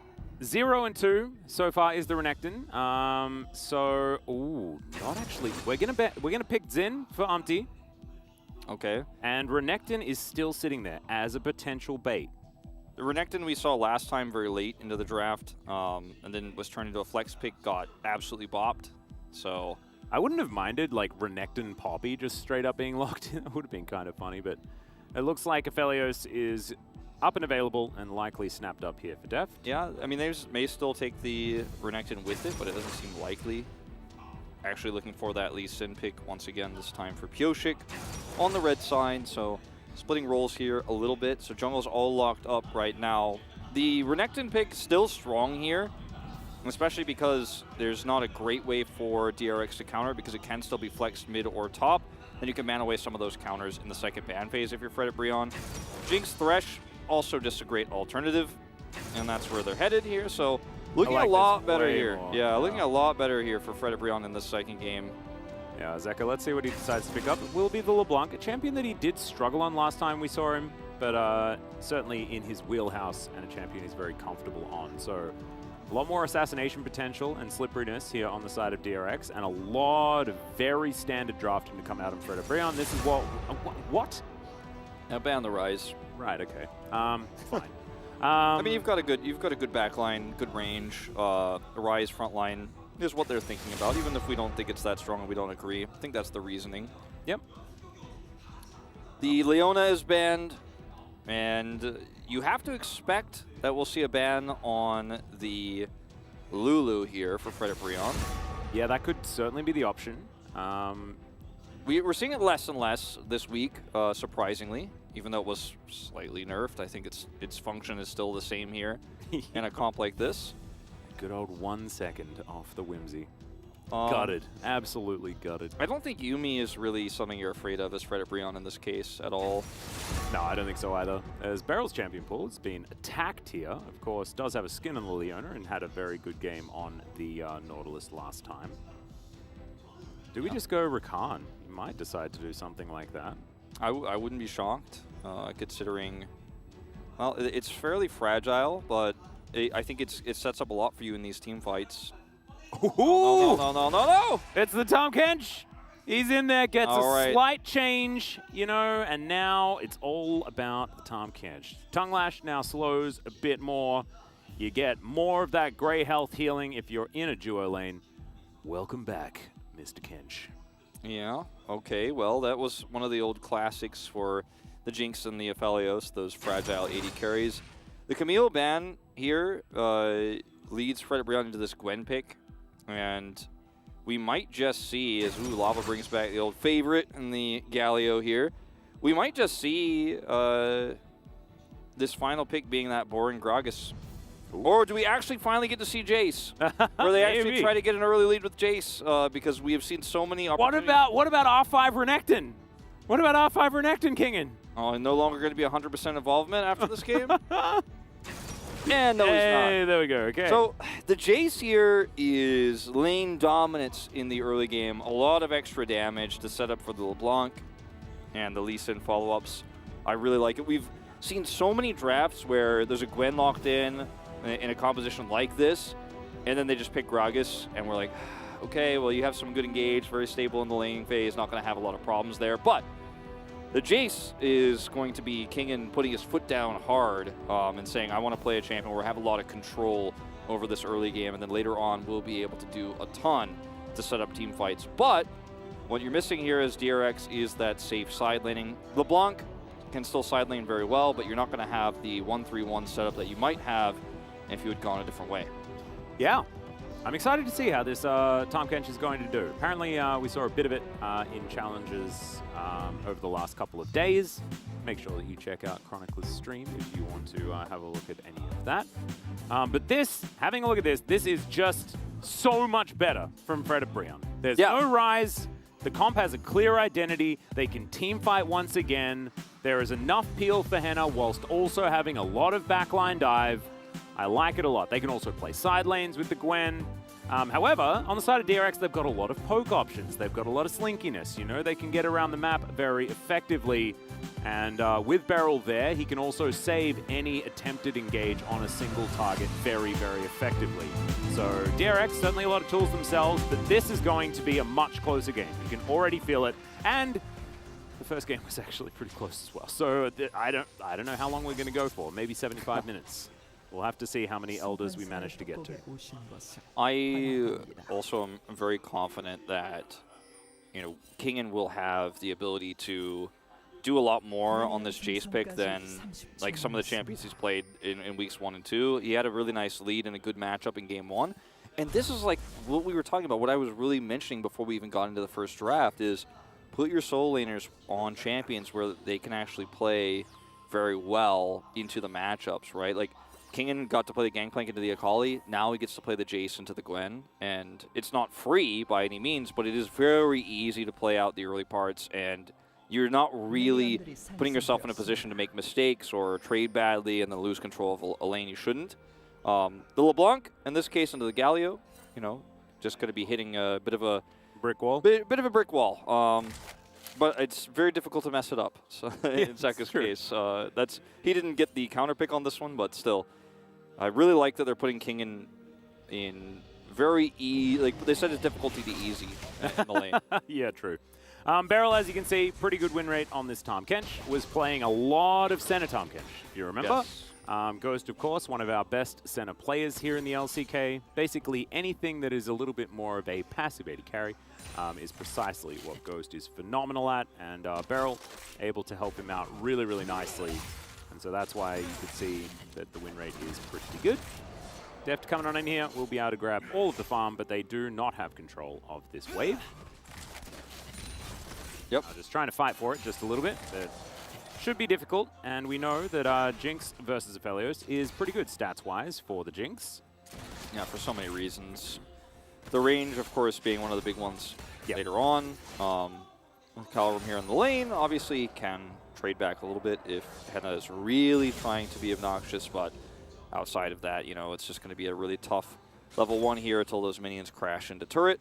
Yep. The top side of the map, by the way, normally it doesn't look like this when I look at the mini-map. It doesn't usually have a Jace struggling to push a Gwen in. Usually the Gwen is having a really tough time on the top side of the map, but it's actually the opposite in this case, so not entirely sure how that happened up there, but Kingen playing very cautiously. Yeah, he's standing back in the lane, but we'll just have to see how the lane state is looking. Might just be respecting a potential, you know, level 2 gank or something like that to come through from Umpty. Can be very dangerous. Xin Zhao can actually do that, and Umpty is the kind of guy to throw away his jungle in order to help get a lane ahead. That is definitely his MO, as we've seen in his stats as well. Yep.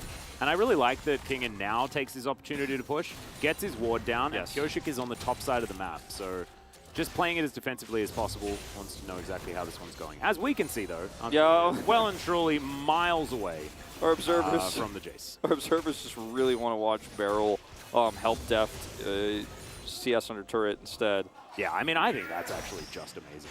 They're going to leash this Scuttle as well. Really nicely played out here by Delight. Yeah. It's going to make sure that the shield is gone and things like that, as Zeka doing a bit of damage here to Lava, but the mid lane is going to be, pretty void of too much action.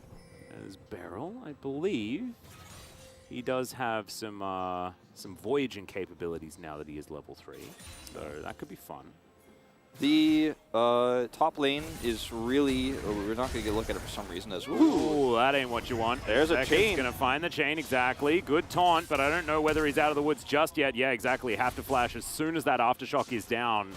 Yeah, and if he doesn't hit that taunt too, like... Yeah, he's dead. Yeah. Because he can't get the Aftershock and then he just dies. Yeah. He was so far on the edge of that, it didn't even look like it was going to proc. Because this is what I wanted to see in showcases. Gwen, maybe I don't want to see it actually. Careful there, King. Yeah. But yeah, it's not a good time for the Gwen in the early game, which is the point of this Jace pick. And also you can, get that shove and make sure that you have control of the lane, get control of the map, and then topside should belong to you as far as collecting these heralds and things like that. As Umpty being very patient here on the bottom side. DRX should have an inkling that this is going on, because they know that he's not topside right now where the wave is being pushed into turret. So they should play this cautiously as they are. Yeah. Although how cautiously are we playing it though is the question. Not going to have anything happen. Those are the 3 wards Pioshik has placed. Well, the Scuttle and the 2 wards there. King put down the first one as you mentioned. And then there's one next to the Gromp there. So Pioshik on the hunt here now mid lane, but Morgan unfortunately knows he's not getting any help for anytime soon. Oh, Morgan, yeah. He goes in, he's like, haha, I'm Gwen. I just really love to skirmish and fight. No, maybe get a Leeching Leer a little bit first. As Kingen, he's already got his lethality, and he's absolutely fine. Zeka bouncing around this lane, having a good time. Lava manages to secure all the remaining CS. And it's all going to be okay. Umpty spends a lot of time bottom lane and isn't actually able to get too much. And that is why you're seeing a 500 gold advantage here to DRX, because Pioshik has not stopped farming while that's all going on. And the rest of his lane's actually doing fine. They set up vision up there on the top side so Kingen could guarantee push. And then, yeah, he's just been farming away. And... you can see the wider graph here is some really small leads across the board for DRX, but the big one is that 300 for Pioshik. Team fighting on this Drake, or rather this Rift Herald that's going to happen in a minute and a half, potentially, if we actually do have a fight there, does, I think, favor Fred Brion, especially because Lava, hold that thought. Yeah, hook going to connect as Beryl just walks it off. Yeah, no, we're good. Yeah. We need to get back into the habits of Tom Kent getting caught by stuff and then us not caring. Yeah, exactly. That's basically how it goes. It's been a while. But Lava's level 6 ultimate is going to be really, really strong on objective fights, as DRX are just going to wrestle this Drake away with the prio they had there. Yep, Abyssal Voyage allows Beryl to get into the back of the pit. And yeah, just take this one away. Very comfortable. 1 minute until the Herald as well, as that's a better taunt there. Lava, nicely done. I think it's interesting that he's gone towards the Aftershock. It really has not been in vogue. It's been more about the Predator that we've seen so much more. But Lava wanting to get a little bit more defensive capabilities for late game team fighting. And that's Predator Brion, so you understand exactly why. That's the reason that he takes it, because Predator isn't going to be as useful later on when he's just going to press R to get into the fight anyways in most cases. Yep. And isn't really trying to put kill pressure onto the little Blanc. So I do like this choice, everything considered. 20 seconds to go here. They need to keep Hannah on the bot lane, otherwise Aphelios will just suck up the plates, as we've talked about so many times. The question becomes, will DRX send the rest of their team to contest the Drake? Because right now it looks like it. Ooh. And Morgan has no teleport. Kingen's up on the top side of the map. They're in a really nice spot here. This is really dangerous for Dev. As Fred and Brion, yeah, they've got so much vision on the top side, as well as trying to get a potential gank down here. But Delight is going to show himself, and Deft was playing pretty safe. Flash available, heal available. So, not too much of an issue.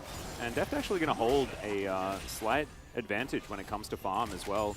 Aphelios in some matchups, in some of these Jinx matchups has fallen behind. This time around, Deft has been doing a very good job and is now approximately a wave ahead. Yeah. This, of course, experienced graph as our solo laners for DRX have been able to stay in a lot longer and have gotten a lot more of that. Surprised to see with all the prio top and mid before this Herald spawn and as it spawned that we don't actually see a bigger attention to it. Now they're heading over here. Pioshik is like, Morgan, where are you? There's the flash, and Morgan's going to get knocked up, has to dash his way out, and he is just so dead. Oh, wow. Okay, so first blood goes over to King, and that is so much earlier That Wolf is 8 minutes before our first blood in game number 1. The pace, the sheer pace of this game skyrocketed. is absurd. We're already at 200%. Yeah. But that leads to first blood gold, going over to Kingen, an extra plate, and Rift Herald. And why was Morgan that far up in the lane? Because he had wards placed in the river next to Herald. The path that ㅅ2022 took didn't actually touch either of those wards. It's nice, a little attempt here from Henna, but not going to succeed. Thanks for the leash situation, I guess. Yeah, the path that ㅅ2022 took didn't hit either ward coverage that Morgan had. So Morgan felt like, well, they're clearly just going to farm this one out, and we're going to have a little bit of longer time, so I'm going to try to be up in the lane and try to, you know, I guess continue to get those CS instead of like sitting back and playing patiently. He ends up getting punished for it super hard because he's so far away from his turret. Everybody's rotated up. So DRX, with so much vision now on the top side of the map, as ㅅ2022 takes the long way around and is able to safeguard onto a ward to set up for the kick, or rather the connection here, and then the kick comes through after. Yeah, King knocks him back. 잠시만 이거 탑부터 볼게. I love that we get 볼게. a top movie as well. This is really sick. So you could tell based on what ㅅ2022 said, where he's like, well, first I'm going to go top and then we'll go. You could basically say, like, you know exactly the plan is, I'm looking for Rift Herald, but let me check top first. Let me see if I can get a top first kill first, and then we can grab Herald. So, like, the main plan was just to grab the Herald there, but he's like, well, let me just check out what's going on top first.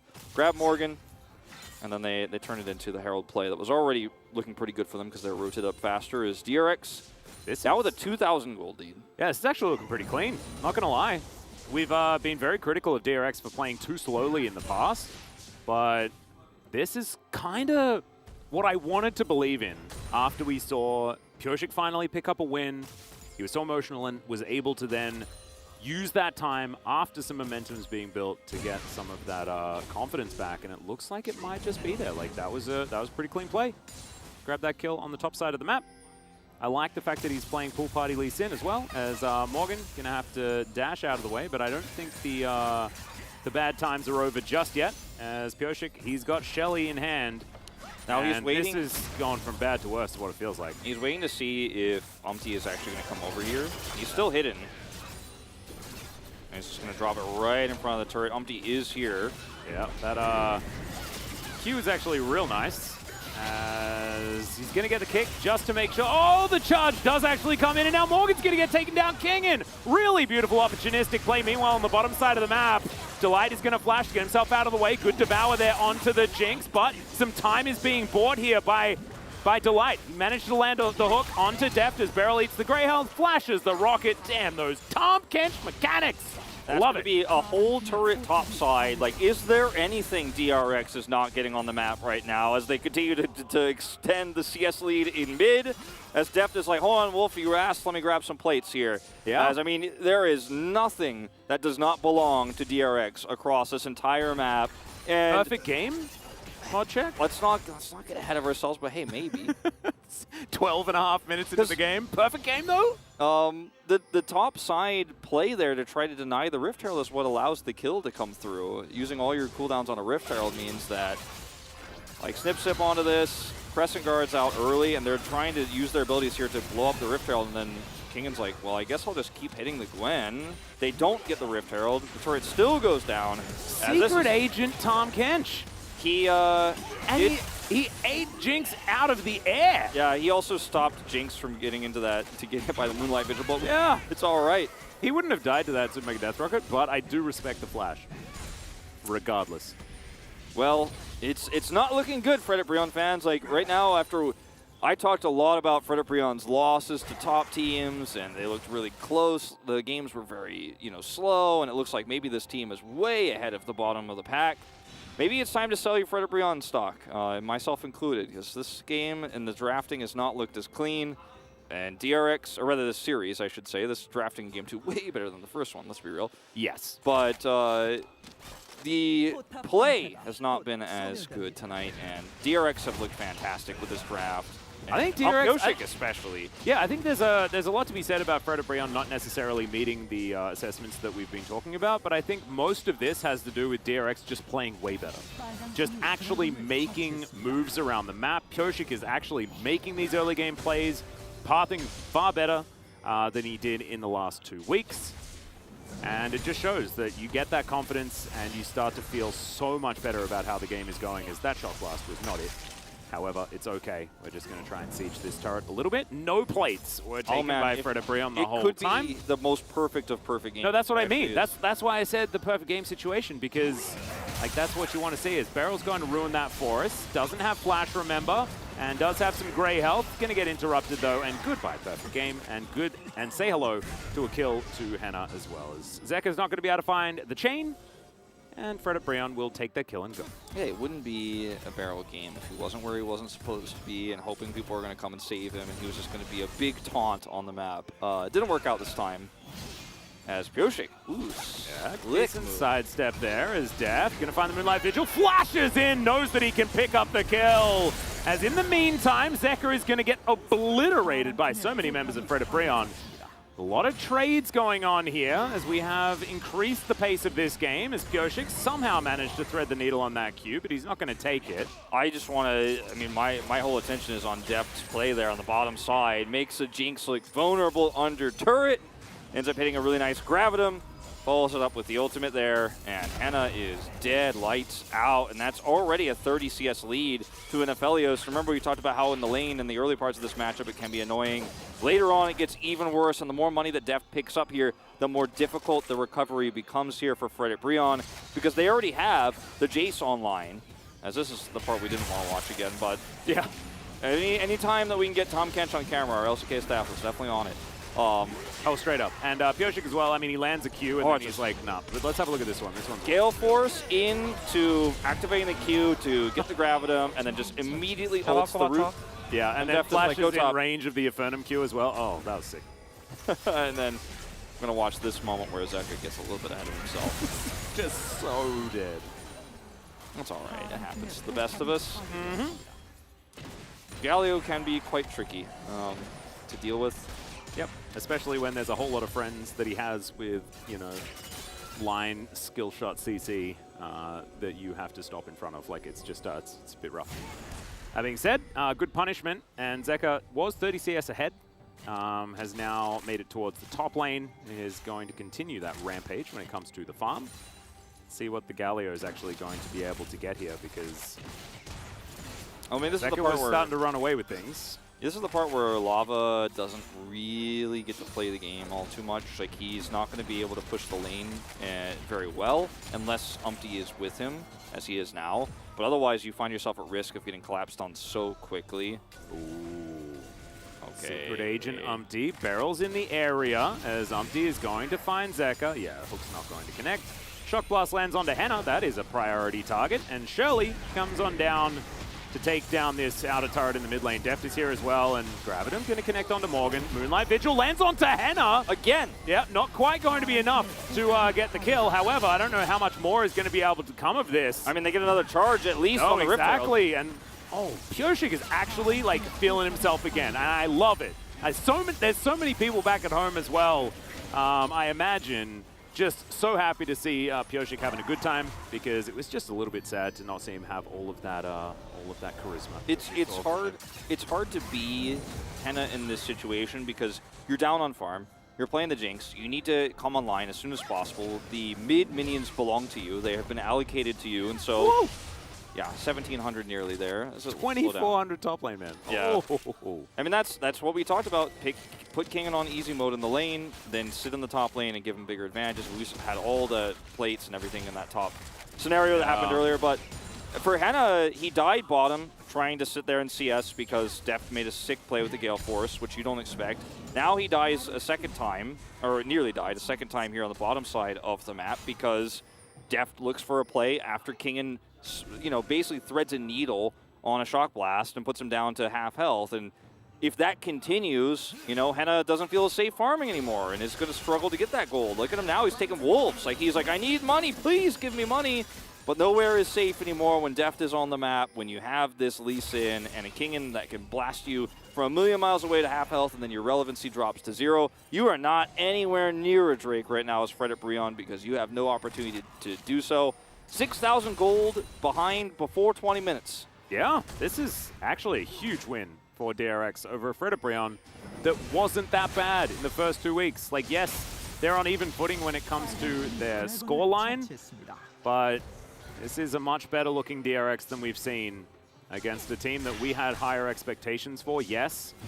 But I think the better play is outshining the worst play. Does that make sense? Yes.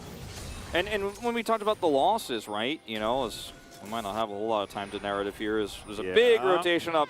We are hurting the Gargoyle, as it turns out, as Zeka gets out of the way of Lava. He's going to get stunned up as Umpty dives on in. Zeka in a little bit of trouble here as Beryl eats one of them. Not entirely sure which, is now Morgan and Kingen have found each other, and Kingen's just desperately trying to group back up with his team. Lava's trying to get out. Umpty's off to the side here as Beryl dancing on in. Still at very low health, but the kill is going to come through. That shock blast hit for about 1 billion. And now DRX are still closing on in. It's only Umpty that is dead, and Morgan, the defense come through. Morgan is like, let me go mid, I'm going to try to pull them out, but look at these shock blasts for Kingen. It's amazing what he's been able to do with this champion. They have 2 full waves of minions pushing through, grabbing that turret. The light. Oh dear. Zeka might be in trouble again, but he does manage to go back to the first distortion. Really nice stuff as still gets stunned up and destroyed, but Lava, I think, may have just sacrificed himself for it. Def kills Jinx again. Not entirely sure how that even happened, but someone is going to kill Lava as well as DRX are chasing after all of these, and that's a Gwen getting absolutely obliterated by an Aphelios who's just chilling out by himself, and now Umpty finds himself the only man alive. It's almost as if Lava took something that Zeka has done in the past personally with how much he's really just trying to get in there and get him. He does end up taking him out in the end, but loses his life for it. As this time he actually flashes the taunt at the beginning of this fight. And it looked like, okay, the Everfrost was really good, actually. Yeah. And it looks like here for Fredit Breon in this fight, like, oh, this actually might end up being an even trade despite the rotation here. But they handle it so well. They play it very patiently. They turn around here onto Umpty. And even though the Super Mega Death Rocket Carol's is just big, walking it out. He walks out, and now you're really stuck here as Fredit Breon. You can't get Morgan to connect here without more assistance. Zeka does end up getting caught again by that very angry Lava teleport into the back to the Everfrost into the taunt. And Deft, yeah, just hits an ult. And that is a dead Jinx. And then he's like, oh, Gwen versus me, but the mist is gone. They're also like same health bars. Interesting. Yeah. Ex-teammate battle there. And Morgan does take the rough end of it. A 0-3-0 Gwen, though. Versus not able to do it. 5-0-0 Deft now at this game state that we live in. It is we're not going to set a new record, I don't think, for the shortest game of the season.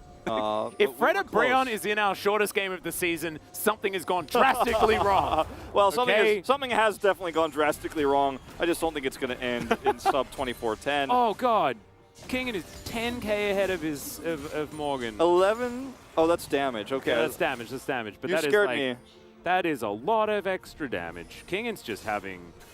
This is like he's been reborn, and we were singing his praises. I feel like we're getting vindicated here as well because Kingen looked almost absent in the first 2 weeks, and his GP game was great. Wasn't quite ready to really get excited at that point, but. Just going from strength to strength. It's good stuff. There's Death with Severum now available as that's a Devour onto Zeka, and Beryl keeping his team alive. That's the world champion Tom Kench player right there. Saving everyone's lives. Really nicely done. Zeka dives into some Winds of War, but the damage is what we should really be focusing on as these Shock Blasts need to start landing, but DRX still taking down this inhibitor. I mean, they could just siege up with the siege minion here. It's super easy. Zeka down at half health, so going in, I think, ill-advised at this stage. Oh, big blast on the Henna again. But now you could just group up mid and let the second Baron wave push through all the way down to that inhibitor turret and just kind of walk it out as grouping up here. Ow.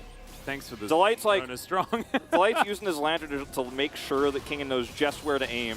He's like, he like puts the lantern in the King. It's like, let me follow that. Is the owie in here? Yes, the owie's in here. Owie. Yeah. That's kind of what he was. He's just like, let me aim this shock blast for you. Well, Morgan's going to dive on forward. Let's see whether we actually get an ult out of the Galio. We do, but it doesn't find any knockups. The rest of DRX all just back away as Morgan's going to get taken down. In goes Pioshik. It's a decent taunt, but he's able to get himself out as well. Big teleport to come through here from Kingen.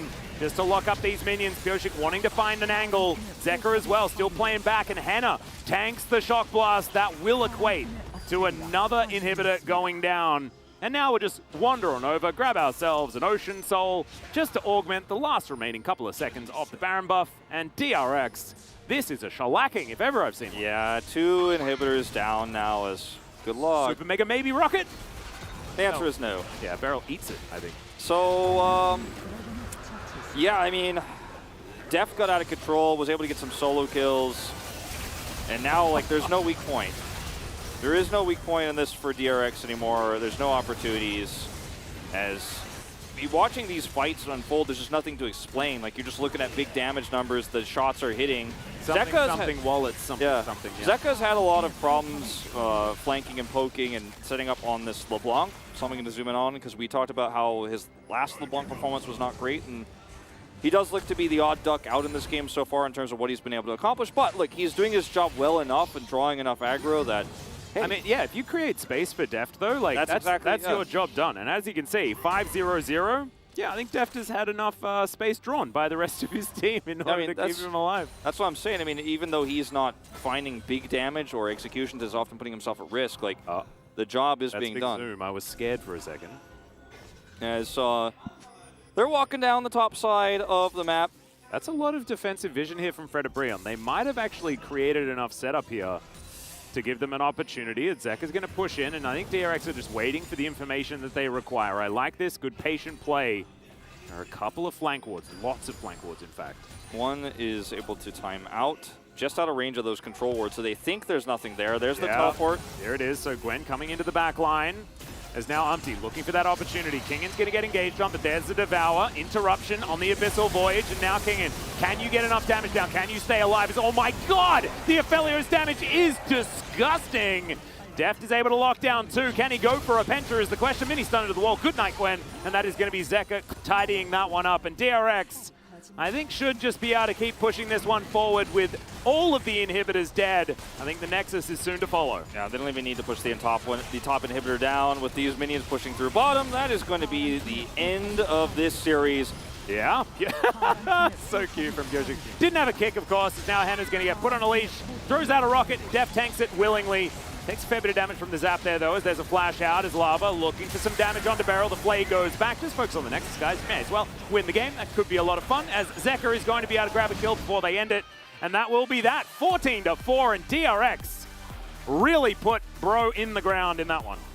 DRX bouncing back in a big way. It's not a huge upset tonight, but I think for me, this is an upset win. Fredibreon looked way stronger than DRX in weeks 1 and 2, despite the even scoreline. But DRX come out strong tonight. They win that first game with a big draft difference. Maybe that's the confidence boost they needed, because they were already, emotional after that win last week on Sunday, and now they come back and win the first game with a big draft advantage. And then in game 2, Pyosik pushed every advantage he could look for on the top side of the map, and they put their solo laners on champions they feel comfortable on in lane. The LeBlanc for Zeka, even though it wasn't as high impact, he's laning into a Galio there, which was the choice of Fredibreon. But on the top side of the map, they picked the Jason to the Gwen. They gave him attention. They fed him early, just like they did for Kingan on the Gangplank in the previous game, playing a matchup he's good at. Is he going to do it? Is he going to do it? Yeah. We knew it. He's back. He's back. Yojik is back. Whether the gameplay is going to stand up to it in their next one, we'll have to find out. However, we can see that the confidence is definitely coming back here for such a fun player on DRX. The thing I want to talk about is the fact that Deft played out of his mind today. The Aphelios in both games was fantastic, but the second game, flashing forward constantly, picking up solo kills on the bottom side of the map. This is Deft with confidence that doesn't feel that amount of pressure to hard carry the game, which is obviously what he was feeling in the first 2 weeks. Did have some okay games, but was a bit sloppy with some flashes, things like this. Wanted to try and hold on to resources. This time, nah, wasn't about that. Every opportunity he got, he was playing aggressive. He played a very good series of League of Legends tonight. And for me, I do want to set expectations carefully for DRX, because this was definitely a win against Fredibreon. Fredibreon, a team that always plays to their opponent's strengths, whether it's one of the big 3, and we see some upset wins or some very close games against Dom1, Kia, T1, etc. But against DRX here, the draft was sloppy. We didn't see, I think, enough respect shown for what Pyosik could do in this game. They didn't expect DRX to come out this strong. The disrespect of the draft in game 1 for Frederick Brion was definitely very lacking. So I think that we can be cautiously optimistic about the improvements we've seen over DRX. Like it's definitely a roller coaster ramping up here. And Pioshik, hands in the air as he walks out, and a happy Pioshik is always a good sign. Absolutely. Some Deft fans there. A lot of Deft fans. As well, like, how many are that? This It's like a lot. Is this the entire Deft fan club? Yeah, There's like, a lot of llamas. Or alpacas, I apologize. Alpacas, obviously extraordinarily different animals. as this was the first moment where Pioshik was like, hold on, let me see if I can pick up a kill on my way to the Rift Herald. And then Barrel handled these bot exchanges so well. And Deft, yes, he gets hooked here, but eventually he's going to get the kill. I'm very worried about Tom Kench being good. I'm very worried about it. This is the really sick play from Deft down here on the bottom side of the map. It was just a little bit after this, after Barrel just dies. Yeah. His was just a solo kill, which we see on the bottom of the minimap. You can see it in the kill screen at the top there. Yeah, you see on the minimap, he was able to pull that one off. That's the sickest play. We won't get this highlight reel for some reason, but when he picks up POG later, we'll see it, you know. Is the taunts for Lava in this game were pretty decent. He actually, even though he was very far down on CS and his team was losing really hard, I thought he actually had a pretty good game on the Galio. I mean, it was okay, but the problem with Galio is that it relies on the rest of the team, right? Like, he needs to try and get those heroic entrances actually working, and there was none of them this game. Lava was playing his promos game, basically, this one around. Yeah. As he does end up getting the kill, but dies for it in the end. Barely escapes there with his ult, but then still dies. Yeah, it was a rough one for Morgan. I feel like the Akali game where he had very little agency and then playing a really nearly impossible early game matchup, and then also having no attention from his jungle while Pioshik was making rounds, given that Jace so much gold early. Like, I feel like this is a game where people will blame Morgan because people love to do that for some reason, but I really don't think it's his fault. I mean, I wouldn't say so. I think a lot of it had to do with, you know, especially the draft in game one. Then you have an uphill battle and potentially some tilt to deal with, and you have a DRX that are playing with so much more confidence than we've seen from them. As we'll have a listen in to hear the victorious DRX.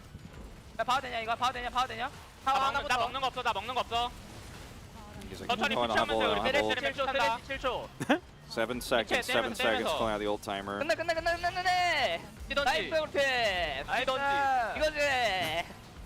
Great job, He's team. Like, good job, team. This is it. Like, basically, like, Ego T, like, this is it, right? Like, this is who we are. And that's the end of it. They've finally met the potential. And I don't know whether it's entirely there yet, but Pioshik at the end said, like, great job, my team. You know, that's what you want to hear. God. Well, there was a bit of a top gap this game when it comes to damage. Jace doing more damage than a Gwen is something that's likely to happen, but the gold graphs have looked extraordinarily similar in these last two games. DRX really just laying a beatdown onto Bro in this game. And I wasn't expecting it. I actually thought this was going to be one of the longest series that we've had, based on what we've seen from Frederick Brion and also how slowly DRX picked up their 2-0 over Condom Freaks. I want to see DRX's next opponent. It's Nongshim on Saturday, so that is a tough one, but they got the momentum at least. Beryl versus Ghost, though. That's exactly what we want to see. That's some star-crossed lovers right there. We love that. We used to talk about that all the time with Deft versus Carrier. Now we've got a new one as well. And I think we are going to be able to throw it over to Valdez and Chronicler to break down the DRX win. Thank you, Atlas and Wolf, for your wonderful casts today. We're going to break down that second game. It was a bit of a stomp, and not necessarily what we were expecting, but some aggressive picks. Pioshik hopping onto the Lee Sin. Looking pretty good tonight. I was happily surprised by the form of DRX here today. I think that in terms of draft, this one was not nearly as one-sided as the previous one, although I still hold that I think the Galio works really well when you have a reliable form, something like a Jarvan or a Leona. I think that Zinzao kind of fulfills the role Gwen can, but it's still pretty setup reliant. And into the LeBlanc, it's not the greatest matchup, and you really saw that the lack of priority that Frederick Brion had in top, in mid, and in bot as well, though bot was, I think, mostly a player gap as opposed to really a draft gap. Worked out really well for DRX, and they look revitalized. They do. I think they really needed this win tonight. As Wolf was kind of saying, again, it's against ㅣ2022 that always plays to their opponents. So they can beat the best of them, but they can also lose to the lower half as well. So, you know, you got to take it with a grain of salt, see what they come with the next time around up against Nongshim, as they were saying. But yeah, I mean, it was still pretty good after all. What do you think about the form of DRX and their players? I think the main thing for me is the kind of revived and revitalized Kingen and Pioshik, right? Like I'm personally extremely happy that these two players are looking more in form. Of course, we're not going to get ahead of ourselves, right? I don't think that that we can now draw sweeping conclusions, but regardless of how you felt about, you know, Pioshik's previous years, about Kingen's performances thus far, and especially during summer, I think that both these two players have shown that they have way more than what they've shown over the last couple of weeks. And actually seeing them being able to do that is really good. I think Pioshik is just heartwarming, right? Like we saw how emotional he got after their first win. Yeah. And I think that regardless of whether or not they're gonna actually maintain this performance against next time's opponent, Nongshim, which is of course Dread and Kana, completely different opponents. But I expect them to at least look better, and I think that that is something that we can all be happy about. Yeah, they've got some momentum behind them, and they're going to set themselves up for the best chance, at least, even if they don't get that win. Guys, we're going to take a look at the first and only highlight of this game. There wasn't too much to go off of. A lot of it was singular pickoffs from DRX onto ㅣ2022, so we have this very long, extended chase down the top lane. And here you see kind of the problem, because what you ideally want to do with these kind of Galio compositions is you are the one that starts the fight, right? Like you are the one that finds someone in the side lane and then you throw down your ultimates. That's when you really go in as aggressive as possible. But that was never a possibility because they were already so far behind right from the get-go. So they're pushed extremely deep into their own jungle, and even these kind of attempts at flanks don't really work out because while this is happening, the entirety of the map has already been taken, right? Deft is monstrously fed and is able to 1v1 a Gwen, and that says a lot about the state of the game. Like when that happens, it's not where you want to be. As ㅣ2022 today, the lesson is that as per last year, I thought they looked very good against some of the stronger teams, but against DRX, not really happening.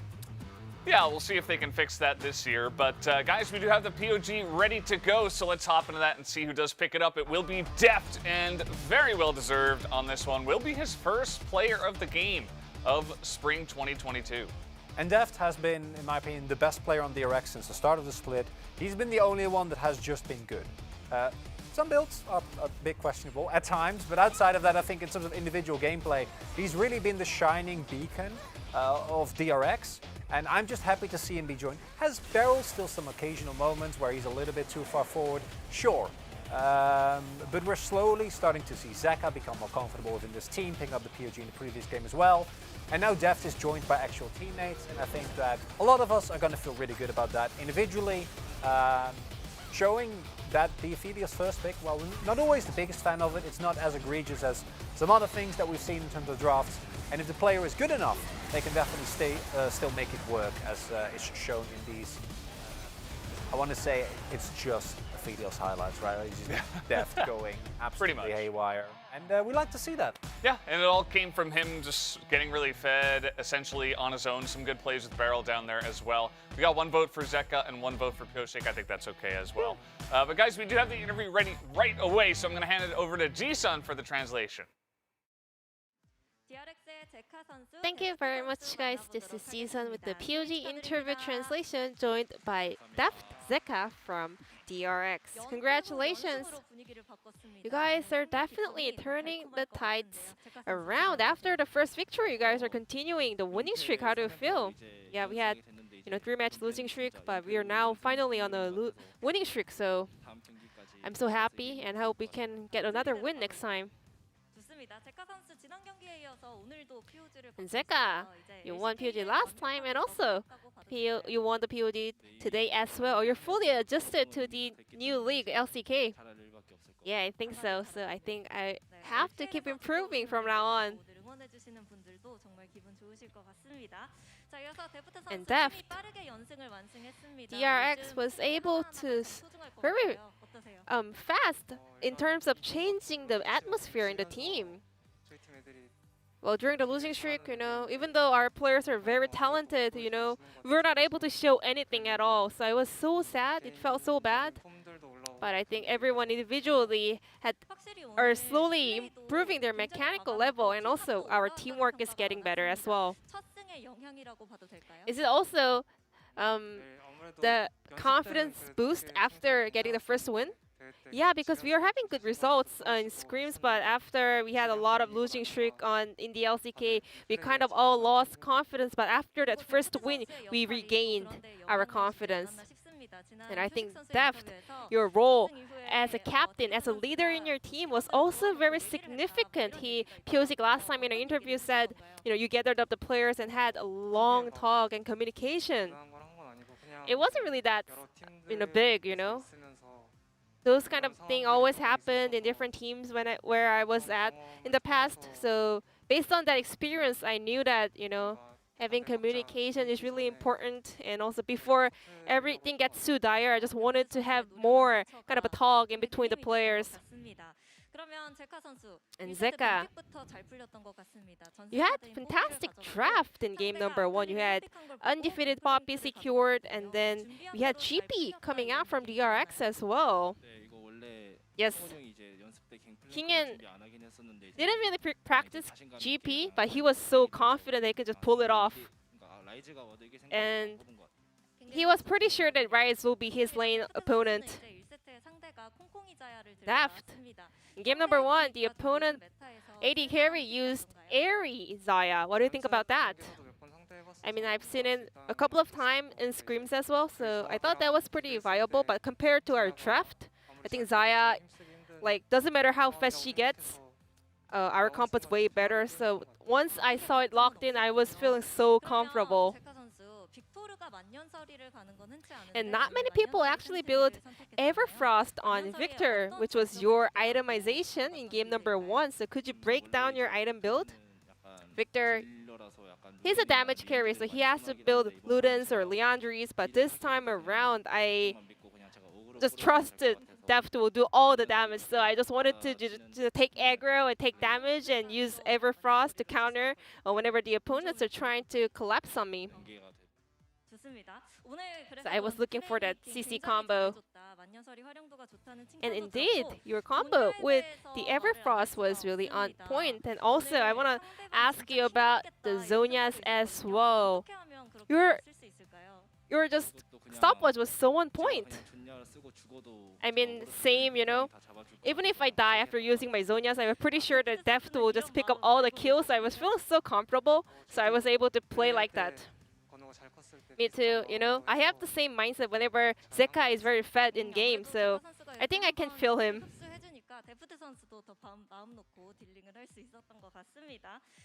Moving on, in game 2, we had Tomkins locked in as a counter into Jinx Thresh comp of the opponent. Was that something you guys prepared for this patch? We didn't really practice that much, but still, I mean, we were just so confident on that pick, and we thought that pick was looking really good against the opponent's comp. And you also blind picked Aphelios, one of the top tier champion in the bottom lane. How do you rate this pick right now? I mean, this champion definitely has some counter picks, but still, it's a very good blind pick or first pick champion. And today, you also got a solo kill on Hannah's Jinx. How did you calculate everything? So I had Gale Force completed, so once I could just spot him, I knew that I would just get the kill. I guess Deft was able to see the right angle at the right time. And your next opponent will be Nongshim Red Force, another team on a really good winning streak right now. I think Nongshim, every laner, does fantastic job in lane. So I think we really have to, prepare hard for that matchup. You'll be playing against BDD. Are you confident? Yes, I am. Looking forward to seeing some mid lane competition going on in that match. And Deft, you'll be playing against Ghost, a former partner of Beryl. I mean, even in scrims, and whenever we get to play against Nongshim, we always mentioned that, you know, Ghost versus Burrow kind of situation. So I want to make sure that we can grab the win in that matchup. And this will be the end of the interview from Zeka from DRX, and I'm going to pass it back to Valdes and Chronicler. Thank you. Thank you, Ji-sun, for that wonderful translation of the interview. They look very happy. I'm just happy to see some smiles and some positive reinforcement for those guys from DRX. We're going to take a look at the standings real quick and see where we stand after that game. Well, at least Kwangdong now have company, so that's something. DRX, I think, slowly climbing up to where we expect them to be coming into the split. Middle of the pack, maybe some inconsistencies, but I actually think that the match against Nongshim might be an entertaining one, with them being on the upswing. Yeah, you know, both teams kind of on the upswing as well. Nongshim 3 wins in a row. Here is the matchup for tomorrow. We will have KT Rolster up against Liv Sandbox, and then we do have T1 up against Nongshim, another big matchup. T1 Nongshim, I think, is the one that a lot of people are going to look forward to. That is T1 that is just looking invincible, rather unmatched. And I wonder whether Nongshim, with their varying form and Dread being as good as he is right now, can kind of match that. Maybe the best jungler in the LCK, but I think tomorrow will be the big test. But guys, that's going to do it for us here on the analyst desk and chairs and carpet space. Thank you so much for watching once again, and we'll see you tomorrow for more of the LCK.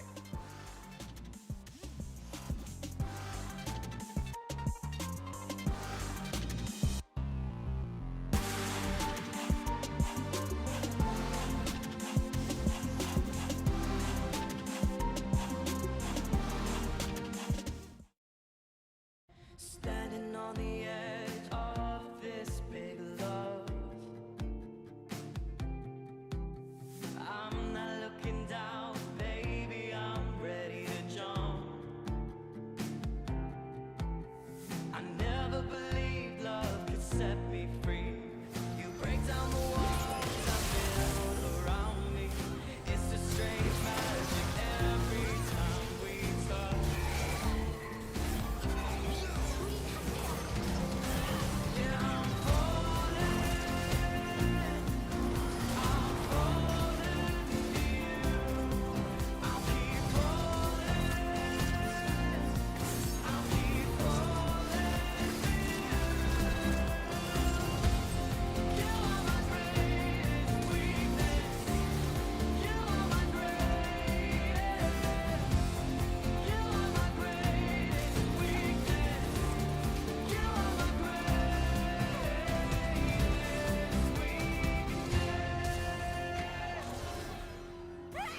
Standing on the edge of this big love, I'm not looking down, baby, I'm ready to jump. I never believed love could set me free. You break down the